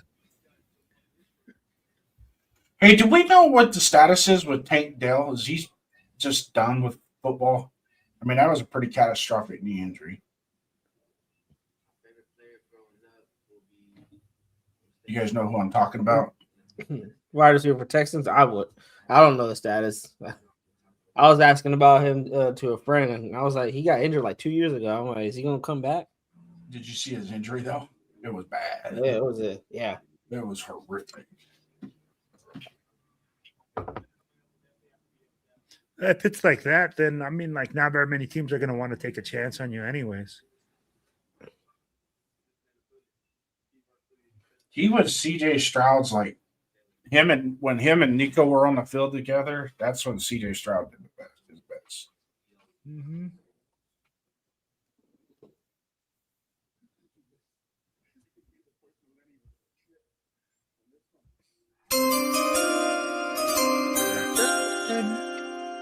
Jaguars select Albert Regis, defensive tackle out of Texas A&M. Big Citrus is still there. I'm gonna keep saying that. I'm gonna keep saying that. I don't know. Hey, what the fuck are we doing? No, bro. It's, like I'm pretty like I trust Spytech, but the last moves, I don't know, bro. It's just okay. We go safety.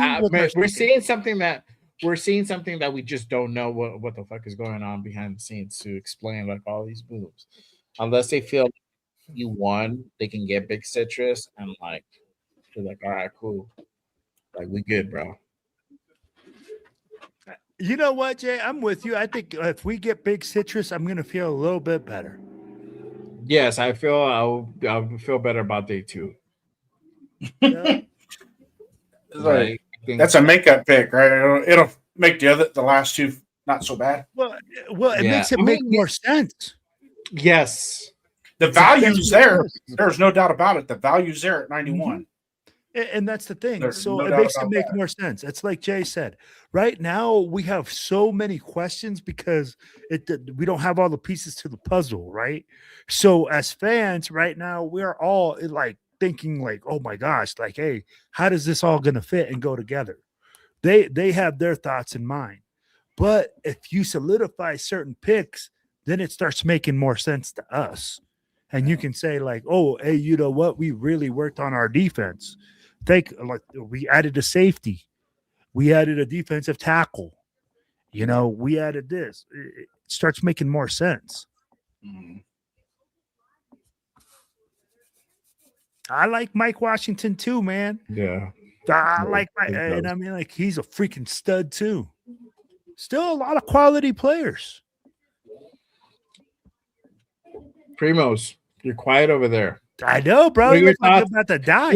What are your thoughts? What are your thoughts on Like, everything that's gone down, dog? Because I feel like I'm in the war room because like my heart is like beating. Like, bro, like, are they?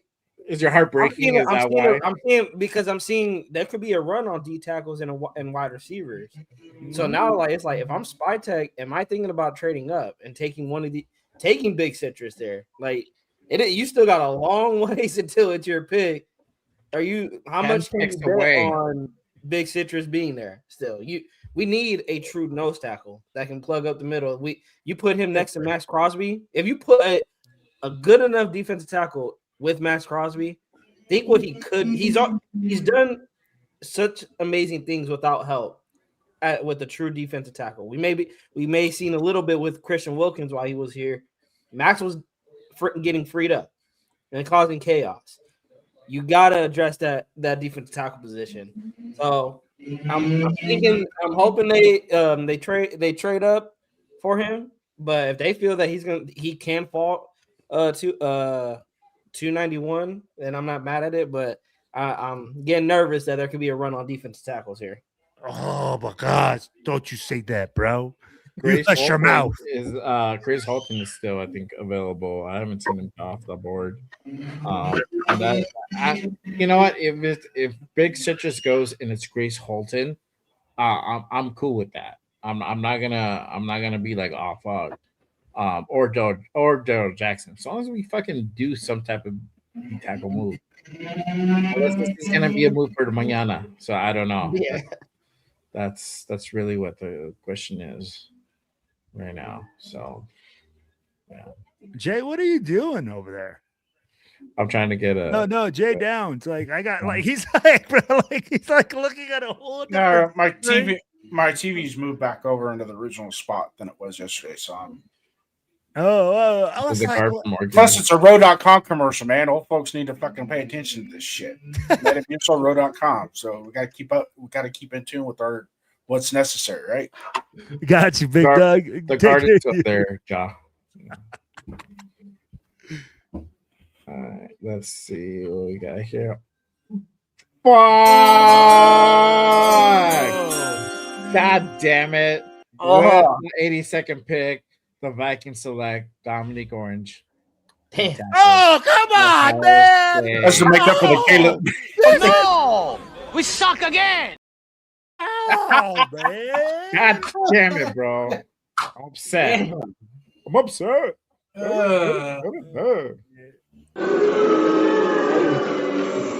You fucking called it, bro. You called it. You're like, oh man, I don't know if you'll make it. Yeah, that's all I was quiet because I was like, bro, next pick, dog. Yeah. So wow, okay. So I mean, this will tell me you're going wide receiver. Who? You have to probably go right. No, you don't have to. I mean, either that or linebacker. You said, Grayson Hall. He's still up there. He's still there, but we're 9 picks away from getting there.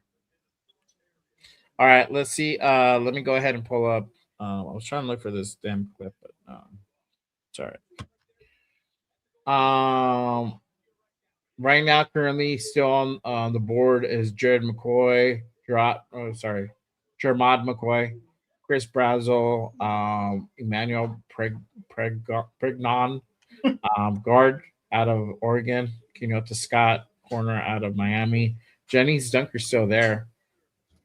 Xavier Harris, D tackle out of Ole Miss, and then Malik Muhammad. Hold on one second. I'll come back to this in just a moment. All right, so Carolina Panthers select Chris Brazel, wide receiver out of Tennessee. No, well, somebody took a chance on that. Yeah. Giving T-Mac, trying to give T-Mac a partner. Yep. All right, I think there is a move that was made. Let me just double check this if this is accurate.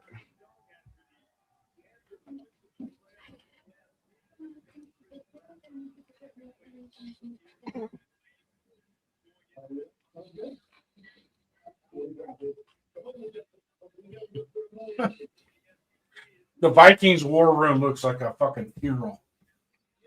Huh. They're all Yeah, sitting there quiet. they need to update their shit. Going back to the BPA. Hang on. I think I think Temple was on the clock already. All right. Malik Muhammad, Mike Washington, Ted Hurst, Kilgore, Jalen Kilgore, Skylar Bell. That's the top 10. Surratt's at 11. Keith Albany, corner out of Arizona State, is at 12. Chris Bell, Sam Heitch, and then you get into Dion Brooks. And that's the top 15 left on the board. So McCoy's still falling, which is crazy. Dunker is there. Xavier Harris. I'm gonna go ahead and take a look at this guy and see what he's all about. And funny that maybe they fucking draft this dude. Xavier Harris from Ole Miss. Yeah. He's not bad, but he got pushed around in that game against Miami. I kind of felt bad for him because it seemed like he was the only one giving effort in that game. The rest of that defensive line was just getting pushed back. Miami just ran it down their throat. Over. So he's 6'8", 330. Let's see what is his. So he's a big dude. So his strengths are his run defense took a real leap in his final 2 seasons. When he gets his hands placed right, he can stack blockers, hold gaps with surprising authority. Versatile to line up at 0 tech, 3 tech, 4 or 5, giving defense coordinator multiple lineup options from one roster spot on game day. So maybe this guy, maybe they're holding out for this guy. I don't know. Who? 6 career blocks, Harris, Xavier Harris, Ole Miss. So he's versatile. He can do 0, 3, 4, 4-eye, 5 technique. He has 6 career block kicks, is absurd production. Unique combination of length and timing on special teams translate to immediate NFL value. Swim move is a legitimate weapon when he times it right off the snap. Guards have no answer for those long arms clearing the block.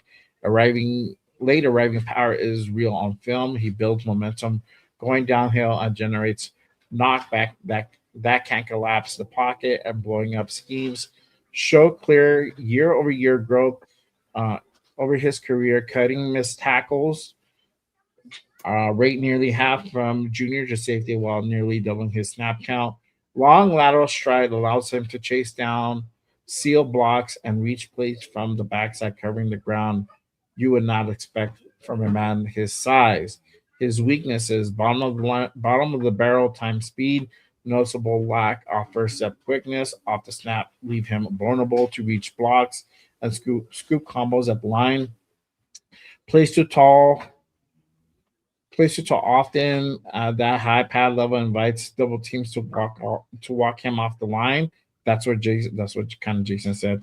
His waist bending is consistent issue on film. Pass rush toolkit is shallow beyond the swim move. Occasional bull rush. He lacks counters. His hands are frequently late arriving to the chest plate. Tackling technique remains a work in progress. He struggles to break down in space. Often arrives off balance, leading to arm tackles whiffs near the line. Two arrests during his college career, DUI felony, and a DV with obstructing arrest in 2024. We won't draft him. If he has domestic violence, the Raiders won't take him. Let's see if that's going to be the case. All right, so Bucks are coming in with their pick. Let's see here. Oh, all right. So at 84, the Tampa Bay Buccaneers are selecting. I don't know. I don't know. It's about to come in. Buccaneers select Ted Hurst, Ooh. wide receiver out of Georgia State. So Hurst is off the board. Gone. But Jay, that I tell you, that's why I was quiet, man. And my heart was beating. Or run on defensive tackles or run on wide receivers.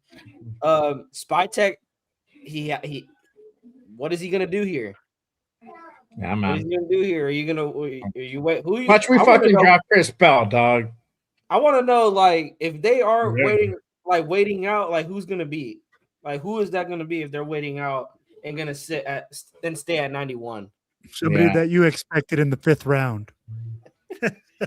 At this point, Raider will wide receiver.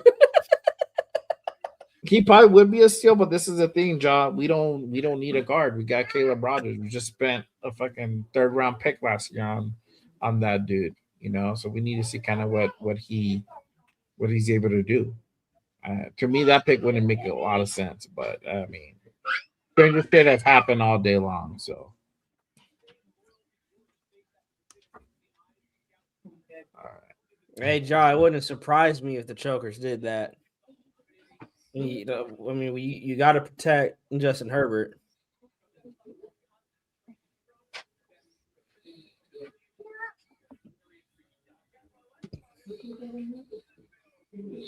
Pick is in.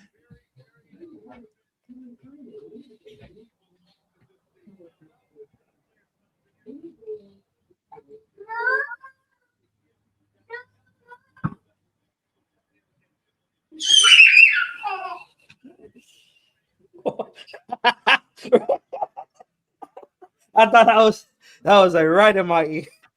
Ooh, that was close to the mic. What? I got a shriek. Oh, bro, no, they're far. Oh, really? And I have a blocker on top of that. Just freaking how I didn't know who it was. I was like, whoa. No, that's the kids, bro. And I have like something to like block it, like man. Speaking of which, my parents all over me. When me and my garden matches. I don't think I'm ready yet. Let's see who the Steelers getting. All right, so with the 85th pick, the Pittsburgh Steelers select Dalen Everett, corner out of Georgia. Okay. Wow. That pick. What the fuck is going on? We got an earthquake going on here? What the hell? Jeez. Got shit falling on me over here? Probably, bro. You're in California.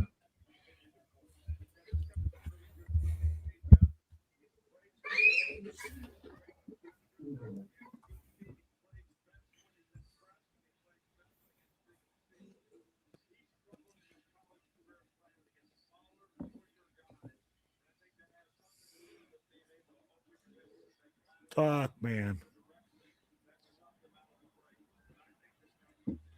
Yeah, Jay, did you see what Raiders.scout put out on Twitter about Aaron Crawford? No. I'm on like Rappaport right now and stuff.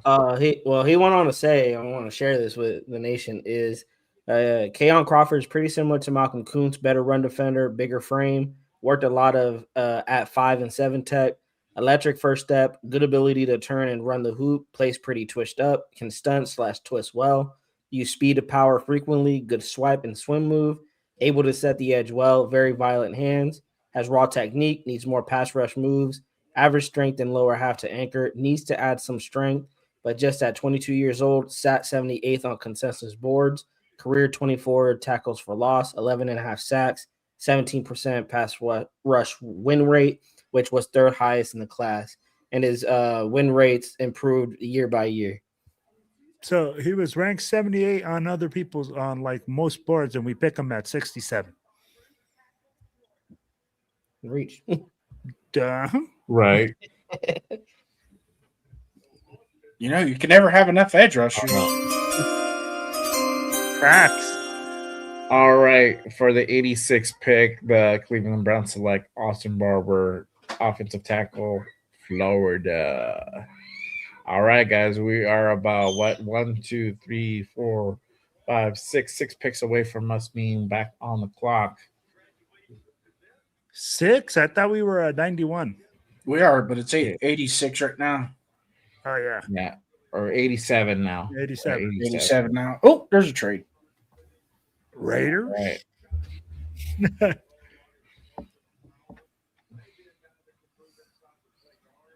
Is there a trade? I don't know. I know Miami's on the clock. Yep. That's what I see. Oh, never mind. I'm the fucking. You're lagging? No. You're tripping. You're lagging? Yeah, I'm just now getting an 86 pick on my fucking TV. I wasn't paying attention to my phone. Dolphins might be a wide receiver. Maybe, bro.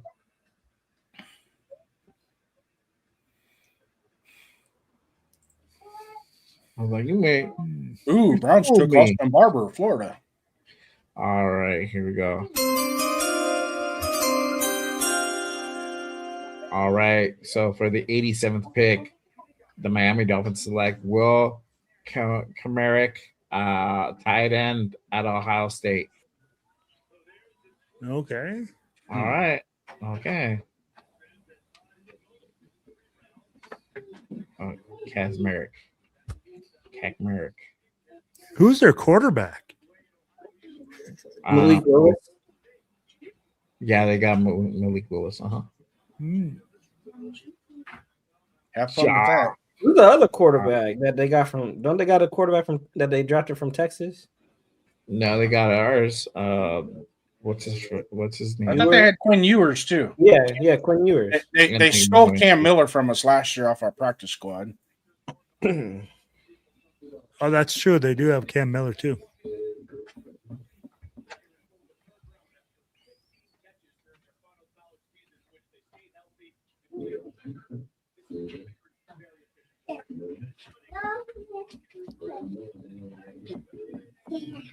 Oh, Jaguars at 88. The pick is in. All right.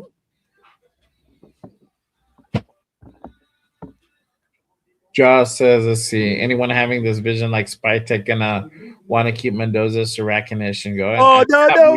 Oh, my goodness. I don't know, bro. It's fucking weird. It's weird. Yeah, that's like going your best buddy picking all fucking players on one team at fantasy draft. It's like you got a friend. I did one of those, and I think I did one of those where I drafted Mendoza, Surratt, or Cooper, and then it was like Black, and then I got Pons or somebody like that, and then I ended up getting Coogan like in the 7th. It was it was like the Las Vegas Hoosiers. I just did it for like shits and giggles and whatnot. Makes you feel weird. Yeah, he's still available, bro. If it happened, I blame Gino. And that Corleone. Yeah, they're both, bro. Corleone, honestly, bro, he probably would be like a 4th round, 5th round pick, dog. That's a day 3 dude. I don't see him going any sooner. Well, the way that this draft is going, bro, who knows? Who knows, bro? There's some weird stuff, some head scratching moves. Like, yeah.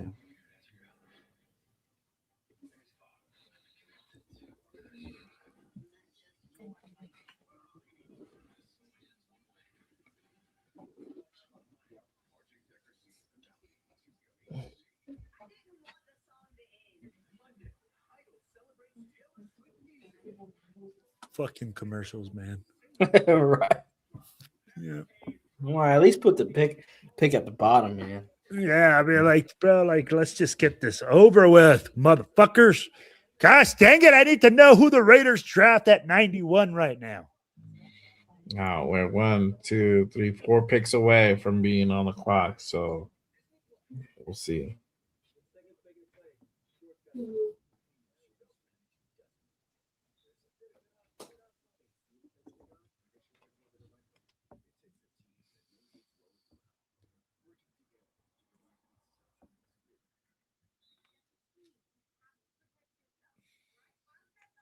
I just have a sneaking suspicion we're going to probably take Nicholas Singleton.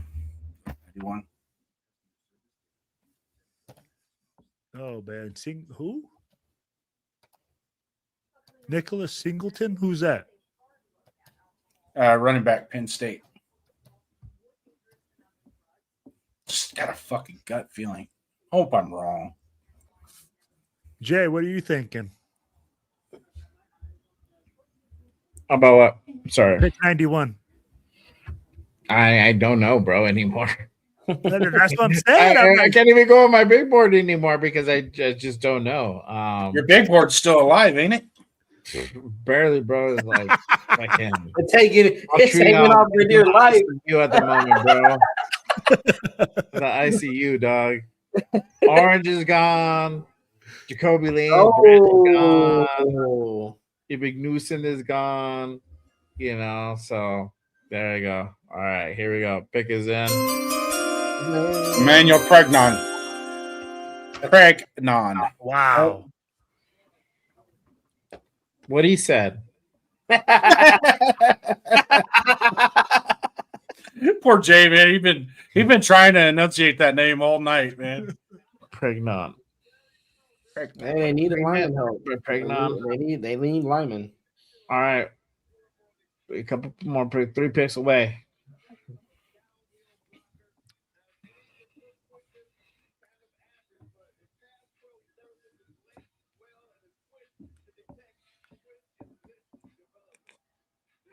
Got to bring that draft atmosphere.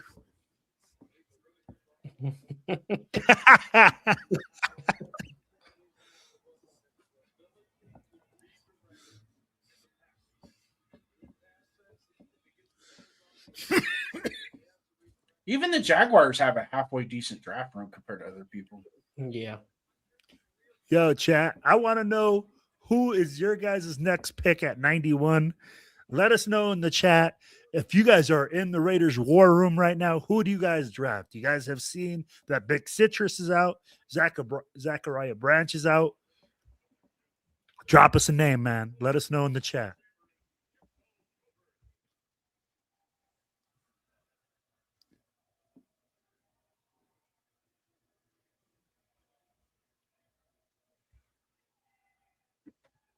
This guy's a good ball player.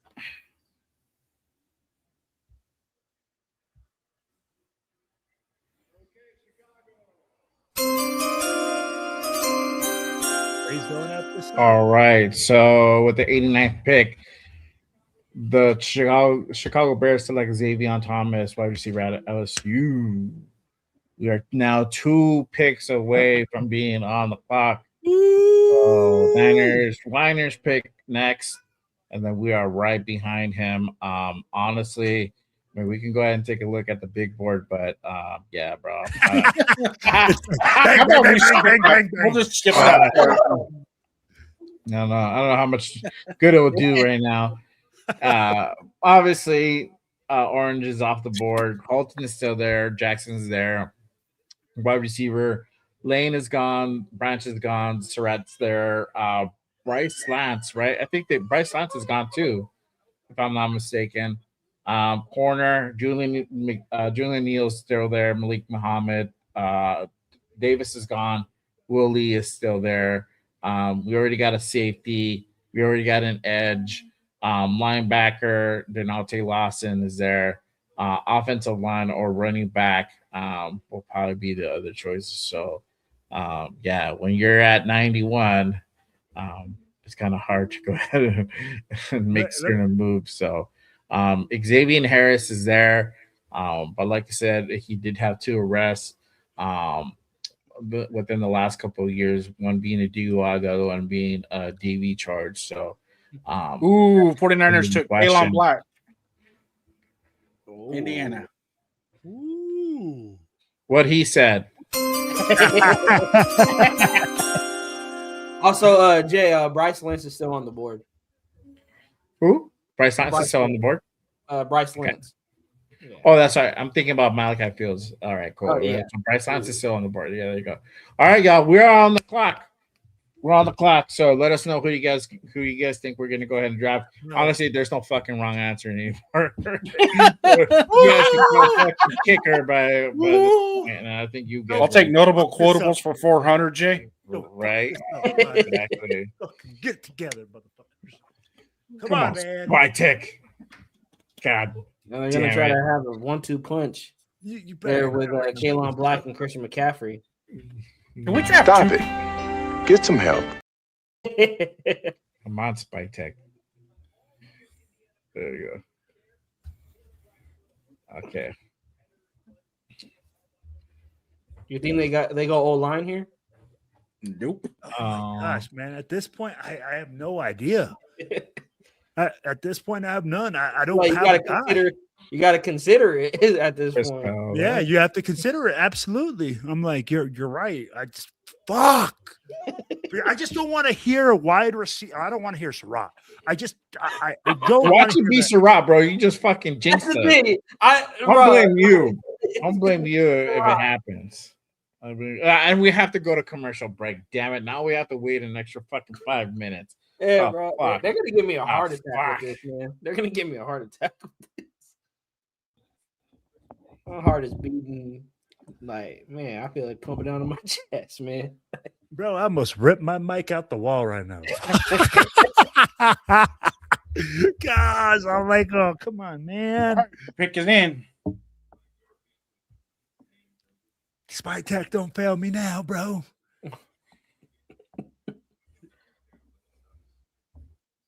I mean, like, it might be offensive line. I mean, like, it might be a guard if we don't.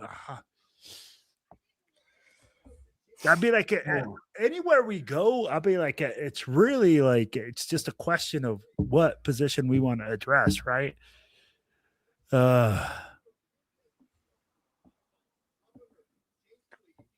Oh my God. Come on, man.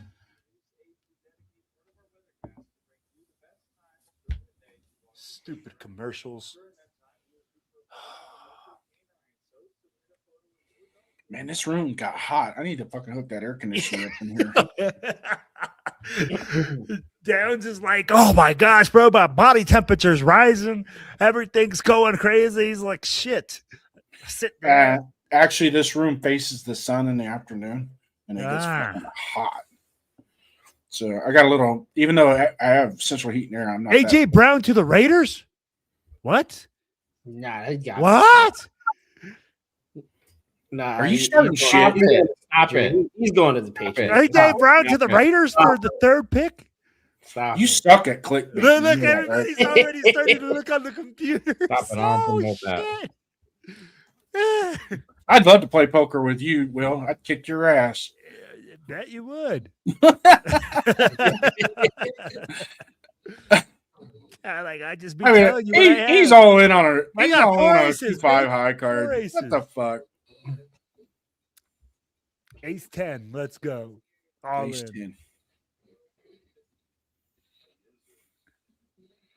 10. Hey, if you ever play with me, pay attention to the 10-7 offsuit. Bro, I just got to look at your bald spot, bro, and then I get the reflection of your cards.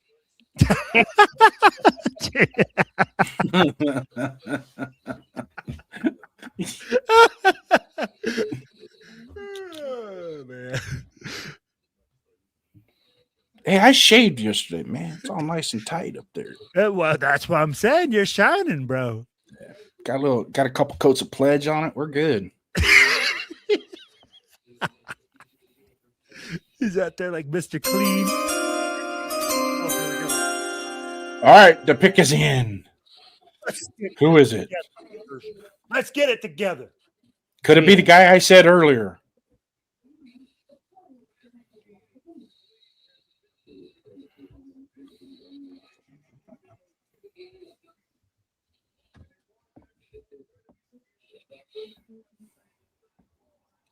All right. Let's go. So the Raiders draft at pick 91 in the third round. They select Trey Zoom. Yes. Out of Yes. Texas A&M. I don't Yeah. know. Good fucking pick. I don't Good think pick. that's a good pick, but you know. Oh, he could play any position on the offensive line. in the third round for a center that we just went out and paid like He's not just a center. $30 He's million, played guard, and he's played $30 million tackle. for Tyler Lindenbaum or a guard, whatever. Jay, and we just picked up, mind you, we just picked up another third round guy last year. Jay, yeah, he plays good, all three positions. That's fine. He can play fucking a million positions, bro. Yeah. I don't give a fucking damn. And he plays them really good. But hey, hey, Jay, so we talked about it, right? But before I piss you off any farther, you're right. We shouldn't have taken a fucking offensive lineman now. That pick is a little bit up there. It's like the rest of the fucking picks tonight. If you want to trade, I'm sure if you waited till the 6th round, you could have got him in the 6th. I want to hear the fucking explanation from Spytech and in his fucking presser. You ain't gonna like it anyways. Yeah. But no, it's funny because was he truly BPA though? Like even as an offensive lineman? I agree with you. I agree. I'm agreeing with you that I'm trying to bring your blood pressure down a little bit. I kind of agree with you. That kind of fucking like piss me off. Bro. I do like the kid. I really like him, but we could have got him at fucking 102, 134. You know. Exactly. Yeah, he's listed as a center. I get that, but he played a lot of tackle. I mean, look at his stance profile. He's playing left tackle. And he did fucking phenomenal at left tackle. Shit. All right. Okay, so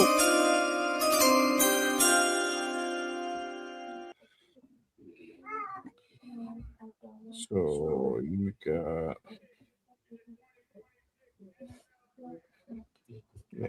that just was kind of tough for me to swallow, y'all. I'm not gonna lie. So J. Shot Barham out of Michigan was a selection for the Cowboys at pick 92. Yeah, he had 48 starts at left tackle. But they got him listed as a center. Look, bro, right now I'm just like what the hell's going around here? You know what, man? And Jay Downs, I appreciate that you're trying to put some whipped cream on a shit sandwich. But what it is a shit sandwich. So at the end of the day, I'll be like, it's still the same thing. And when we're looking at it, I can agree with you on this point, right? We talked about it once Zachariah Branch left and once Big Citrus left the board. I asked you guys, where do we go? Question marks, right? Primo said it, offensive line. If anything, why not go offensive line? We talked about it in earlier sessions that we needed to get guys that can play multiple positions, right? And I get that it's not the sexiest pick, and it's probably not what we wanted to see at 91, right? Oh, there you go. Greg says he would have been fine with Dunker. Okay. I think I could have accepted that Dunker more. Let me ask you I kind of agree with you with that one. Let me ask you why. Because Dunker is only a right guard. He can't play left tackle. He can't play center if a center goes down. And he can't play right tackle if the right tackle goes down. He plays right guard. He's specifically locked into one spot.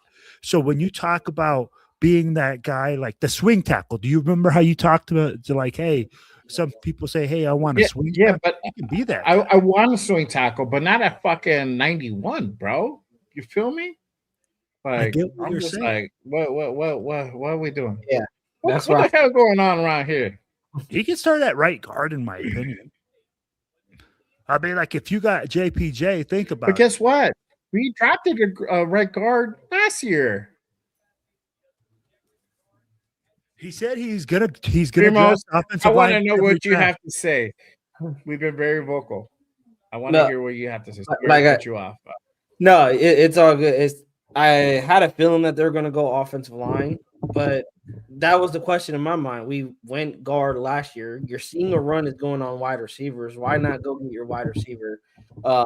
they're being too patient in my mind, and I think what does their board look like? Definitely not like how we predicted it to be.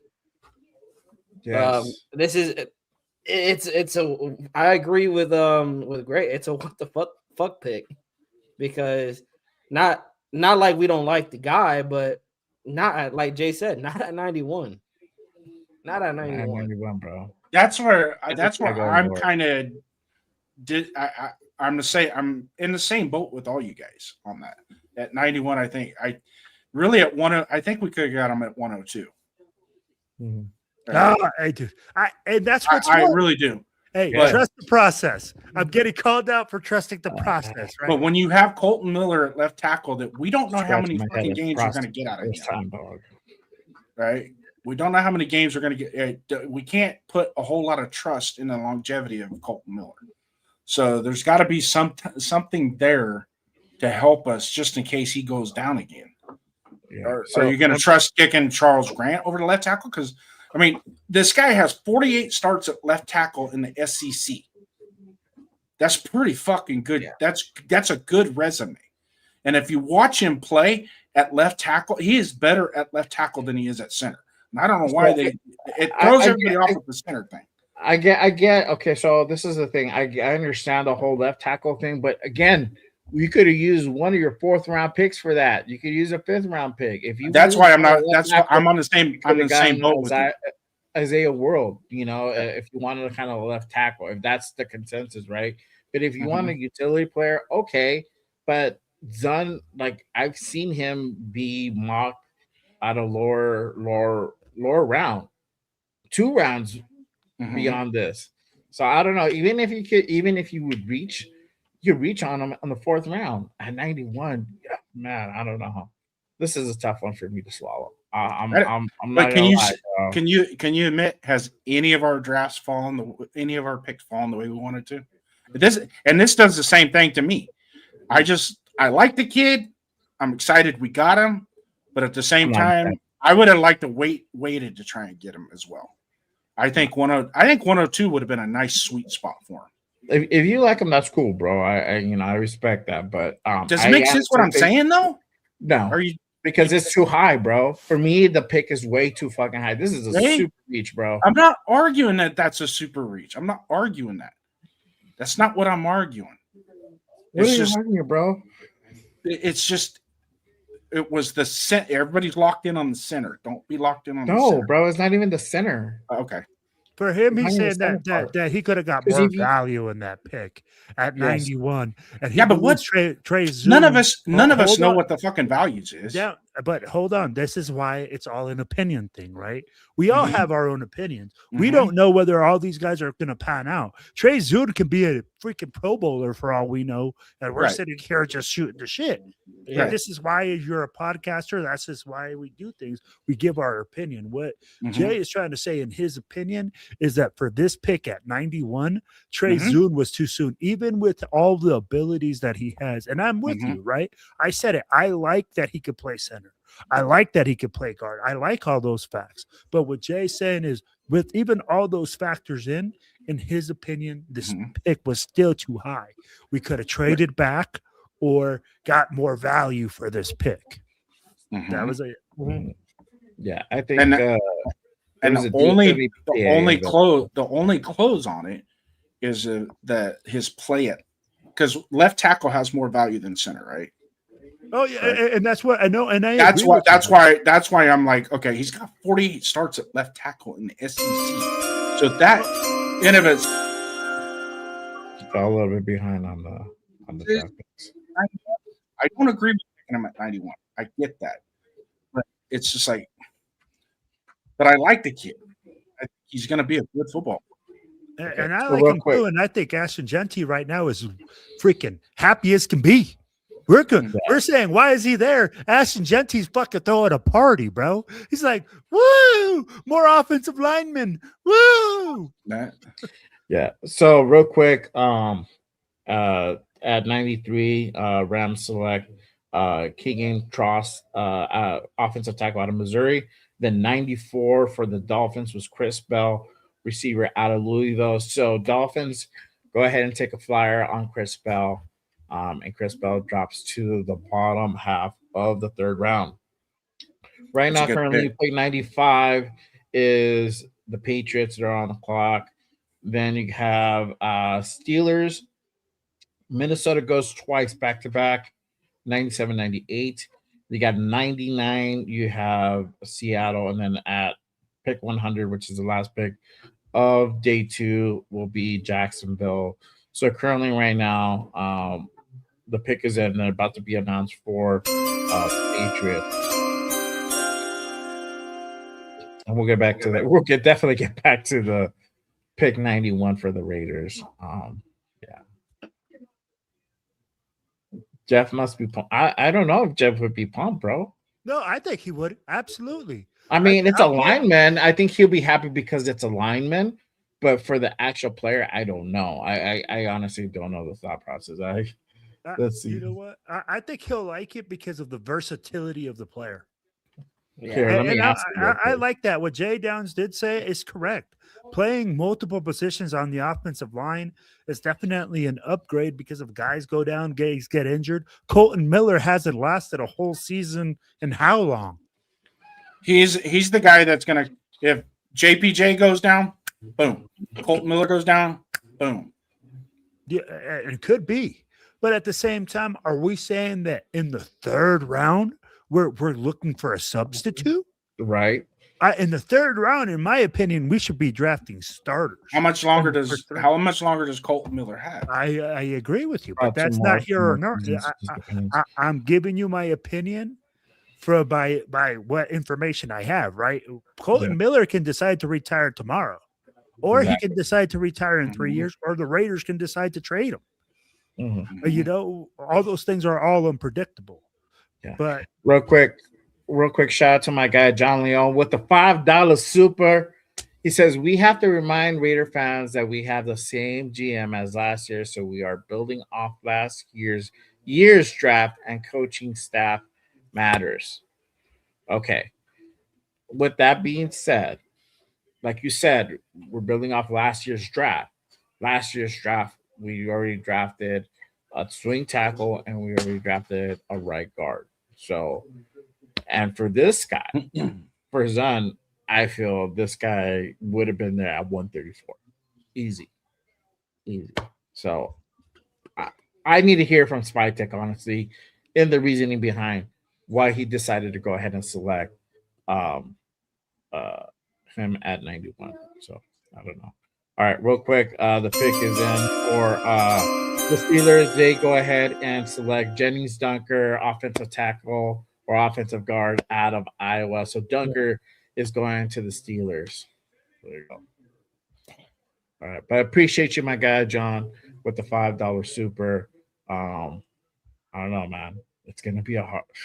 Jay right now is like when you get that bitter coffee taste in your mouth. He's like, man, I don't like the way this tastes.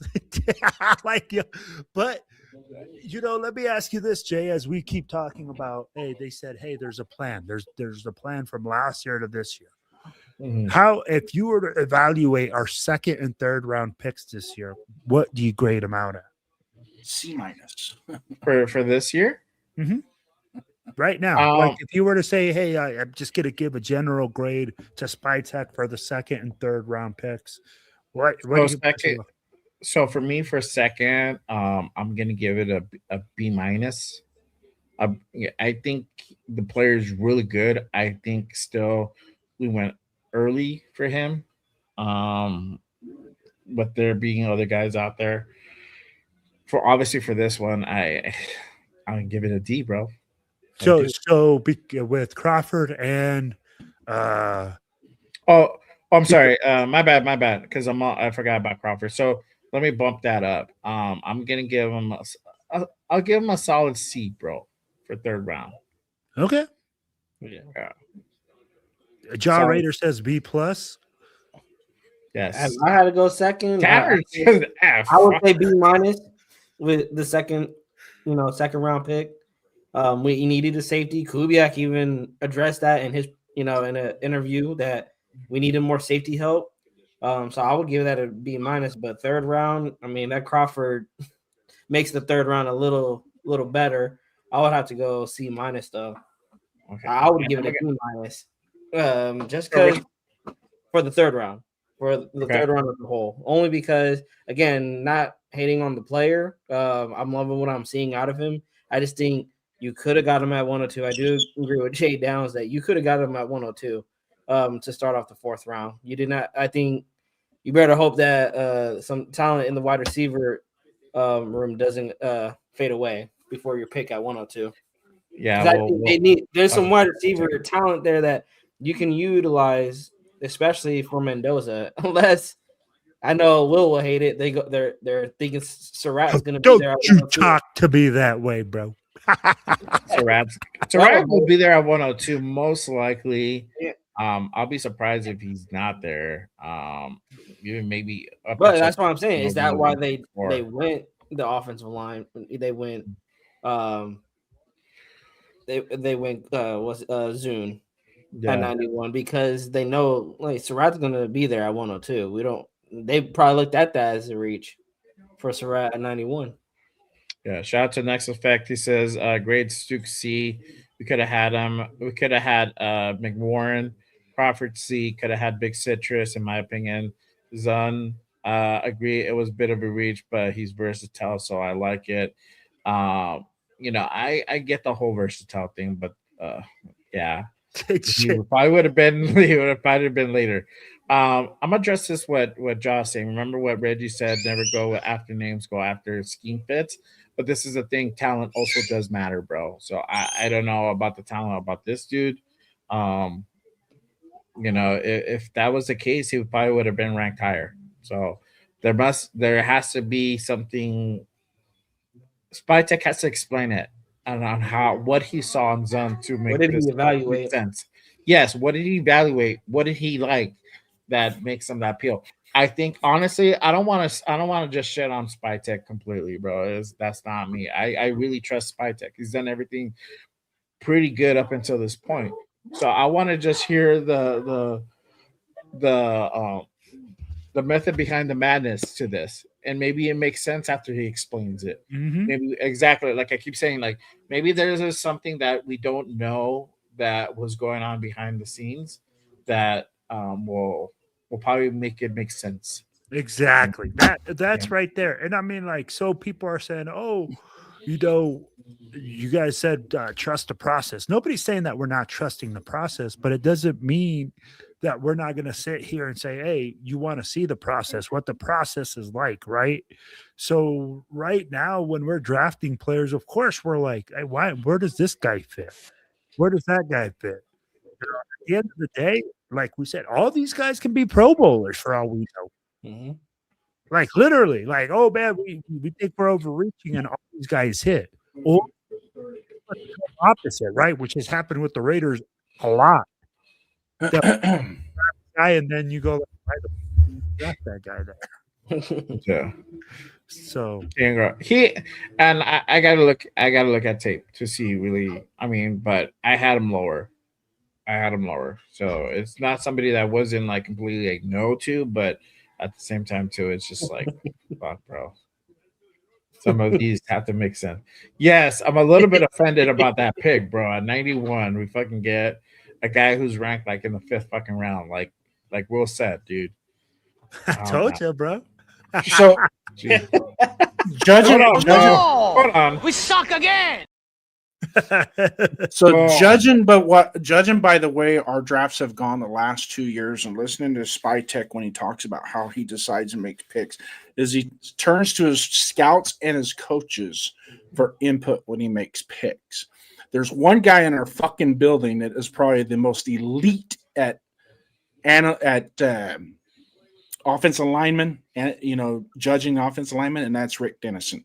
So there may be a spot in it. I'm just saying, maybe a spot where Rick Dennison at some point in time said, we need to get this guy. Could be.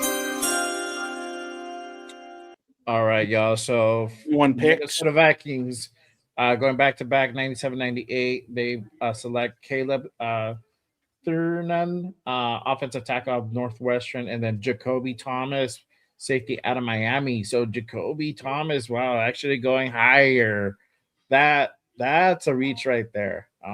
This guy was projected to go fifth, sixth round, or I've even drafted that dude sometimes seventh round, which is crazy. So, especially with like Kamari Ramsey still available, Jensen Smith is still available. That's But hey, here's my thing though, Jay. Again, that goes off our like what we think, right? And that's why I keep saying I'm like, we might be evaluating thing and the media might evaluate it a certain way. But guess what? Like we've said it before, it doesn't matter.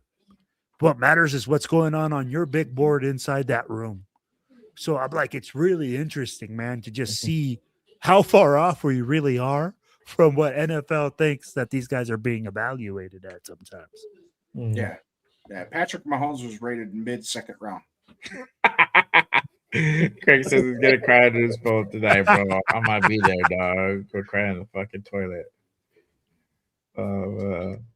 That's funny.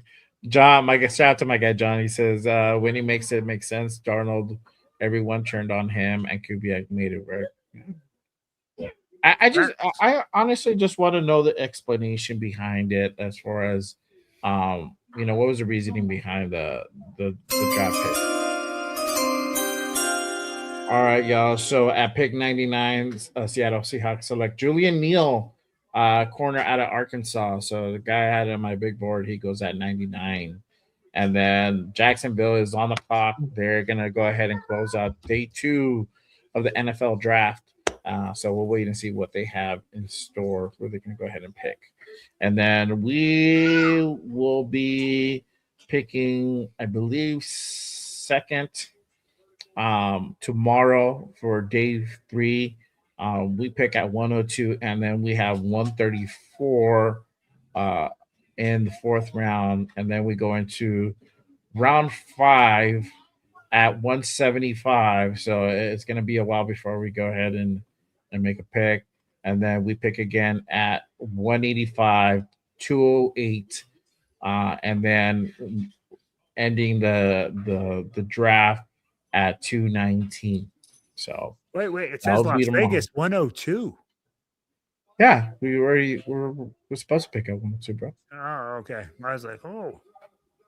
Yeah, so we pick second tomorrow. Yeah, we pick second. Yeah, so. Hey, CBS Sports rated it A+.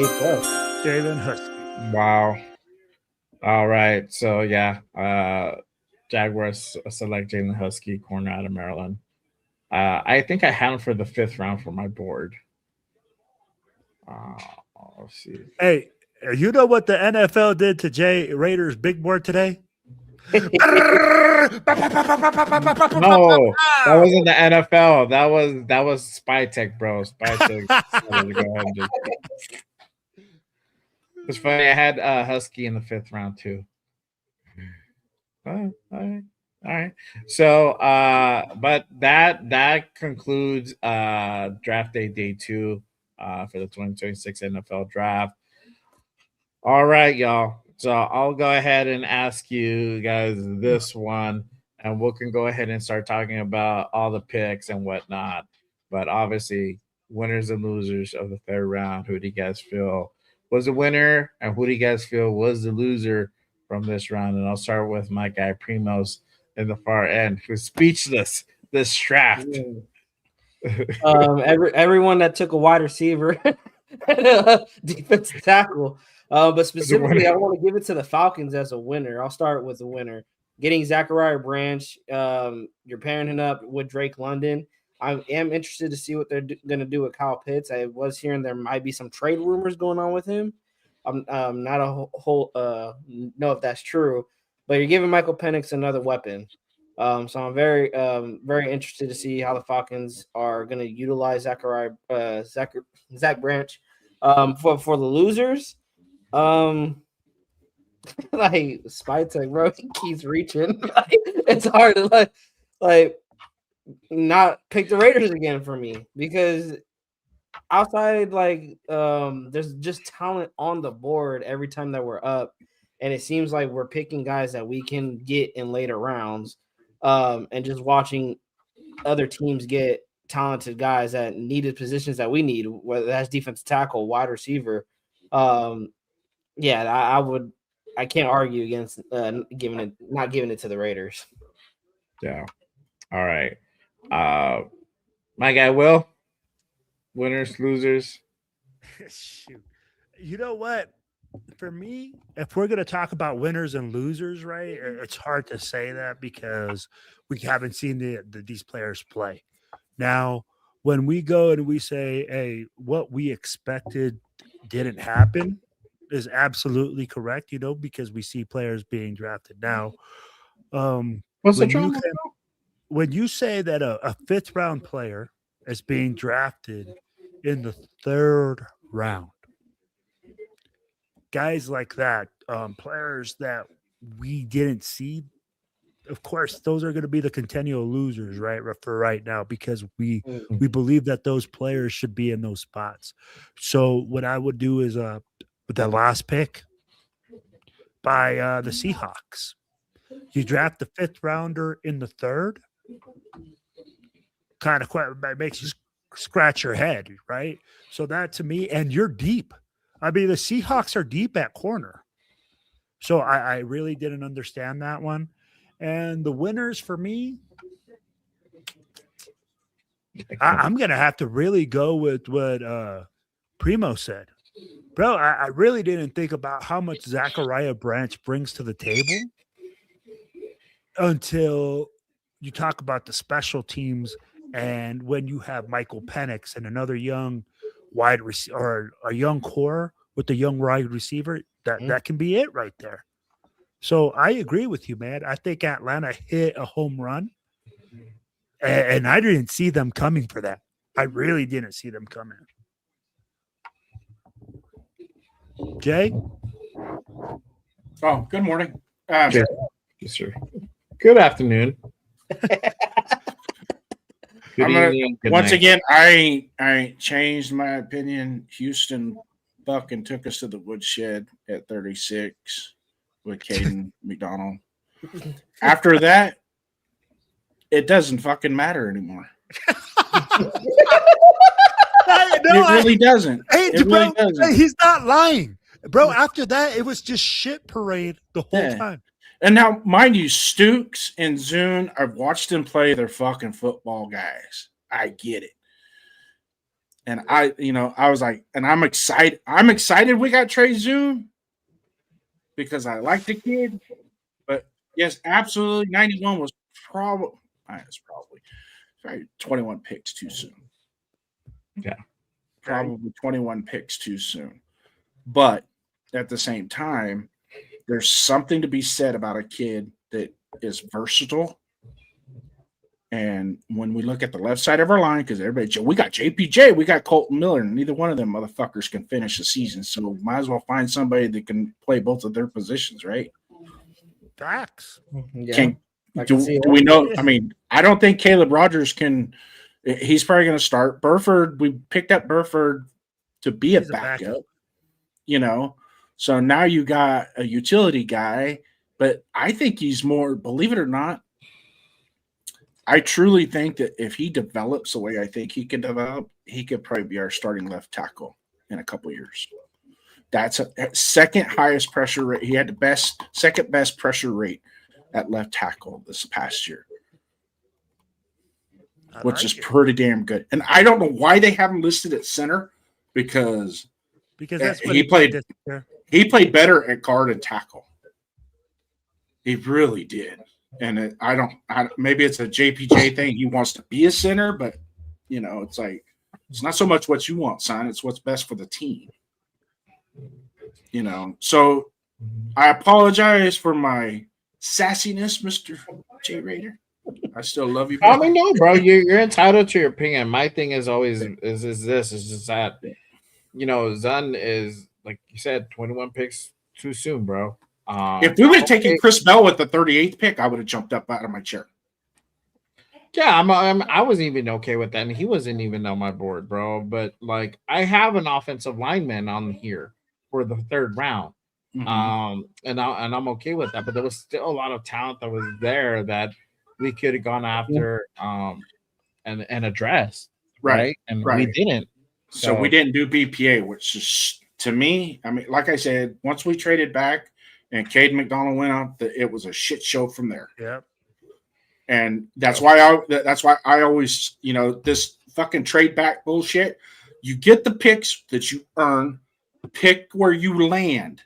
If you do that, most of your better GMs don't go back more than 5 spots and don't go up more than 5 spots. And when they do, they have a fucking plan when they're doing it. They're not just doing it to get picks. We just need to trade back, get more picks. Okay, what are you gonna do with that? Well, we could get. I mean, people are saying let's trade with the Jets and we can get LvRaider at the second pick. Where'd he go? Yeah. How far did he slide back? Yeah.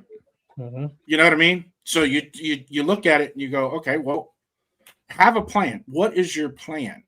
And to much of, and we all agree with this, mostly is based on what we're seeing and all the mock draft and analysis of ESPN and Pro Football Focus and all the hard work that they put into this. You guys can take that shit, shove it in the fucking garbage cans, because none of these GMs paid attention to what you guys were doing. Bro, none of these busters. Hey, I want to see whose thing was even close to this. Yeah. Do you know what they should start doing? They should start doing like the college football bracket, right? Where you can, if you can guess the draft, you get like $1 million or whatever the fuck it is. Here's one guy that we can lean on. If we go to Daniel Jeremiah tomorrow, look at it when he blogs tomorrow. Daniel Jeremiah is usually pretty good. He's got about an 80% accuracy rate on his draft boards. If he's like at 30% on this draft, then you just know everybody just, put through shit on the wall and let's see if it fucking sticks. Yeah. I don't know.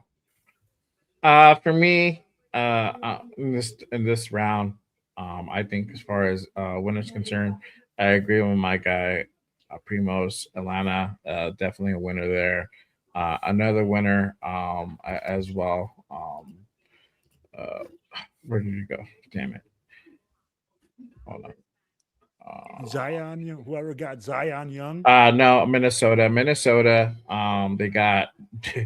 They got Big Citrus, and they got a tackle on there as well.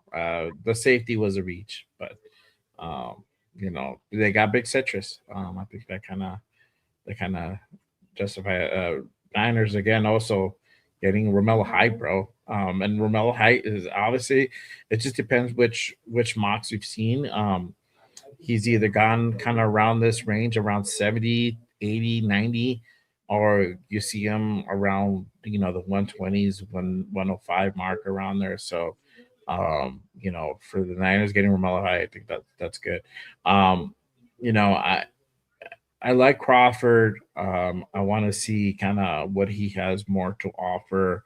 I think he might need some work, but we'll see what happens with him. I do believe, obviously, Max needs help, and definitely Crawford could be that guy for the future. In the third round, I hope so at 67. So we'll see what happens there.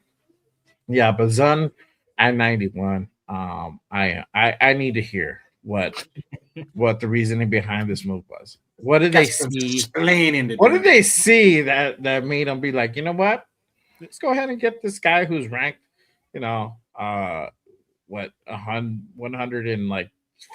or 67 or whatever. I don't even know his rank. I know it's like 5th roundish. to explain to me the reason behind that, and don't just tell me, because he can play all the positions. Okay, cool. How good can he play all the positions? That's another thing. If he can play like 2 good positions, okay, maybe I give you that. If he's playing 3 positions, okay, now he plays really at a really good level. Okay, now you kind of sold me on it. So I think I just have to hear the explanation. But at the moment, I'm not with it. I'm sorry to say. I do believe we needed to draft a lineman in this draft, but I had us drafting lineman probably as soon as maybe the 4th round, to be honest with you. I just had it there in the 3rd, I'm like, okay, if there's like nobody available, maybe we go a lineman. I do believe that we do need to go ahead and get a Colton Miller replacement for the future. but I feel that is more of a project type of thing. We don't need to go right away to go ahead and draft one in the third round. So, yeah, I kind of need to hear what the method to the madness is there, as the saying goes. So there you go. Next effect says there is also the idea of beating everyone to the punch. Yeah. Which makes people reach. Yeah. Yeah. Yeah. Because Jennings Dunker went right after us to Pittsburgh. You know what I mean? So it's like if they were that high on Trey Zoon and they were afraid Pittsburgh was going to take him at 92, that's probably another reason why they pulled the trigger at 91. Could be. You know? I'm not saying that that's what it was, but we got to kind of, because you know how those games go, right? How they play those games, and they probably had a sniff around the situation, and they probably felt that Pittsburgh was going to go ahead and reach for him as well at 92, so they go ahead and decide to do it at 91. Could be. But then again, just because your friend stuck his finger in a light socket doesn't mean you have to do it too. There you go. Yes. Spytech is supposed to speak in the next few minutes right now. I'm gonna go watch that. So I'm gonna check out. Hey, thanks for having me on. Appreciate it. Hey man, appreciate you pulling up. Freaking starving to death right now. So, yes, for sure. You guys take it easy, man. Keep in touch, and all you guys out there in chat land, hit me up, sub to my channel, all that good stuff. Yeah, make sure you guys go ahead and head on over to Jason's channel. Make sure you guys go ahead and give him a like and subscribe to his channel and all the channels you see on here. But appreciate you pulling up and tapping in, man. No all right, have a good night. All right, let me read you this quick scouting report. So for Zun, he has elite level pass protection, allowed just 2 sacks across 435 pass blocking snaps in 2025. Quick first step, laterally to reach landmarks on zone scheme reach blocks. Hands fire with accuracy and timing, consistently winning inside leverage. Wide base absorbs rushes without surrendering ground. Showed comfort and competence at center during limited 2025 snaps there. Two-time captain with 4 years of starting experience.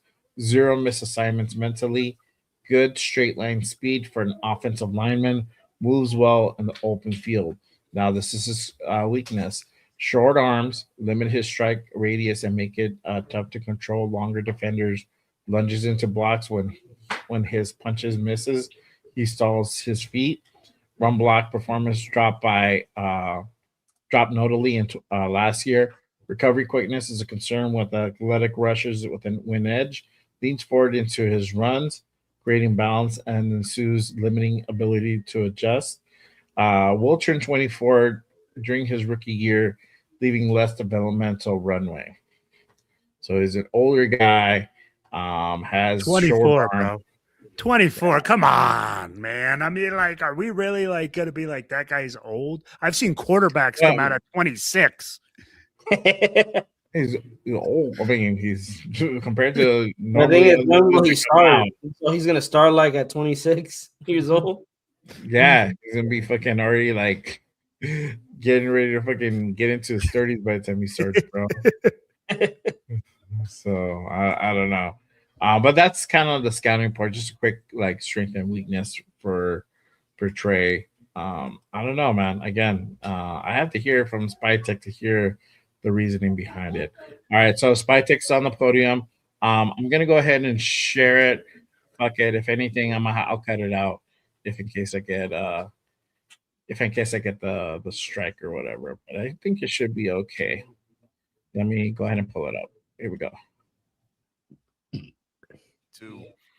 We've just tried to load this roster up with guys that love it, that have leadership traits, that are great teammates, that will do the right thing, that will do the extra thing. And I think we all really felt like the 4 guys that we have so far in the 2026 draft, they fill those buckets up pretty well. What was it that jumped off the tape to you just about his skill set as it translates to what safeties are asked to do in the league nowadays?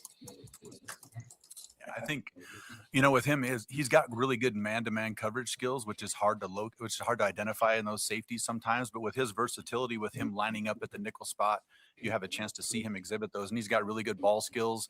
He's also a good tackler. He's a physical player. So he checks every box kind of for the skills that you're looking for at that spot. And you got a chance to see him kind of display all of them because of the versatility and the way he played. How do you feel like Crosby's and Crawford's skill sets will complement each other?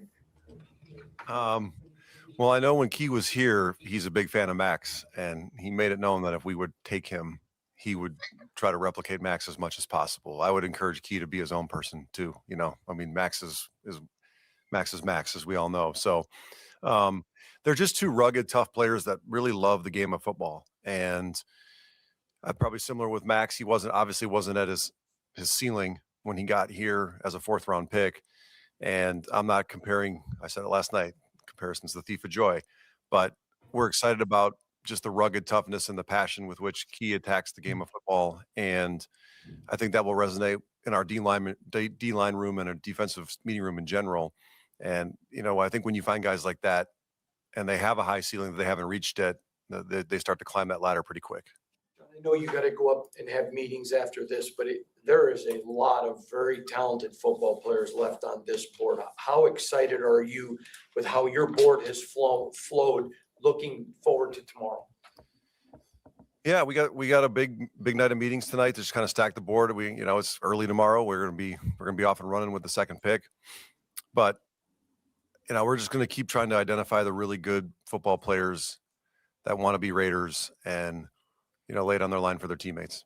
And we got a lot of really good ones left too. We got 6 picks left tomorrow, and we're thrilled and excited about that challenge and that opportunity tomorrow. When you look at your draft class so far, there's a theme kind of with Fernando and Kenyon kind of being under-recruited, and then obviously Stoops not even being recruited at all coming out of high school. Is that kind of an underdog theme that you kind of sense, and is that something that you gravitate towards, knowing that you're drafting players that kind of have this chip on their shoulder coming into the league? We didn't necessarily identify them because they were under-recruited or not very much recruited at all, but just I love the chip.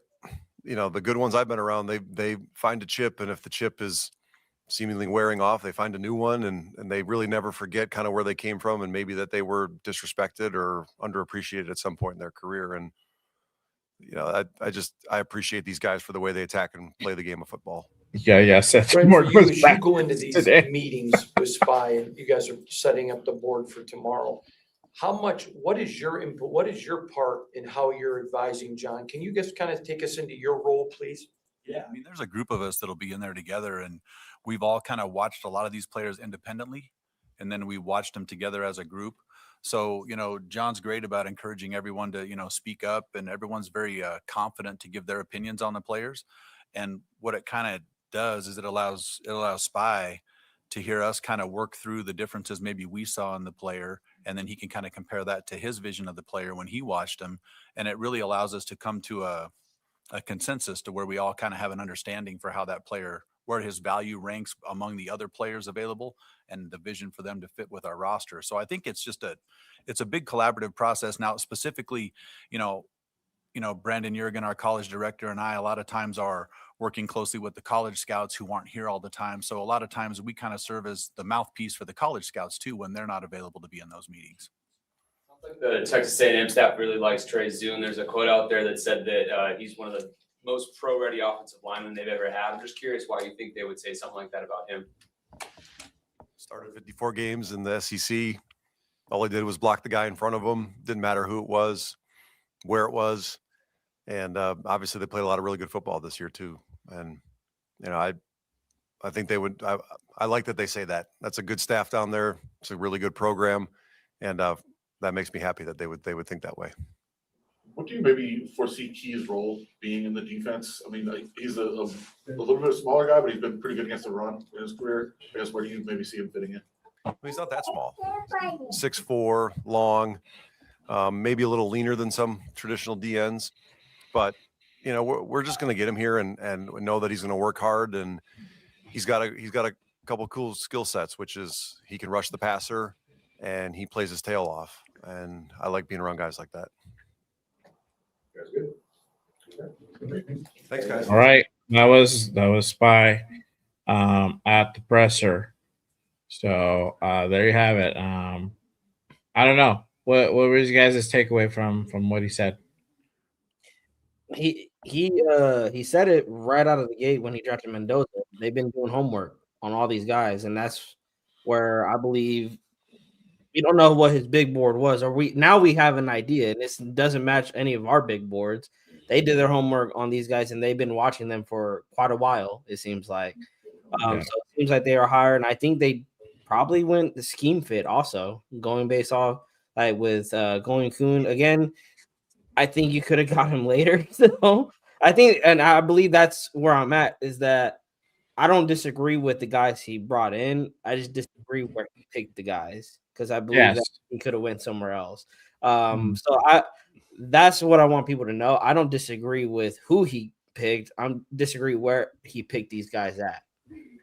Yeah, I agree, 100%. Well, Well, he cleared up exactly what questions we had, right? When we said, hey, why did you draft the guys in these positions? He's looking for guys that have certain qualities. He's not looking for guys that we're looking on our big boards, right? Like we look at our big board one way, he looks at a way in another way. He looks at leadership. He looks at other traits that we don't see. So I can see and I can appreciate that, right? And he said, hey, Trey Zune, when they asked him about him, hey, most pro-ready offensive lineman there. Yeah. You know, when you talk to a coach, bro, and a coach tells you that, I don't know about y'all, but like when a coach, for me, when I tell a person that this player is that ready, I'm putting my name on it. I'm putting what I believe in and who I am behind that guy. And for a coach to do that on a player, bro, you know what?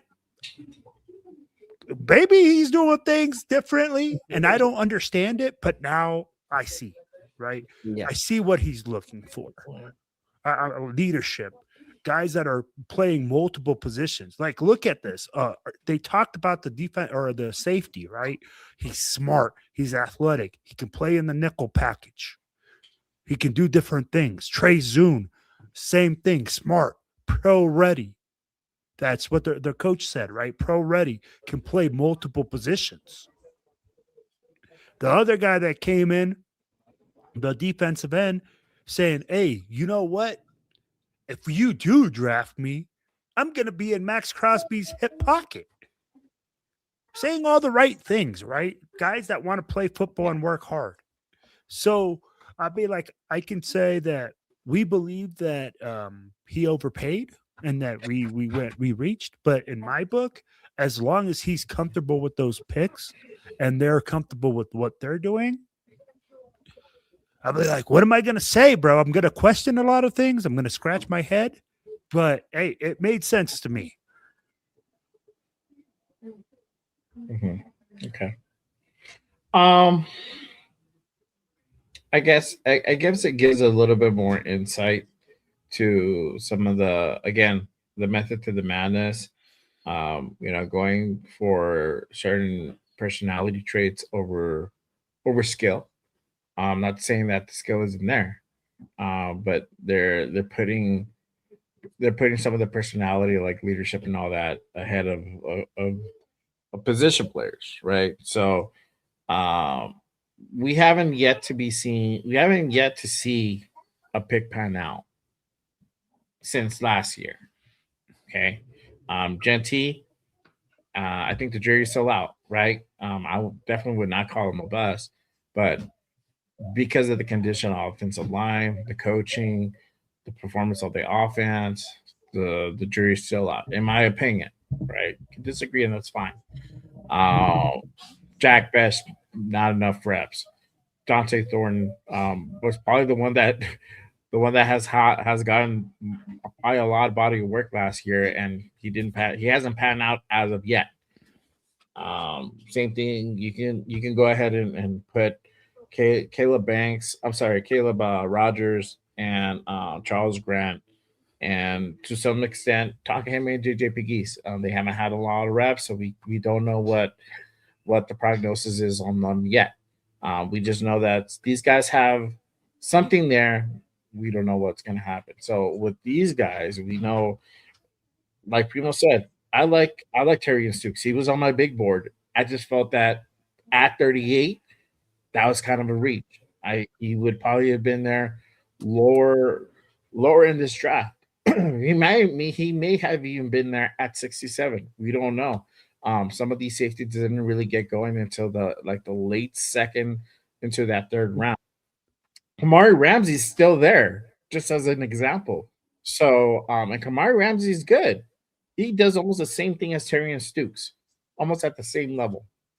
That's a matter of like Opinion. opinion, right? Yeah, but Kamari Ramsey's still there. It's crazy, and this guy was projected to go off the board in the third round, which we're done. Um, so it's kind of stuff like that that kind of makes me wonder, okay, what's the reason behind it? So if it's a character thing, if it's a leadership thing, personality traits, all that stuff, okay, or you can sell me on that. But ultimately, I need to see the production on the field. I need to see the results. Agreed. That I think that's going to be the line where we're going to have to go ahead and now this year, despite takes on the line to be judged. There's no more like, hey, it was Pete's way and all this shit. All right, cool. You got your draft. You got your head coach. Cool. We'll go ahead and give you the green check mark on that. Free agency, green check mark on that.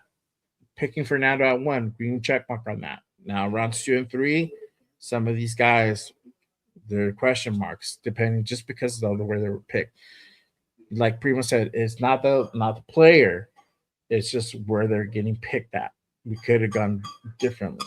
So obviously, last day's tomorrow. We're gonna find out really quick. Literally, we're the second pick off the board. We're gonna go ahead and know what if they're gonna go out after, if they're actually gonna go for a defensive tackle or not. If they're gonna go for a wide receiver, if they're gonna go for a corner, linebacker, all that good stuff. We'll find out tomorrow for sure. So that's kind of where I'm at on that. I'm not. What else can we do? I don't think like the level of my upsetness was as much as it was initially.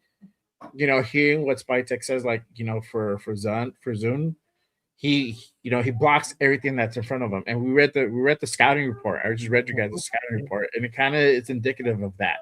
I didn't quite catch him him saying that the Texas A&M coach says he's pro ready or at that caliber. I didn't catch that. So if you heard that he said that, cool. Then that kind of changes things, right? Again, these are the things that we're not privy to. So they have phone calls with the coaching staff that we don't get to be part of those. We don't get to know those things, right? They do their homework from A to Z. They'll call up coaches, high school coaches, the JUNCO coaches to see like what these guys did, a year ago, 2 years ago, 3 years ago. It's on that level. So obviously again, it's all about what the product on the field shows. So hopefully it works. I'm rooting for these guys because I want us to win. I want us to get it back to prosperity. So that's kind of where I'm at on that.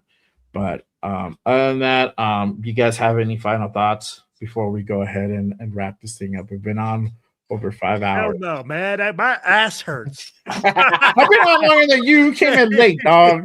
I've been holding down for 5.5 hours. I ain't got no final My thoughts. ass My hurts, brain bro. is fried. My brain is fried, bro. Like literally. I'm like, hey, man. Hey, Raider, and I'll tell you guys like this. Let's not overanalyze things. Like we said, this guy's been cooking. Let's see what happens. At the end of the day, you already know, man. You already know. At the end of the day, you know what? It looks like he knows what he's doing, man. And I mean, like, again, he soothed it over. He explained why he made his draft picks, and we move on. Let's see what happens tomorrow. And I mean, like, at the end of the day, tomorrow, then we can evaluate at least what we think will be the draft grade, right? Because then we got to see these guys perform. Surratt's a Raider tomorrow. Raider. Oh, don't I hope you know that. Okay. I hope you know that. That's my final thought. Is that That final Surratt is thought, I'm going to at be it. a Raider tomorrow? Yeah, Do bro. I want that? No. There's so much. There's still talent there. There's Oh, that's not true, bro. Tyler Bell, Bryce Lance. There is still talent there Yeah. that they can go for better at 102. They better not go Surratt at 102 They probably will at go all, Surratt, man. bro. At all. Think about it like in the upside down, bro. Like everything front is back is front, right is left, down is up. Right. If I'm at, because The show's over, bro. The show's over. Let's just call it a wrap. I'm gonna be at work during round 4. Raider Will is somewhere showing his face during our pick, and it's Surratt. I'm gonna be tuning in. I gotta see the crash out. Oh man. All right. I don't have any final thoughts except this one. Tomorrow, Good Morning Raiders. We starting early though. Not 10 a.m. We starting at 8 a.m. 8 a.m. for day 3. We right at Bush and Chow, that motherfucker. I'll be holding it down. Make sure you guys go ahead and pull up to that one.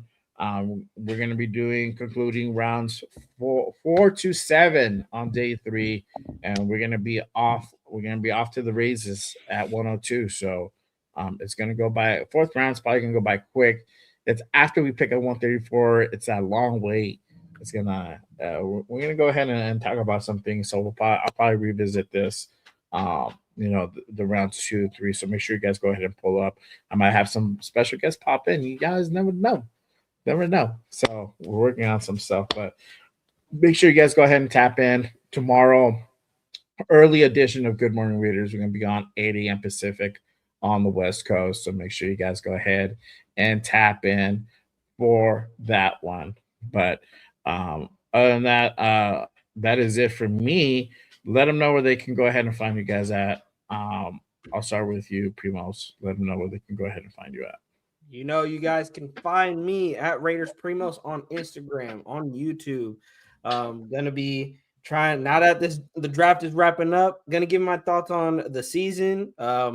People think there's a quarterback battle between Mendoza and Cousins. I'm gonna get into that. You guys know I've been high on Mendoza, but I'm gonna let you guys know I do think he should sit for the season. I'm gonna leave it at that. All right. Tune in, man. I'm gonna get to my guy Will. Hold on, let me pull up Will.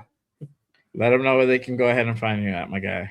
Hey, what up, baby? It's your boy Raider Will with the Silver and Black Radio Podcast. And you guys already know, man, I'm on YouTube, TikTok, Instagram, Silver and Black Radio Podcast. You're going to find me on the most notorious podcast on Tuesdays. I do the Silver and Black Radio Podcast on Thursdays. And then I got a new project on the Vinny and Will show. We release every Friday where we're talking to football players from all over the world and coaches and everything like that. We call it Football International. So, guys, make sure that you guys stay logged into that one if you guys are interested in anything that requires football worldwide. And one more thing, man, I want to send out a salute to my wife.